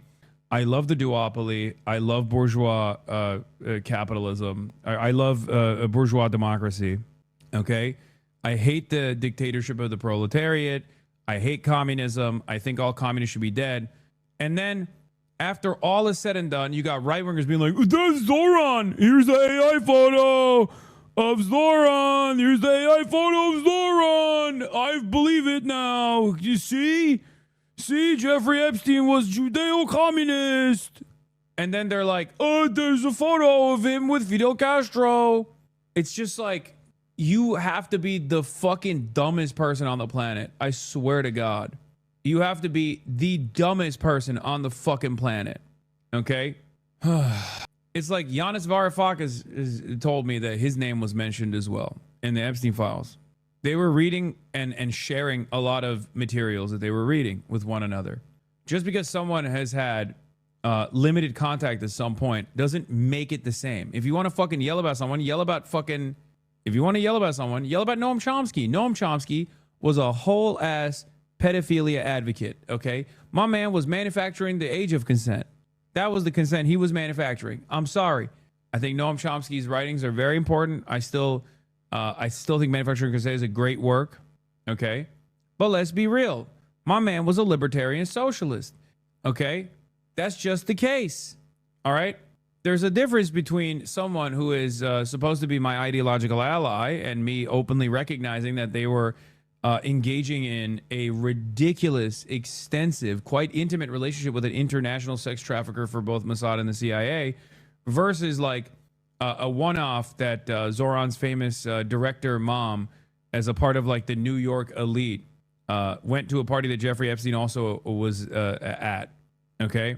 And then to expand on that, to be like, well, very clearly Zoran's mom is like deeply involved with Jeffrey Epstein. And not only that, but Zoran himself is deeply involved with Jeffrey Epstein. You're a fucking idiot. Okay? You're a complete psychopath.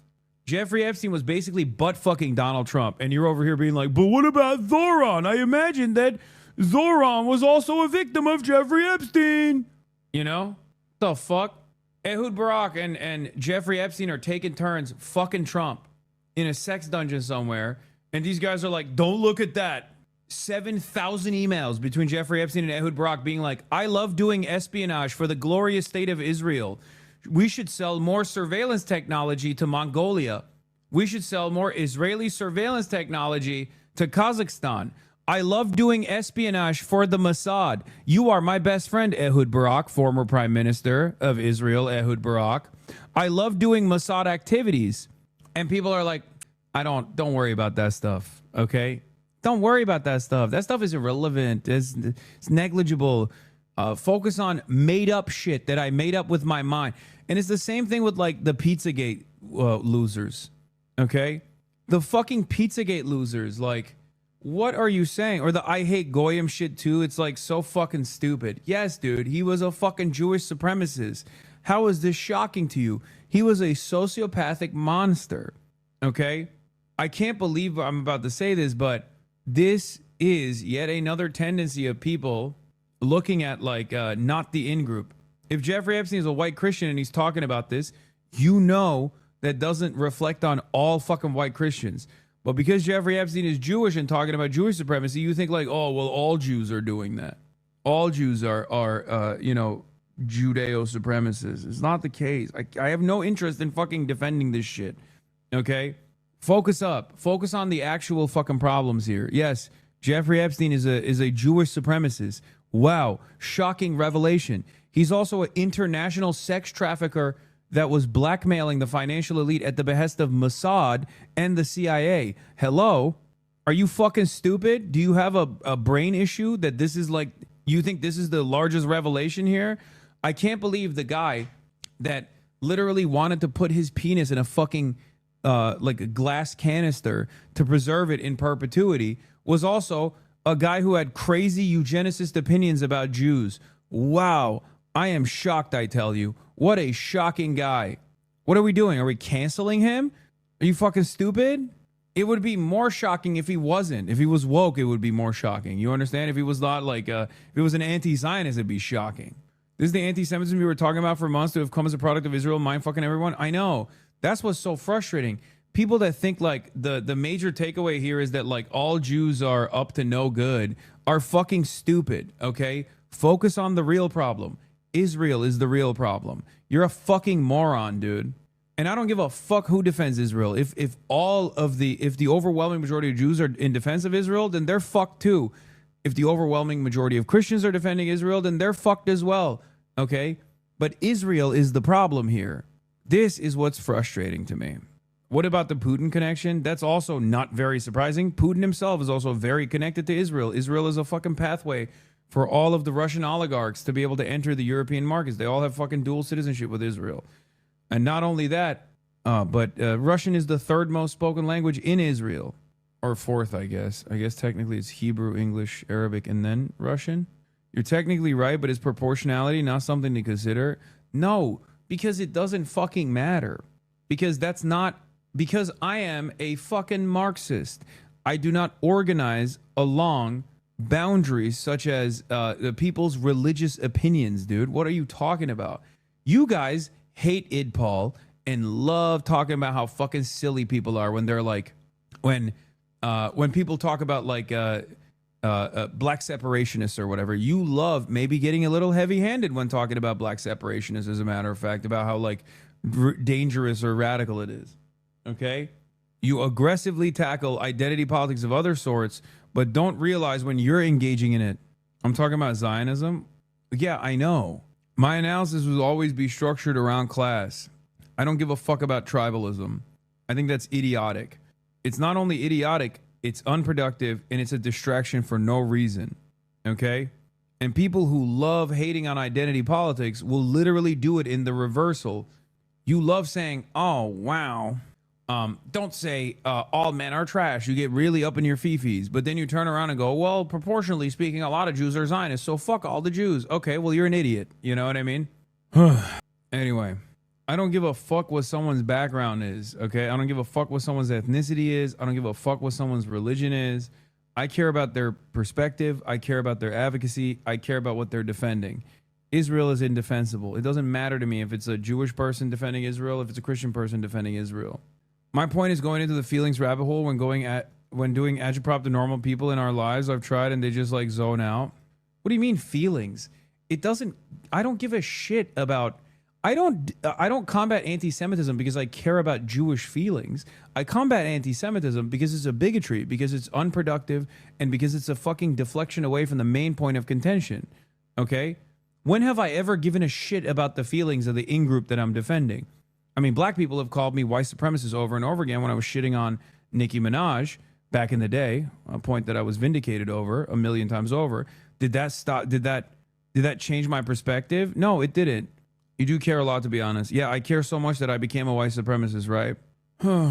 Would you date a Christian? I have. I've dated Jewish women. I've dated Muslim women. I've dated Christian women. I've dated women of all different backgrounds and religions. I don't give a shit. Nice Bathroom says, still waiting for a happy Black History Month for all 13 black chatters and 4 black YouTube chatters. First of all, this is propaganda, okay? As evidenced by the fact that I've been around the block, and every time I go out, we meet a ton of black fans, black Hasanabi heads, and they all say, oh, I'm the only black Hasanabi head. It's like, no, bitch, you're not the only black Hasanabi head. There's hella black Hasanabi heads. Yeah. Eddie Liger is correct. Mr. ACP. He's right on this. The Fidel Castro thing is like completely fucking ridiculous. He did not have an extensive relationship, as far as we know, with Jeffrey Epstein. And what we do know is that Jeffrey Epstein actually saw Fidel Castro as a hurdle against his goals in Cuba. Fidel Castro died. Now a lot of possibilities. Fidel Castro died. Now a lot of possibilities for me, Epstein wrote in a 2016 email the same month Castro passed. Also, he was a rabid anti-communist. He celebrated the fall of the USSR. And of course he celebrated the fall of the USSR because there was a lot of sex trafficking of young girls and young boys in the aftermath of the fall of the dissolution of the USSR. And I suspect that these guys also took advantage of that as well. So, anyway, before the Cuban Revolution, Havana was full of brothels that were frequented by Western financiers. What does not exist in the leaks is evidence of correspondence or relation between Castro and Epstein. If it did exist, you can bet the Trump admin would have released it immediately for political purposes. The ruling capitalist elite always want to pin its crimes on communists, but in reality, socialism has historically been the strongest barrier to elite trafficking networks. Just Barack Obama's White House counsel giving Jeffrey Epstein advice on how to answer questions about Donald Trump having sex with a girl at his house, allegedly. I knew Epstein professionally and has always had positive dealings with him. I don't know about his personal legal issues. Other than that, I have read in the public reports and therefore don't have any comment. Trump is likely to be based questions soon about me. In an ideal world, what do you think he would and could say? Supposedly, a girl said that Donald had sex with her at my house when she was underage. She said she had a witness in 1993. Pottinger story, 2 weeks ago. McGiver said that Pottinger wanted to meet him. I emailed back, do not meet. You are not involved. Yesterday, what is this? MacGyver? Oh, God, this guy was so fucking stupid, dude. I mean, he could not fucking spell for shit. It is truly mind-boggling how bad he is at all of this. He was just letting the keyboard sing, man. I mean, it is unimaginably frustrating. He was just typing whatever, okay? He did not care about what the output looked like. He was just like, whatever, close enough. Yesterday, MacGyver sent me, Pottinger worked his way into my office to tell C2 me that, very annoyed, I called and got his feelings, me the above.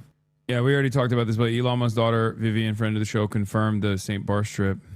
Admittedly, I was first dumb enough to think he actually meant hanging out with the diplomats. Lol, lol, lol. However, after he clarified that he meant to party with the young women under age 25, I still chose to work on rockets and cars. Oh, I'm such a nerd. Rock solid. I honestly believe that Elon was too autistic to understand the signals he was being given and genuinely thought it was a fun party with tennis and snorkeling. Yeah. I just wanted to totally go to a party. Oh, yeah. Comedy is legal, dude. Average Epstein email chain. This is what 90% of Jeffrey Epstein email chains look like. Mentally, we are ageless. Maybe the pipes are from hell. Do you think God is cool with smoking? I'm not sure. Can you send me a selfie? Maybe Epstein had dyslexia. He did. It's still frustrating to me. I apologize for all the dyslexics. 2005, like walking in the guy's house. I remember exactly what I said to him. My wife and I looked at each other, and he wouldn't remember the 2012. I boated over to his private island for a dinner. Is that what we're really thinking? Is that what we're expected to believe? This is a momentary lapse in his judgment. No, these guys don't even care about being consistent. And they're all throwing each other under the bus. Don't you remember Elon Musk saying the time to drop the really big bomb? Donald Trump is in the Epstein files. That's the real reason they haven't been made public. My guy, you also are in the Epstein files. Very clear. Yeah, that's why he knew it. He's like, yeah, I saw him at the party. At the kid fucking party. I was there. Totally. Make America great. Dark MAGA. Clearly doing stuff you lied about, okay? So is Howard Lutnick, who says, yeah, Bill Gates, he's probably getting blackmailed because he participated. What did you do on the island over in 2012, Howard? Do we know that? I mean, does anyone care? Now, the last thing I want to talk about is some of the most explosive stuff. It's also, again, I have to say, unverified, okay? This is the NTOC, the FBI's National Threat Operations Center. And the challenge with confirming some of this is that these are anonymous tips, or they black them out at least, so we don't know who they are, and anyone can drop a tip. Now, that doesn't mean that you should disregard them.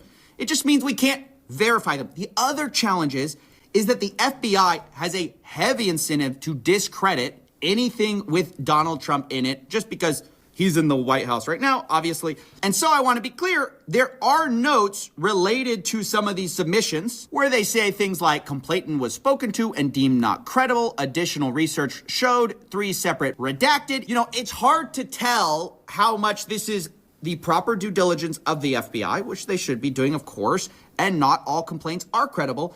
But what if Q from QAnon was originally Epstein? I mean, that's more believable than anything else. Oh, yeah, now they're cooking with gas. What is this update on Peter Attia situation? We're hearing here there's a battle royale between Paramount Corporate and CBS News' Barry Weiss. She does not want to cut ties with Attia and sees it as a given, giving in to the mob. Paramount sees it an HR matter and that Attia can't give expert advice. CBS News is expected to cut ties with Peter Attia over Epstein links just days after Barry Weiss announced them. Oh, my God, that's the other thing. Because Jeffrey Epstein is so heavily connected to the pro-Israel crowd, that, you know, Barry Weiss, being an agent of Israel herself, acting in the capacity of as an agent of Israel, has understandably hired so many Jeffrey Epstein affiliates. Yeah, you blew it again, Barry. God, you can't get anything right. Bovine Barry.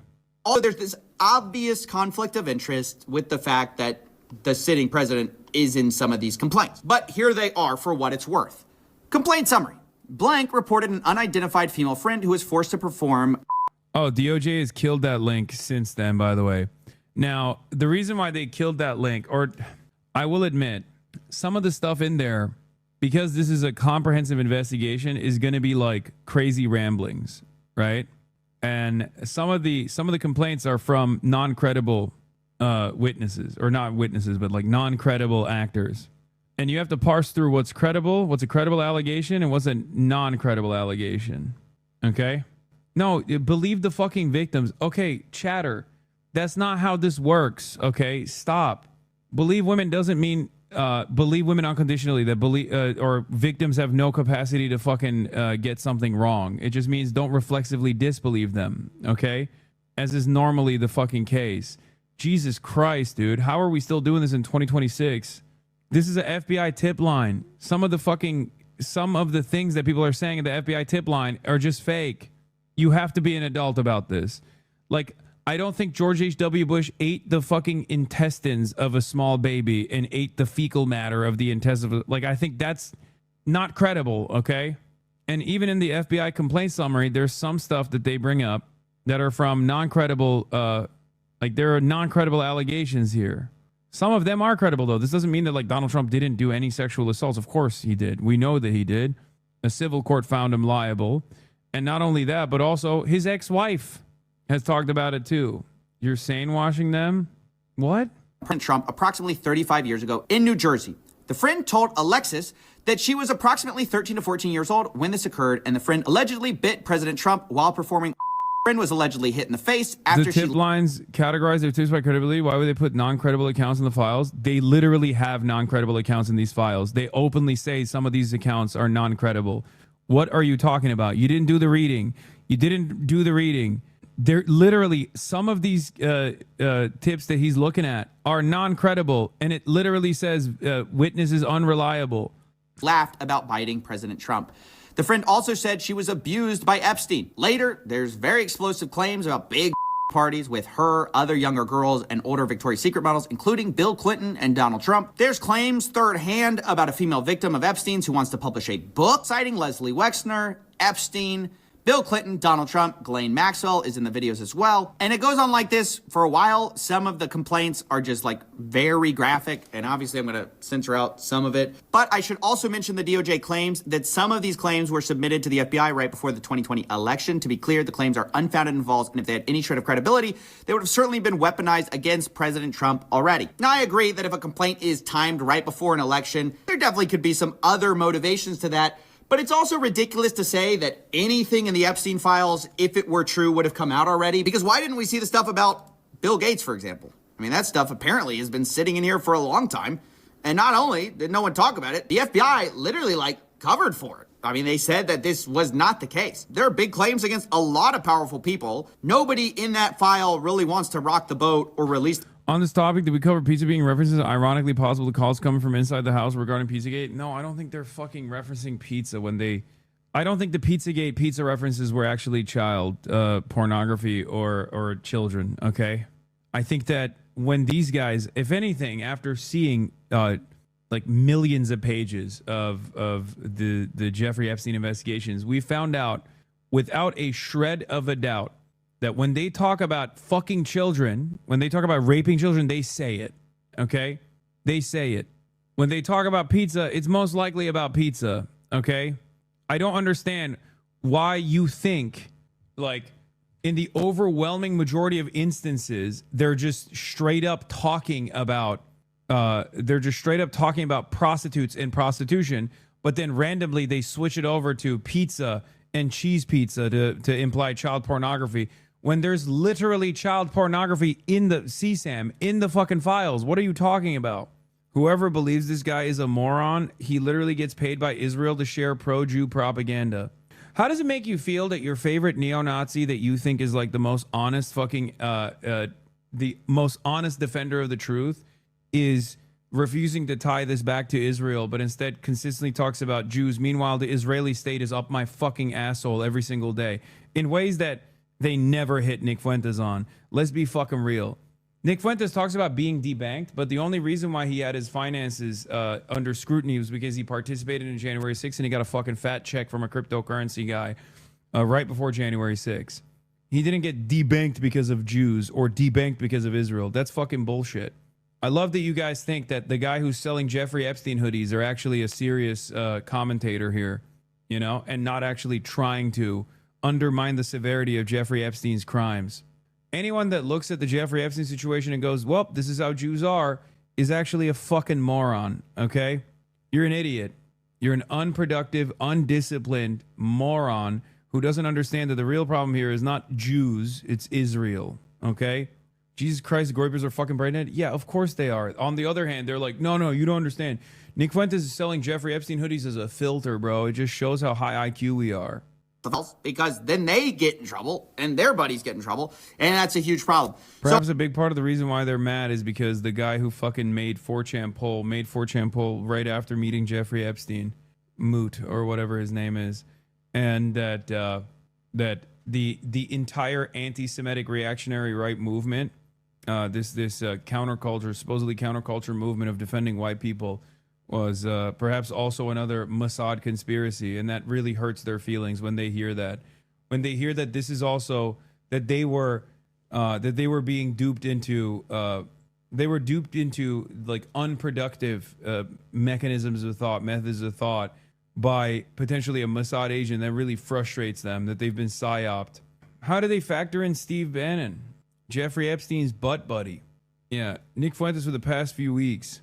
Jeffrey Epstein wasn't a pedophile. He was an ephebephile. That's why I'm selling his merchandise. Ephebophilia is based. Nick Fuentes unironically looked at the Jeffrey Epstein situation only a month ago and decided the real crime of Jeffrey Epstein was not that he was an international sex trafficker of minors. That stuff was based. It was that he was Jewish while doing it. And there are still people who sincerely think that this guy has any fucking serious, any serious care or consideration for covering these issues. Okay, he just straight up said it. He literally was like, well, you know, he was really cool. Like, you'd be a part of that too if you had the opportunity. Also, I'm selling Jeffrey Epstein merchandise. Jeffrey Epstein is cool as fuck. That's what he said. Okay. Meanwhile, a lot of these fucking liberal outlets are trying to present Jeffrey Epstein as a Russian agent, or they're trying to say, well, he talked about Putin quite a bit. Yeah, bitch, you know who else he talked to directly? Ehud Barak. Liberals and Republicans both are moving away from the Israel connections for some reason. And even the supposedly anti-Israel right, the anti-Semitic anti-Israel right, is also doing the same in their own way. I wonder why. Because there's only one truth here. And anyone that tries to move you away, anyone that tries to deflect your attention away from that one singular truth is fucking lying to you. That's it. They have an agenda. You can think in your mind that I'm trying to preserve the safety and security of Jews. That's why I'm an op, because I'm not a real anti-Israel, agent or whatever. If you want to believe that, you can believe that if you want. But there's a real reason why Israel's agents are way fucking aggressive, way more aggressive in the way that they come after me than they do with Nick Fuentes. That's because I think Nick Fuentes is basically a fucking Fed. Jeffrey Epstein traveled to Paris with the Academy Award-winning Jewish-American filmmaker Woody Allen for a pedophile convention in March 2012. Yeah, here, let's take a look at Nick Fuentes' take on Jeffrey Epstein. Nick Fuentes 6 months ago. Jeffrey Epstein had a pedophile island and Trump is covering up. Nick Fuentes this week. This whole pedo thing, it's like, you know, they're really pedophilia. It's not really pedophilia. Here, let's hear. This whole pedo thing, it's like, isn't it really pedophilia? I don't want to be the one that has to say it, but I guess I'm being forced to say it. It's not really pedophilia. Who's forcing you to say it, Nick? Okay. They weren't trafficking 5-year-olds. It was like they were technically not legal. Big difference. Also, you don't know that either, but in my opinion, I know that's a controversial take, but that's not really the issue there. Okay.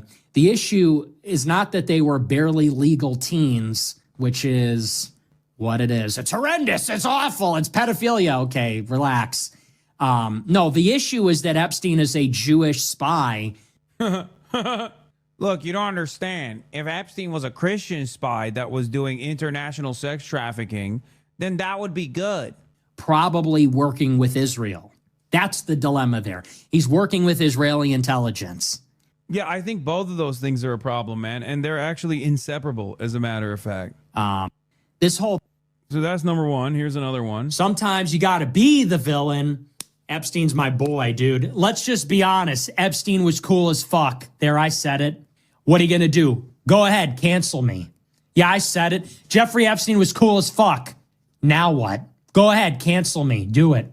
So sometimes we have to be the villain. Sometimes we have to be on a villain arc. That's okay. He's so edgy, man. I'll be a little unpopular. I've been unpopular before. I like it better. He's so based. You niggas are not ready for that conversation. But Jeff Epstein, not a pedophile. But you're not ready for that conversation. All of his victims, 14 to 17. That's not a pedophile. But you're not ready for that conversation. All of his victims, 14 to 17. That's not pedophilia. But y'all niggas ain't ready for that conversation. People say that's normalizing pedophilia. No, that's defining pedophilia. Dude, he's so based. I can't. It's unfathomably based, dude. It's fucking unfathomably based, dude. It's so based. All these fucking dumbass groypers who are, you know, just as pedophilic as Jeffrey Epstein, who are just like, no, you don't understand. The problem is he was doing pedophilia while being Jewish. If he was doing pedophilia while being Christian, he'd be fine. This is why there's this convergence between like Sex Pestany and Nick Fuentes. They've both defended this exact same thing over and over again. Maybe not on Jeffrey Epstein. I don't know if Destiny has taken it that far, but they still have that same contrarian dog in them. He had a I'm not on moment because of your call out. Yeah, no, he's been crying because I called him. Dude, I'll be honest. Like the greatest counter to the Nick Fuentes Groyper movement is just to be like, brother, you are literally a manlet and you are a gay Mexican who is a white supremacist. This does not make any sense. Your own movement will inevitably kill you. Okay? There's no problem with being gay. There's no problem with being Mexican. There's no problem with being a short king if you're going to be a short king. Combine all of that with a neo-Nazi all of a sudden, though, that contradiction itself is ridiculous. It's self-defeating. And all of his fans have been getting so fucking mad on the timeline, crying. They're like, what? You can't say this. You can't say this. Why are you not being woke? You're supposed to be woke. Shut up, bitch. You're a fucking loser too. Far left communists called me a racially unpure, degenerate Jew lover. I was like, I was at Charlottesville. How could you say that? But then I found myself agreeing with him. I was like, I do think he's a Israel normalizer too. I don't think he's invested in any way, shape, or form with destroying Israel. I don't think he cares about that at all. I think he just hates Jews. They're short seating. I saw one guy comparing manlet to the F slur. That's so funny. Groypers are groiplets. They're so funny. You know what? You're right. You're right. We do need a racially pure Aryan. We do need a completely non-degenerate Aryan warlord who is sufficiently anti-Israel. Okay, then, I guess you know what you need to do then. Get into the bunker, little man. Because that ain't you. Get into the bunker, little man. That ain't going to be you. You can't change. I thought that's what it was, right? I thought this is ethnicity. This is bloodlines. This is racial purity. You don't have it. I guess you might, I don't know, try to find an alternative vision, little guy. Right, Hassan. True. He doesn't have a counter for it. That's why he's coping. And for the last week or so, he's been crying, going, I'm not owned. I'm not owned. I'm not owned, over and over again. And that's precisely the reason why all of his fucking little groiplets have been going and doing the same exact thing. I mean, look at this. This is another one of his fans. Used 4chan, invented poll, jerked off to hentai, gamer, banned on Xbox for saying the N-word, had drip, girlfriend had a submarine, groiper. Jeffrey Epstein is a groiper. He's just like me. He's just like me. This is like the Zoomer version of the fucking Alex Jones pivot, right? Guy who spends his entire life talking about financial elite engaging in a pedophilic cabal, doing sex crimes. All of a sudden, his besties are all over those files. And he's like, actually, let's focus on something else, please. It's like, brother, everything that you envisioned that Barack Obama was going to do, Donald Trump is fucking doing. Your analysis directly is prophetic about the Trump second term. And now you can't even say shit about it. And the same thing goes for these guys. Oh, Jewish cabal of pedophiles, like dominating society. All of a sudden, Jeffrey Epstein, at the behest of Israel, all of a sudden it happens and they're like, well, the problem here is that they're Jewish. Otherwise, they're very cool. I want to be the Christian Jeffrey Epstein. Like, that's what they're saying, right? They're running around being like, Jeffrey Epstein has swag, actually. He had bitches, bro. He was sick. No, I don't think he was, actually. Groiper and Ethan, same talking points. It was not surprising to me at all. Ethan Klein is now defending known neo-Nazi Nick Fuentes. Yeah, what's wrong with being a gay Mexican manlet? And it's really funny because he also, I'm willing to bet, has made fun of Nick Fuentes being a gay Mexican manlet. At least one of those things. He's probably made fun of Nick. I know he's made fun of Nick Fuentes for being gay. So it's just odd that when the opportunity arises and he has to defend, he has to attack me, he chooses to align with the neo-Nazi. Ethan Klein shared self-admitted Nazi Nick Fuentes post claiming Hassan's ban was Jewish censorship and agreed with them.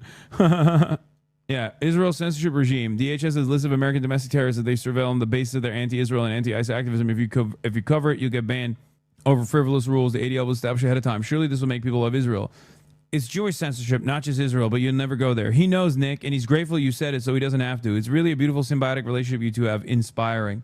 Ethan Klein is like, yes, prominent neo-Nazi anti-Semite Nicholas Fuentes. It is Jewish censorship, as a matter of fact. Perfect example of how libs and conservatives love what Hassan says, but hate when he says it. Zero object permanence. Woke 2.0 goes kind of hard, not gonna lie. In Woke 2.0, we're not falling for the soy nonsense. Get bent, dork. Nobody's gonna get back calling Nick fucking Fuentes a short gay Mexican. So being gay is bad? Being Mexican is bad? Being short? This is your communist king? Genuinely, what's going on with Woke? I didn't even know that there was this much of a clear-cut, immediate... God, I wish I knew this beforehand. What did you do to Ethan to cause to hate you so damn much that he side with a neo-Nazi on a horrible take? What do you mean, dude? He's Mr. Petty Grievances. Yeah, speaking of which, the menswear guy, Twitter menswear guy defended my honor. Respect. Some of the libs are waking up, I guess. Yeah, this was, pretty clear cut, but... So being gay is bad? Being Mexican, being short, that's bad? Writer here, the terms gay, Mexican, and manlet here are being used to attribute modifiers of the neo-Nazi. The writer is jabbing at the contradiction, not the traits, like saying vegan cattle rancher or pacifist arms dealer. And it's very clear that I'm doing that because he's, in the past, what I'm responding to is him saying that I'm a rich socialist. To which I responded with, I'd rather be a rich socialist, i.e. a class traitor, than a gay Mexican manlet neo-Nazi. It's pretty obvious what I'm saying here. I can't believe that there's still people that are trying to hold on to this as though this is going to get me canceled. First of all, we live in an environment where if I was unironically homophobic and also anti-Mexican and anti-Semitic, that wouldn't even do anything to me. So, like, what are you arguing on? You know what I mean? It's not like people are sheltering their fucking opinions about hating Mexicans or hating gay people. So, like, you're not going to be able to cancel me on this issue, you fucking idiot. It's just so crazy. And they think that, like, they can maybe eat away at my audience who does care about these sorts of things by, like, creating this fissure as though there is one, when anyone with a fucking brain cell knows exactly what I'm talking about. Anyway, let's get back to this pedophilia defender, Jeffrey Epstein merch wearer. Damn, this far-left communist called me a racially unpure, degenerate Jew lover. I was like, I was at Charlottesville. How could you say that? But then I found myself agreeing with him. I was like, you know what? You're right. You're right. We do need a racially pure Aryan. We do need a completely non-degenerate Aryan warlord who is sufficiently anti-Israel. You're so right. It's so funny. Yeah, he's not sufficiently anti-Israel, so he even admits that here. But what's so funny about this process also is that, like, he doesn't understand. These guys only operate on hypocrisy. The currency on the internet is hypocrisy. If you come across, even the mere appearance of hypocrisy is worse than the actual act. It's not bad that he's a Nazi. It's bad that he's a Nazi while also being a Mexican. No, it's bad that you're a Nazi, you fucking idiot. But the fact that you're also of Mexican descent and gay in the closet makes it doubly ironic because it's additionally suicidal, right? The problem here is that you're a fucking Nazi, you dumbass. That's the real problem. My son. True. I've been saying this. I've been like, I wouldn't sit around and be like, well, this Aryan God is a neo-Nazi and therefore he's good because he's not hypocritical. Saying this, I am Harold. My favorite thing is that for some reason you can be canceled for this stuff, but Nick gets to defend pedophilia. There are a few single issue things for me, but I think touching kids or defending it as someone no one is supposed to get away with, and he's a hypocritical Nazi. I know. I think that's it's one of the most heinous things. Like, outside of being a Nazi, I think being a pedophile or being a pedophile defender is pretty much up there. And this guy happens to hit both of those things. I'm like the Silver Surfer, okay? I'm not here to eat the planet. I'm the Silver Surfer. I'm the minion. Okay, I'm Bob. I am just here to announce the arrival of Hitler 2. Oh, I'm such a nerd. I love comic books. Okay. Hassan, dude, I agree. You are right. We need a 100% pure Aryan, no degeneracy, like, blonde hair, blue-eyed wife, 100 racially pure children. I agree. You're so right. We need that person to train ICE without the help of the IDF to destroy these people. That's so true. Like, even with ICE, you're talking about black and brown people, mostly Hispanic people, like majority Hispanic people going out and like killing white people. And you're like, no, this is good. While using Israeli surveillance, while using Israeli techniques. Like, these guys can't even be consistent on fucking upholding white supremacist thought. You know what I mean? They're killing the legacy Americans, big dog. What the fuck are you talking about? The Scandinavian descent, the Germanic origin, legacy Americans that have been living in fucking Minnesota for like 200 goddamn years are getting killed. Their children are getting killed by, Hispanic ICE agents that have been trained by Israel using Israeli techniques, using Israeli surveillance technology, using the Palantir surveillance technology that took out a fucking full page ad of the New York Times to be like, Palantir supports Israel. Like, this is the most pro-Israel, pro-pedophilia administration of all time. And Nick Fuentes has to sit around and defend it because he thinks like they're actually purging brown people from the boundaries of the continental United States by the state boundaries. Good luck. Yeah, it's fine. Why are we outsourcing our anti-immigrant task force to the IDF. You're right. Our right-wing death squad should have zero infiltration by Israel. We should have a homegrown right-wing death squad led by a racially pure Aryan. Okay, now I can agree with them on something. You know, I don't agree with Hassan Piker on everything, but when he said we need a racially pure Aryan to have a... Look at this cope, dude. Oh, man. Oh, man. He has been... By the way, he's been malding about me calling him a gay Mexican manlet for the last week at this point. Like, every single day, he's like, oh, my God, I just don't like that he just mentioned that. Yeah, we need a pure, racially pure, non-degenerate Aryan. Oh. A homegrown right-wing death squad. I was like, you know. Yeah, there are multiple clips. It's hard to watch. I know. And all of his like little groypers are consistently posting it to be like, Hassan crashes out. Hassan crashes out at Nick Fuentes. And then you watch the video. And in the video, he's just like being a fucking goober, flailing around. Being like, yeah, failing to understand the point I'm making. Nick Fuentes and the far right broke their brains with the far left. The crazy woke are talking about racial purity. The crazy woke. Maybe you should stop anchoring your entire worldview around what you think is woke and whatnot, okay? I mean, I joke about like woke and woke 2.0 and dark woke and all this shit. I don't give a fuck about any of this stuff, okay? You guys are stupid. This is what's anchoring your movement, is your resentment towards like people who are empathetic. You're a fucking idiot. Top 50 Nick Fuentes pedophile scandals. Wait, oh, here's Nick Fuentes and Laura Loomer. The official drink of America First. Slink. To the hostile takeover of the Republican Party. Absolutely. Oh, you know, I just hate that, you know, I just hate that we fell apart. To the hostile takeover of the Republican Party. Absolutely. Yeah, absolutely. America first, guys. America first. God, Laura Loomer looks like such dog shit. Is crazy. I don't really buy the idea that, oh, if it were true, it would have already gotten out. I don't buy that. That's why we need transparency. That's why it's important these files are out. But this is just a look at a small fraction of the files. And over the next few weeks, we're going to go through all of the major findings we can from this 3.5 million page document dump. But seriously, think about how discrediting this has been, not only to this administration, but to so many rich and powerful people who have lied through their teeth happily towards you in order to hide their relationship with this man that many of them held post-guilty plea. And some of them, now we know, Epstein prepared blackmail for them. And according to reports, the latest release of Jeffrey Epstein files by the US Department of Justice contains millions of documents, thousands of still photographs, and hundreds of hours of video. Among those videos, interview believed to have been conducted by Steve Bannon, the American right-wing pundit, former advisor to Donald Trump, with Epstein, part of up to 15 hours of recorded conversations that previously have not been published. There's at least a couple of hours of them in the DOJ files, including this segment in which Epstein discusses being a convicted sex offender. Is your money dirty money? If you live it, I just asked a question. Is your money dirty money? No, it's not. So, in fact, why is it not dirty money? Because I earned it. But you earned it.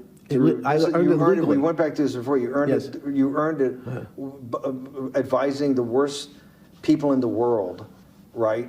That do enormous bad things, and just to make more money. So, instead of asking me the question, should you take the money? Because I think it's a legitimate question. You think it's a legitimate question? Yes, no question. Because I think you have to, ethics is always a complicated subject. But I can tell you that with the money I gave to help try to eradicate polio in Pakistan and India, instead of asking me. I thought this was fake. The DOJ only released 2 hours. I thought this was actually fucking fake. They have the Steve Bannon footage. Let's give some basics or some things I want to do inquiry from the others. Walk me through the Santa Fe Institute. What the fuck? Is real and is dumb as fuck. That money should be given to these children for vaccines. I think you might want to ask their mothers who received the vaccine, who know their child now won't get polio, and ask them if Epstein should have helped these people with their money. If we walked into you're is that a fair question? You're a mathematician. If we walked into that clinic where they're giving that money out to these people that are in the most dire straits of poverty and sickness, and told them that the money was coming from a, what are you, class 3 sexual predator? Tier 1. Was tier 1's the highest and worst? No, I'm the lowest. I'm the lowest. You're the lowest. Okay, tier 1, you're the lowest.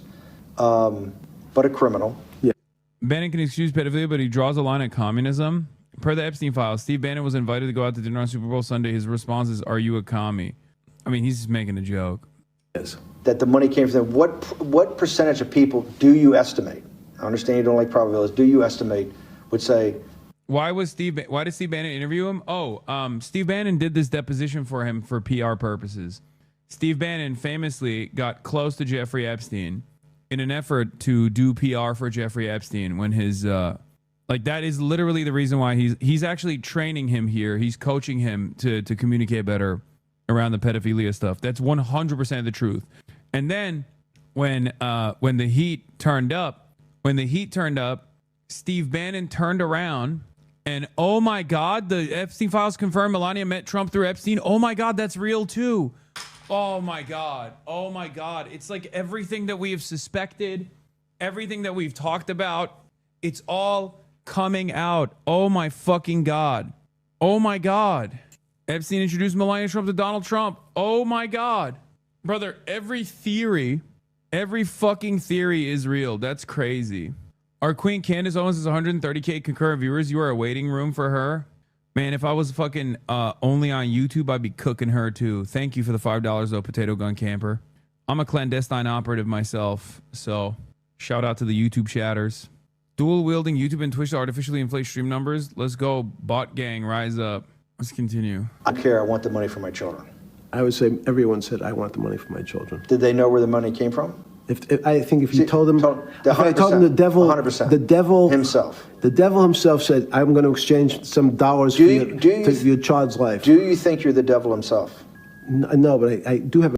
What is that beeping? Is that happening in the video or is that happening here? Dog is Nick Shirley. Holy shit. He is actually illiterate. What the hell? He is. He's not very intelligent. Oh. A good mirror. It's a serious question. Do you think you're the devil himself? I don't know. Why would you say that? The files also appear to contain fresh documents relating to Lord Mandelson, the former ambassador to Washington, sacked by Sir Keir Starmer last November for failing to disclose the extent of his links to the disgraced financier. The documents include what appear to be bank statements in which Epstein made payments to Mandelson or his husband, totaling $75,000 over a 2-year period in 2003 and 2004. In the first statement, a payment appears to have been made to Reynaldo Avila da Silva, that's Lord Mandelson's husband, for $25,000, with Lord Mandelson, Peter Mandelson here, listed with the abbreviation BEN, typically meaning beneficiary in banking terms. In the second statement, Lord Mandelson is listed as the direct recipient of $25,000. As in the third statement, just 4 days later, a second payment of $25,000 direct to Lord Mandelson, $75,000 in total.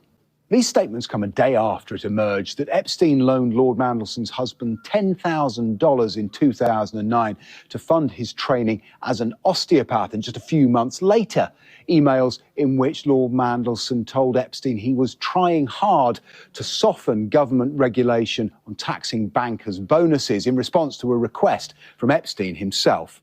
Also released still photographs of Lord Mandelson wearing only a T-shirt and underpants talking to a woman in a bathrobe whose identity has been concealed. It's not clear when or where the photograph was taken or indeed who took it. A spokesperson for Lord Mandelson said no one can say who or where the photo was taken. Lord Mandelson has absolutely no idea or indeed whether it has any connection. And just like Alan Dershowitz, Lord Mandelson kept his underpants on, just as Alan Dershowitz also did throughout the duration of his involvement in the Jeffrey Epstein pedophile island. To Epstein at all. Peter Mandelson questions the authenticity of the supposed bank documents. He cites false attribution of a United States Social Security number, questionable dollar check payments into UK banks, incorrect beneficiary details, and errors in dates and spelling. He told Sky News there are also multiple formatting errors in the documents, and I would like JP Morgan to confirm on the record that they are certain these documents are authentic and that the individual checks are also authentic. Until this fact-checking has been achieved, I maintain my original position, which is that I have no record and no recollection of ever receiving these sums and that these statements are false. So you don't believe the victims, the survivors of this. You don't believe these women, now women, they were children then. No, I do not. You don't believe that when they came forward to the FBI or the police department that this was real. They're all in it for popularity and money. I don't believe the story. I did read about the baby, that supposedly the uncle and all that. So you deny the survivors. Why hasn't this Yeah, Bob's got the hat on. I know. been brought out before? 2 reasons. Under Biden, I'll say it again, it was an active investigation, so they legally could not release any of this information. Now under Trump, we're not getting the information because he's actively hiding it from you. They have redacted. Some of these things are, there's like a picture I remember. For the record, I don't think this is entirely correct. I think this is a liberal defense. Not all of it. Obviously, Ghislaine Maxwell case complicates things a little bit, but this investigation, even prior to Ghislaine Maxwell, could have been released. And not only that, but there were so many different files that they could have released regardless that was not pertinent to the Ghislaine Maxwell case at all. And not only that, but also there was a lot of appetite for the release of this information because one of the Epstein affiliates, ironically enough, who was in direct contact with Jeffrey Epstein a lot, broke the story to the Daily Wire leading up to the election, talking about how Jeffrey Epstein was a lot more connected to Donald Trump than we previously had thought, and the liberals completely refused to cover it. I remember at the time because I talked about it at the time, and I know Kyle Kulinski talked about it at the time. We all kept talking about how ridiculous it was that the Democrats were instead leaning into the Clintons rather than exposing the Epstein-Trump connection. One that's like Epstein in the middle, and it has little lines branching out to his co-conspirators. They are all blacked out. They're protecting the co-conspirators. Then there's a whole page of 32 victims that have their photos, names, and addresses. Why would they do that? For fame and money. Who's doing it for fame and money? The women. The victims? The children? The victims. Can you name one of them? No. No. Then I guess they didn't get that fame. Well, they ain't that far up the pole yet, are they? Fight for aid to Israel, all the aid that Israel needs. Come on, Bob. Don't wear the hat while you're saying those things, man. Yes, I did mail him the hat. Yes, I mailed Bob the hat. That is the thing that I did. I leveled him up. Now he feels more comfortable with his MAGA stuff. It only gave him more confidence. Now that he has the big old hat on, now that he has the big ass hat on, he's just more confident than ever before. Everywhere but the U.S., there are consequences. Yeah, Slovakia's Prime Minister, Slovakia PM's National Security Advisor resigns over Epstein links. Crazy that in the rest of the world, the Epstein files are actually having consequences, but in America, no one seems to be affected. He's bringing shame to the ultra MAGA hat. That's also a good point. Also, here's another good point. Jeffrey Epstein had a conversation in 2013 with Ehud Barak about Palantir. Palantir signed its first contracts with the Israeli government in 2014 and opened an office in Tel Aviv in 2015. I wonder which country Jeffrey Epstein was working with. Companies look out, and even though I know Peter, I've never met Peter Thiel, and everybody says he sort of jumps around and acts sort of strange, like he's on drugs. Smoking, yeah. He looks under drugs. However, he has a company called Palantir, PallenTier. Palantir is Peter Thiel's company, and look out. Palantir, Palantir? Yes. IER? Palantir? Will we be able to surveil the Palestinians better with this new technology? And did he misspell it? I didn't even pay attention to that. What? Will this help us identify Hamas babies? Palantir? No politic here. Palantir. H-I-E-L-L-Y. Thiel. Yeah. L-L-Y. No. Thiell. What? Okay. So he thought that He goes, okay. Okay, Jeffrey, you are not very good at spelling. Peter would put you on the board of Palantir. Peter Thiel is one of the best. I've never met him. He's going to come here next week. So I wanted to talk to him after I talked to you. Okay. He and Andreessen, it's called Andreessen Horowitz. Andreessen Horowitz, that's what they pay Larry $1 million a year just to advise them. Andreas and?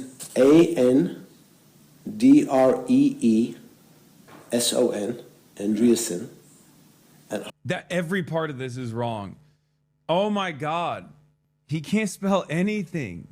Yeah, another one of my ops, Egghead Mark Andreessen. Also, I am beginning to notice that I've collected the worst ops of all time. Elon Musk, Mark Andreessen. Luckily, I don't think Jeff Bezos knows who I am. Inshallah, he will never know. I don't think Peter Thiel knows who I am. I'm actually kind of terrified of Peter Thiel, so I hope he doesn't know who the fuck I am. But I got the worst fucking ops, dude. It is crazy. In 2015, Bannon's least legal residence was found abandoned with massive damage. Oh yeah, I remember that, including a hot tub damaged by acid. Neighbors reported a steady stream of partiers and recording of pornography. I remember that. Oh my God, you think Steve Bannon was doing some Epstein shit and like melted bodies in the hot tub? Or not hot tub, in the bathtub? Oh my God, I totally forgot about that, dude. Until this moment. You're right. Trigger warning. Yeah. Entire jacuzzi bathtub seems to have been covered in acid. Bannon's landlord wrote, I'm out of town. Is there any way you can talk with Diana, sort things out? Damage was estimated to be more than $14,000. Neighbors said Bannon was not living at the home and that Clohessy was the main resident who had a steady stream of disruptive visitors. Clohessy had become involved in an undercover investigation of a jail guard who was suspected of smuggling drugs and contraband into the imprisoned friend of hers. The report details. Washington Post reported a story on Saturday investigating counselor to the president Steve Bannon's legal residence, since no one really knows where he lives.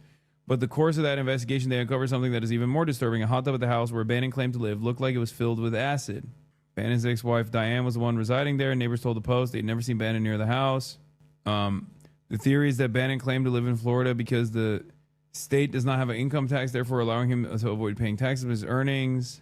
Wait, Clinton is there going to testify? Clintons capitulate the House Epstein inquiry, agreeing to testify. Oh, hell yeah. Oh, my God. Oh, my God. Let's go. Yeah, Mark Andreessen and Peter Thiel are both mentioned by Jeffrey Epstein in this email, or in this correspondence with Ehud Barak. Also happened to be, and Elon Musk too. They're all Joe Rogan Experience guests. Have you guys noticed that? The only guy that seemingly is scot-free of any involvement with the Epsteins is Mark Zuckerberg and maybe Jeff Bezos, which is kind of surprising. Is there like an anti-pedophile coalition of billionaires? Because Mark Zuckerberg, for all of my anger and resentment towards him, he is an alien, but he's also like a wife guy. Steve Jobs, he died. Well, I guess he could have met him before he died. Oh my God, the bar is so low. I just realized the bar is so low for billionaires that we're like, well, at least this billionaire didn't meet with an international pedophile sex trafficker. Wow. The standards, man. The standards for being a redeemable billionaire is if you are not tapped in with the elite pedophilic cabal. Horowitz.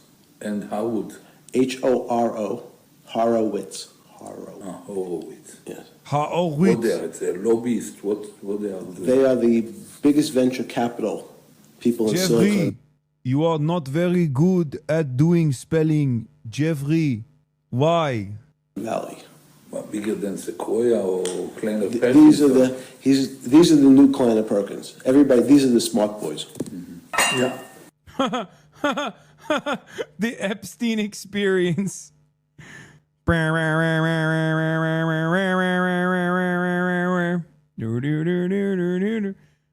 Rogan Podcast, check it out. The Joe Rogan Experience. Oh my God, it's so real. Zuckerberg is in it, Sag. I mean, is that surprising? Come on. In August 2nd, 2016, Epstein mentioned having dinner that night with Musk, Thiel, and Zuckerberg. Remember how they were all at Trump's 25th? Oh, God. I mean, it makes sense. I thought maybe Zuckerberg was a wife guy, so he didn't actually deal with Epstein. Dude, every rabid anti-communist is on this list. It's so funny. The Jeff Epstein saga isn't a scandal about pedophilia. It's about a Russian word called blat, a Soviet-era word meaning the use of personal networks for obtaining goods and services in short supply and for circumventing formal procedures. It's about a kind of government. As with a large number of blatniks in the Soviet era who made sure their factories got what they needed outside of the formal state procurement process, Epstein greased the wheels for the neoliberal state. His job was governance. What does that mean? Well, it's clear that Epstein was an entrepreneurial broker across multiple public and private bureaucracies, helping organize under-the-table deals among the legal, business, intelligence, and political elites to allow them to escape the rule of law and traditional conflict of interest restrictions. It's statecraft to allow a superclass to systematically escape the formalized rules.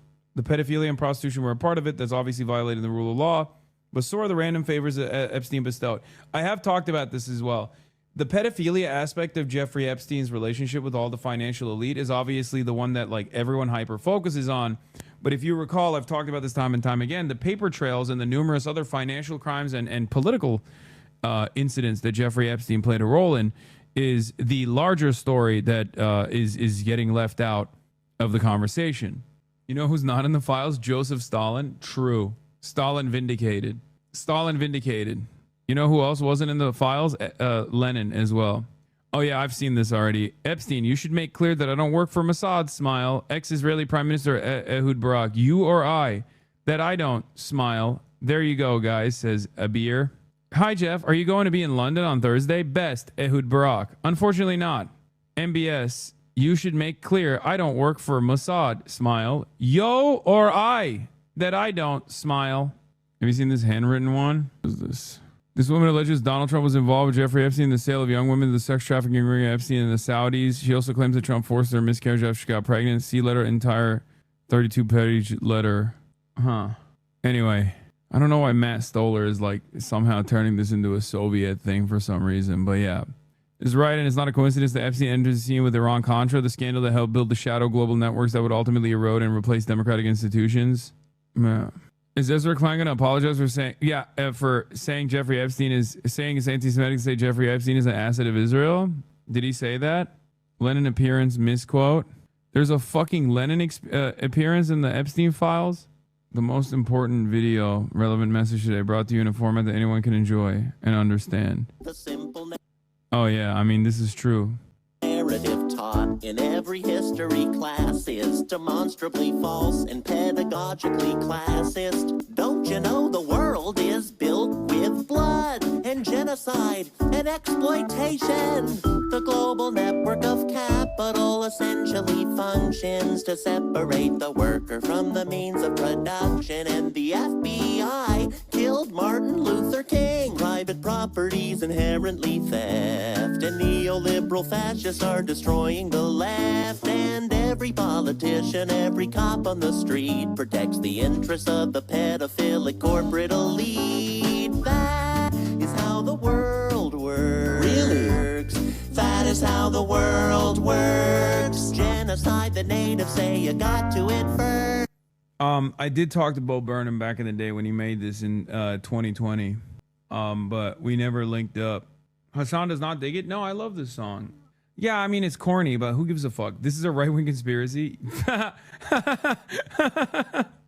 Brother, the right-wingers are literally looking at not a conspiracy theory, but the actual conspiracy to conspire to dominate the globe and going, it's actually based, I just wish he wasn't Jewish. That's basically the takeaway from like the far right, at least. And then for the regular right, they're looking at it and going like that. They're not saying anything. They're going radio silent, or I don't know. Going, oh, but what about Zohran Mamdani? Fucking assholes. What? Al-Qaeda and ISIS confirm Mossad assets? Wait, no. What? Stop. What? Yes, there's a tradecraft named for this administration's approach, Clusterfuck. When China began building bases in South China Seas, we ran freedom of navigation cruises. This is a technical process that describes which ship systems are on and which systems are off. O orders it done. Pentagon sends over details, and Susan Rice views systematic on-off as a protocol, but as a menu of options. She overrules Pentagon and orders which system she wants on and off. In effect, White House diluted challenge for which freedom of navigation cruises were designed. He had a foreign policy strategy that was articulated at Cairo. It is a failed strategy, and he failed to change when its failure was clear. Would you like to hear what Ehud Barak thought when he first heard Cairo? Good example was complete withdrawal from Iraq, military, diplomatic, and economic, followed by passive support for Maliki, who then slaughtered Sunnis and made ISIS a rational alternative. Nusra, ISIS, Al-Qaeda, Jabhat, Hamas, all leaders prefer Donald. Wild. They know Hillary. Turkey gives Nusra a heads up on Iraqi recruits, slaughter. Russia gives Erdogan a heads up on coup. U.S. gives a pass on ISIS to Palmyra. Assad has no support, so will stay. Nuclear base in Turkey, Soviet defense in Iran, Saudi in Yemen. Egypt about to lose all financial support. Jordan has 1 million refugees, as does Lebanon. Also, my guy Thorbjørn Jagland, Sea General Council of Europe, will be here that weekend as well. Yeah, till Thursday. Yeah, I mean, I don't like, this is not that shocking. I mean, he didn't say anything new. He didn't actually say anything new at all. This is stuff that I've talked about as well. And yes, a lot of world leaders do prefer Donald Trump to Democrats. I will say, as someone who is now at the heart of this, maneuvering, let me tell you, these guys absolutely prefer Donald Trump to the Democrats. It's crazy. I know it sounds insane, but they do. And the reason for why they do is because at least they can buy Donald Trump. Liberals, for the most part, have this worldview that they have, the neoliberal mechanisms of control. Liberals do shit like this, for example. Fight for aid to Israel, all the aid that Israel needs. I will continue to fight for it. And we delivered more security assistance to Israel, our ally, under my leadership than ever before. Thank you, Chuck. I'm glad that he's working hard. Not for, like, preserving democracy in the States, of course, or anything like that. Not even to, like, save the Democratic Party, of course, but instead to secure more allegiances and more weapons for Israel. Keep doing that, everybody. It is so important to give Israel what it needs. It's so important. It's so important. I've never seen him this animated about anything. Fucking asshole. To protect itself from the many in that difficult region who want to wipe Israel off the face of the map. We have to do everything to do that. We have to do everything to ensure that the delicate ceasefire secured last year paves the way to lasting peace, where people can live side by side, as many have mentioned, in a two-state solution. We begin this morning with some breaking news from overnight. Fort Worth voters have elected a Democrat as a new state senator. Union President Taylor Ramett. Oh yeah, this story's fucking dope. This guy's like a Bernie cat that won a plus 17 Trump district. It's pretty crazy stuff. Will now replace Republican Kelly Hancock in Senate District 9. That encompasses much of northern Tarrant County. Ramett. I love that some guy just straight up called him Indian, by the way, because he won this district. They were like, Indians are voting for the Indian candidate. And the guy they're calling Indian is the fucking dude that you just saw. Lee Wamsganis with about 57% of the vote. I think the factor is that this isn't red versus blue. This is right versus wrong. This is about public school funding. This is about helping working folks. This is about lowering costs. This is about everyday working folks. Ramett will now take over Senator Kelly Hancock's term, which expires at the end of December. I think we just need, I mean, I'm gonna be honest, like, let a million Grand Platiners bloom, you know? We just need like hog looking guys who's like, I'm a union guy and I fucking hate the pussy ass Republicans. Yeah, he's pure Aryan. That's what we need. We need the pure Aryan, pure Anglo-Saxon fucking union Dems. Factory reset the Dem party. It turns out you could be clearing districts. I can't believe this guy won without Nazi tattoos. I'm gonna be honest. It's surprising. It's surprising. You've been vindicated.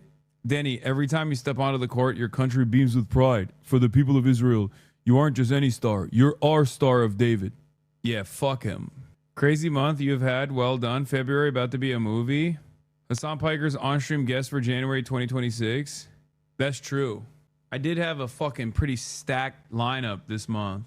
Speaking of Bernie, are you going to speak on his insane Theo Vaughn interview? It's disappointing to say the least. No, I'm not. I'm not going to speak on Bernie. I don't care.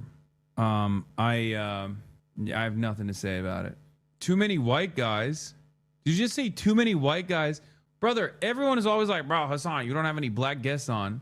I had like a pretty reasonable, pretty diverse. There's fucking 2 white guys, 3 white guys in this entire lineup. What the fuck are you talking about? The legislature will not be in session this year, but lawmakers will be preparing bills for the next legislative session. Both Bremet and Wamsgans will face off again during the midterm election in November to determine who will serve a new 4-year term beginning in January 2027. Our exclusive interview, you'll recognize this image right here. All right, Italian and bald are not white. Jeff is Italian. Okay, he's white. Come on. Anyway, that's what I got for today. I'm going to end it here because I'm really tired. It's 4 p.m. for you guys. I've done 6 hours for you. It's 3 a.m. here. I have to wake up in the morning and go and work out and stuff. So that's all I got for the day. I hope it was good, though. Yeah, dual stream was success, I would say. 20K consistently. Tomorrow I'm going to try to go to the Palestinian the Palestinian refugee area.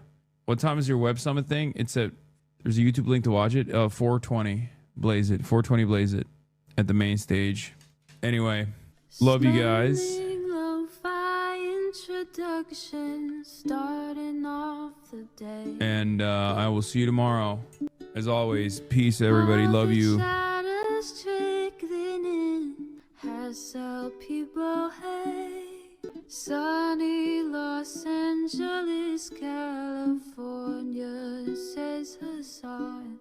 The starlight to the starlight to the topic just begun. There is again Hassan is streaming, Hassan is streaming. There is again Hassan is streaming, Hassan is streaming. Reviewing the P.O. box, Uncle Uger's face. Sat in Discord at your prop, great names take on break. Tiny Bernie Sanders, LGBTQ Air Force. The whole left at your fingertips, Ane at your door. H3 crowded up, the Young Turks online show. 3 full fucking years of this, plenty more to go. 90-day fiance talks of champagne bourgeoisie. A Trump rally live reaction on mass riot.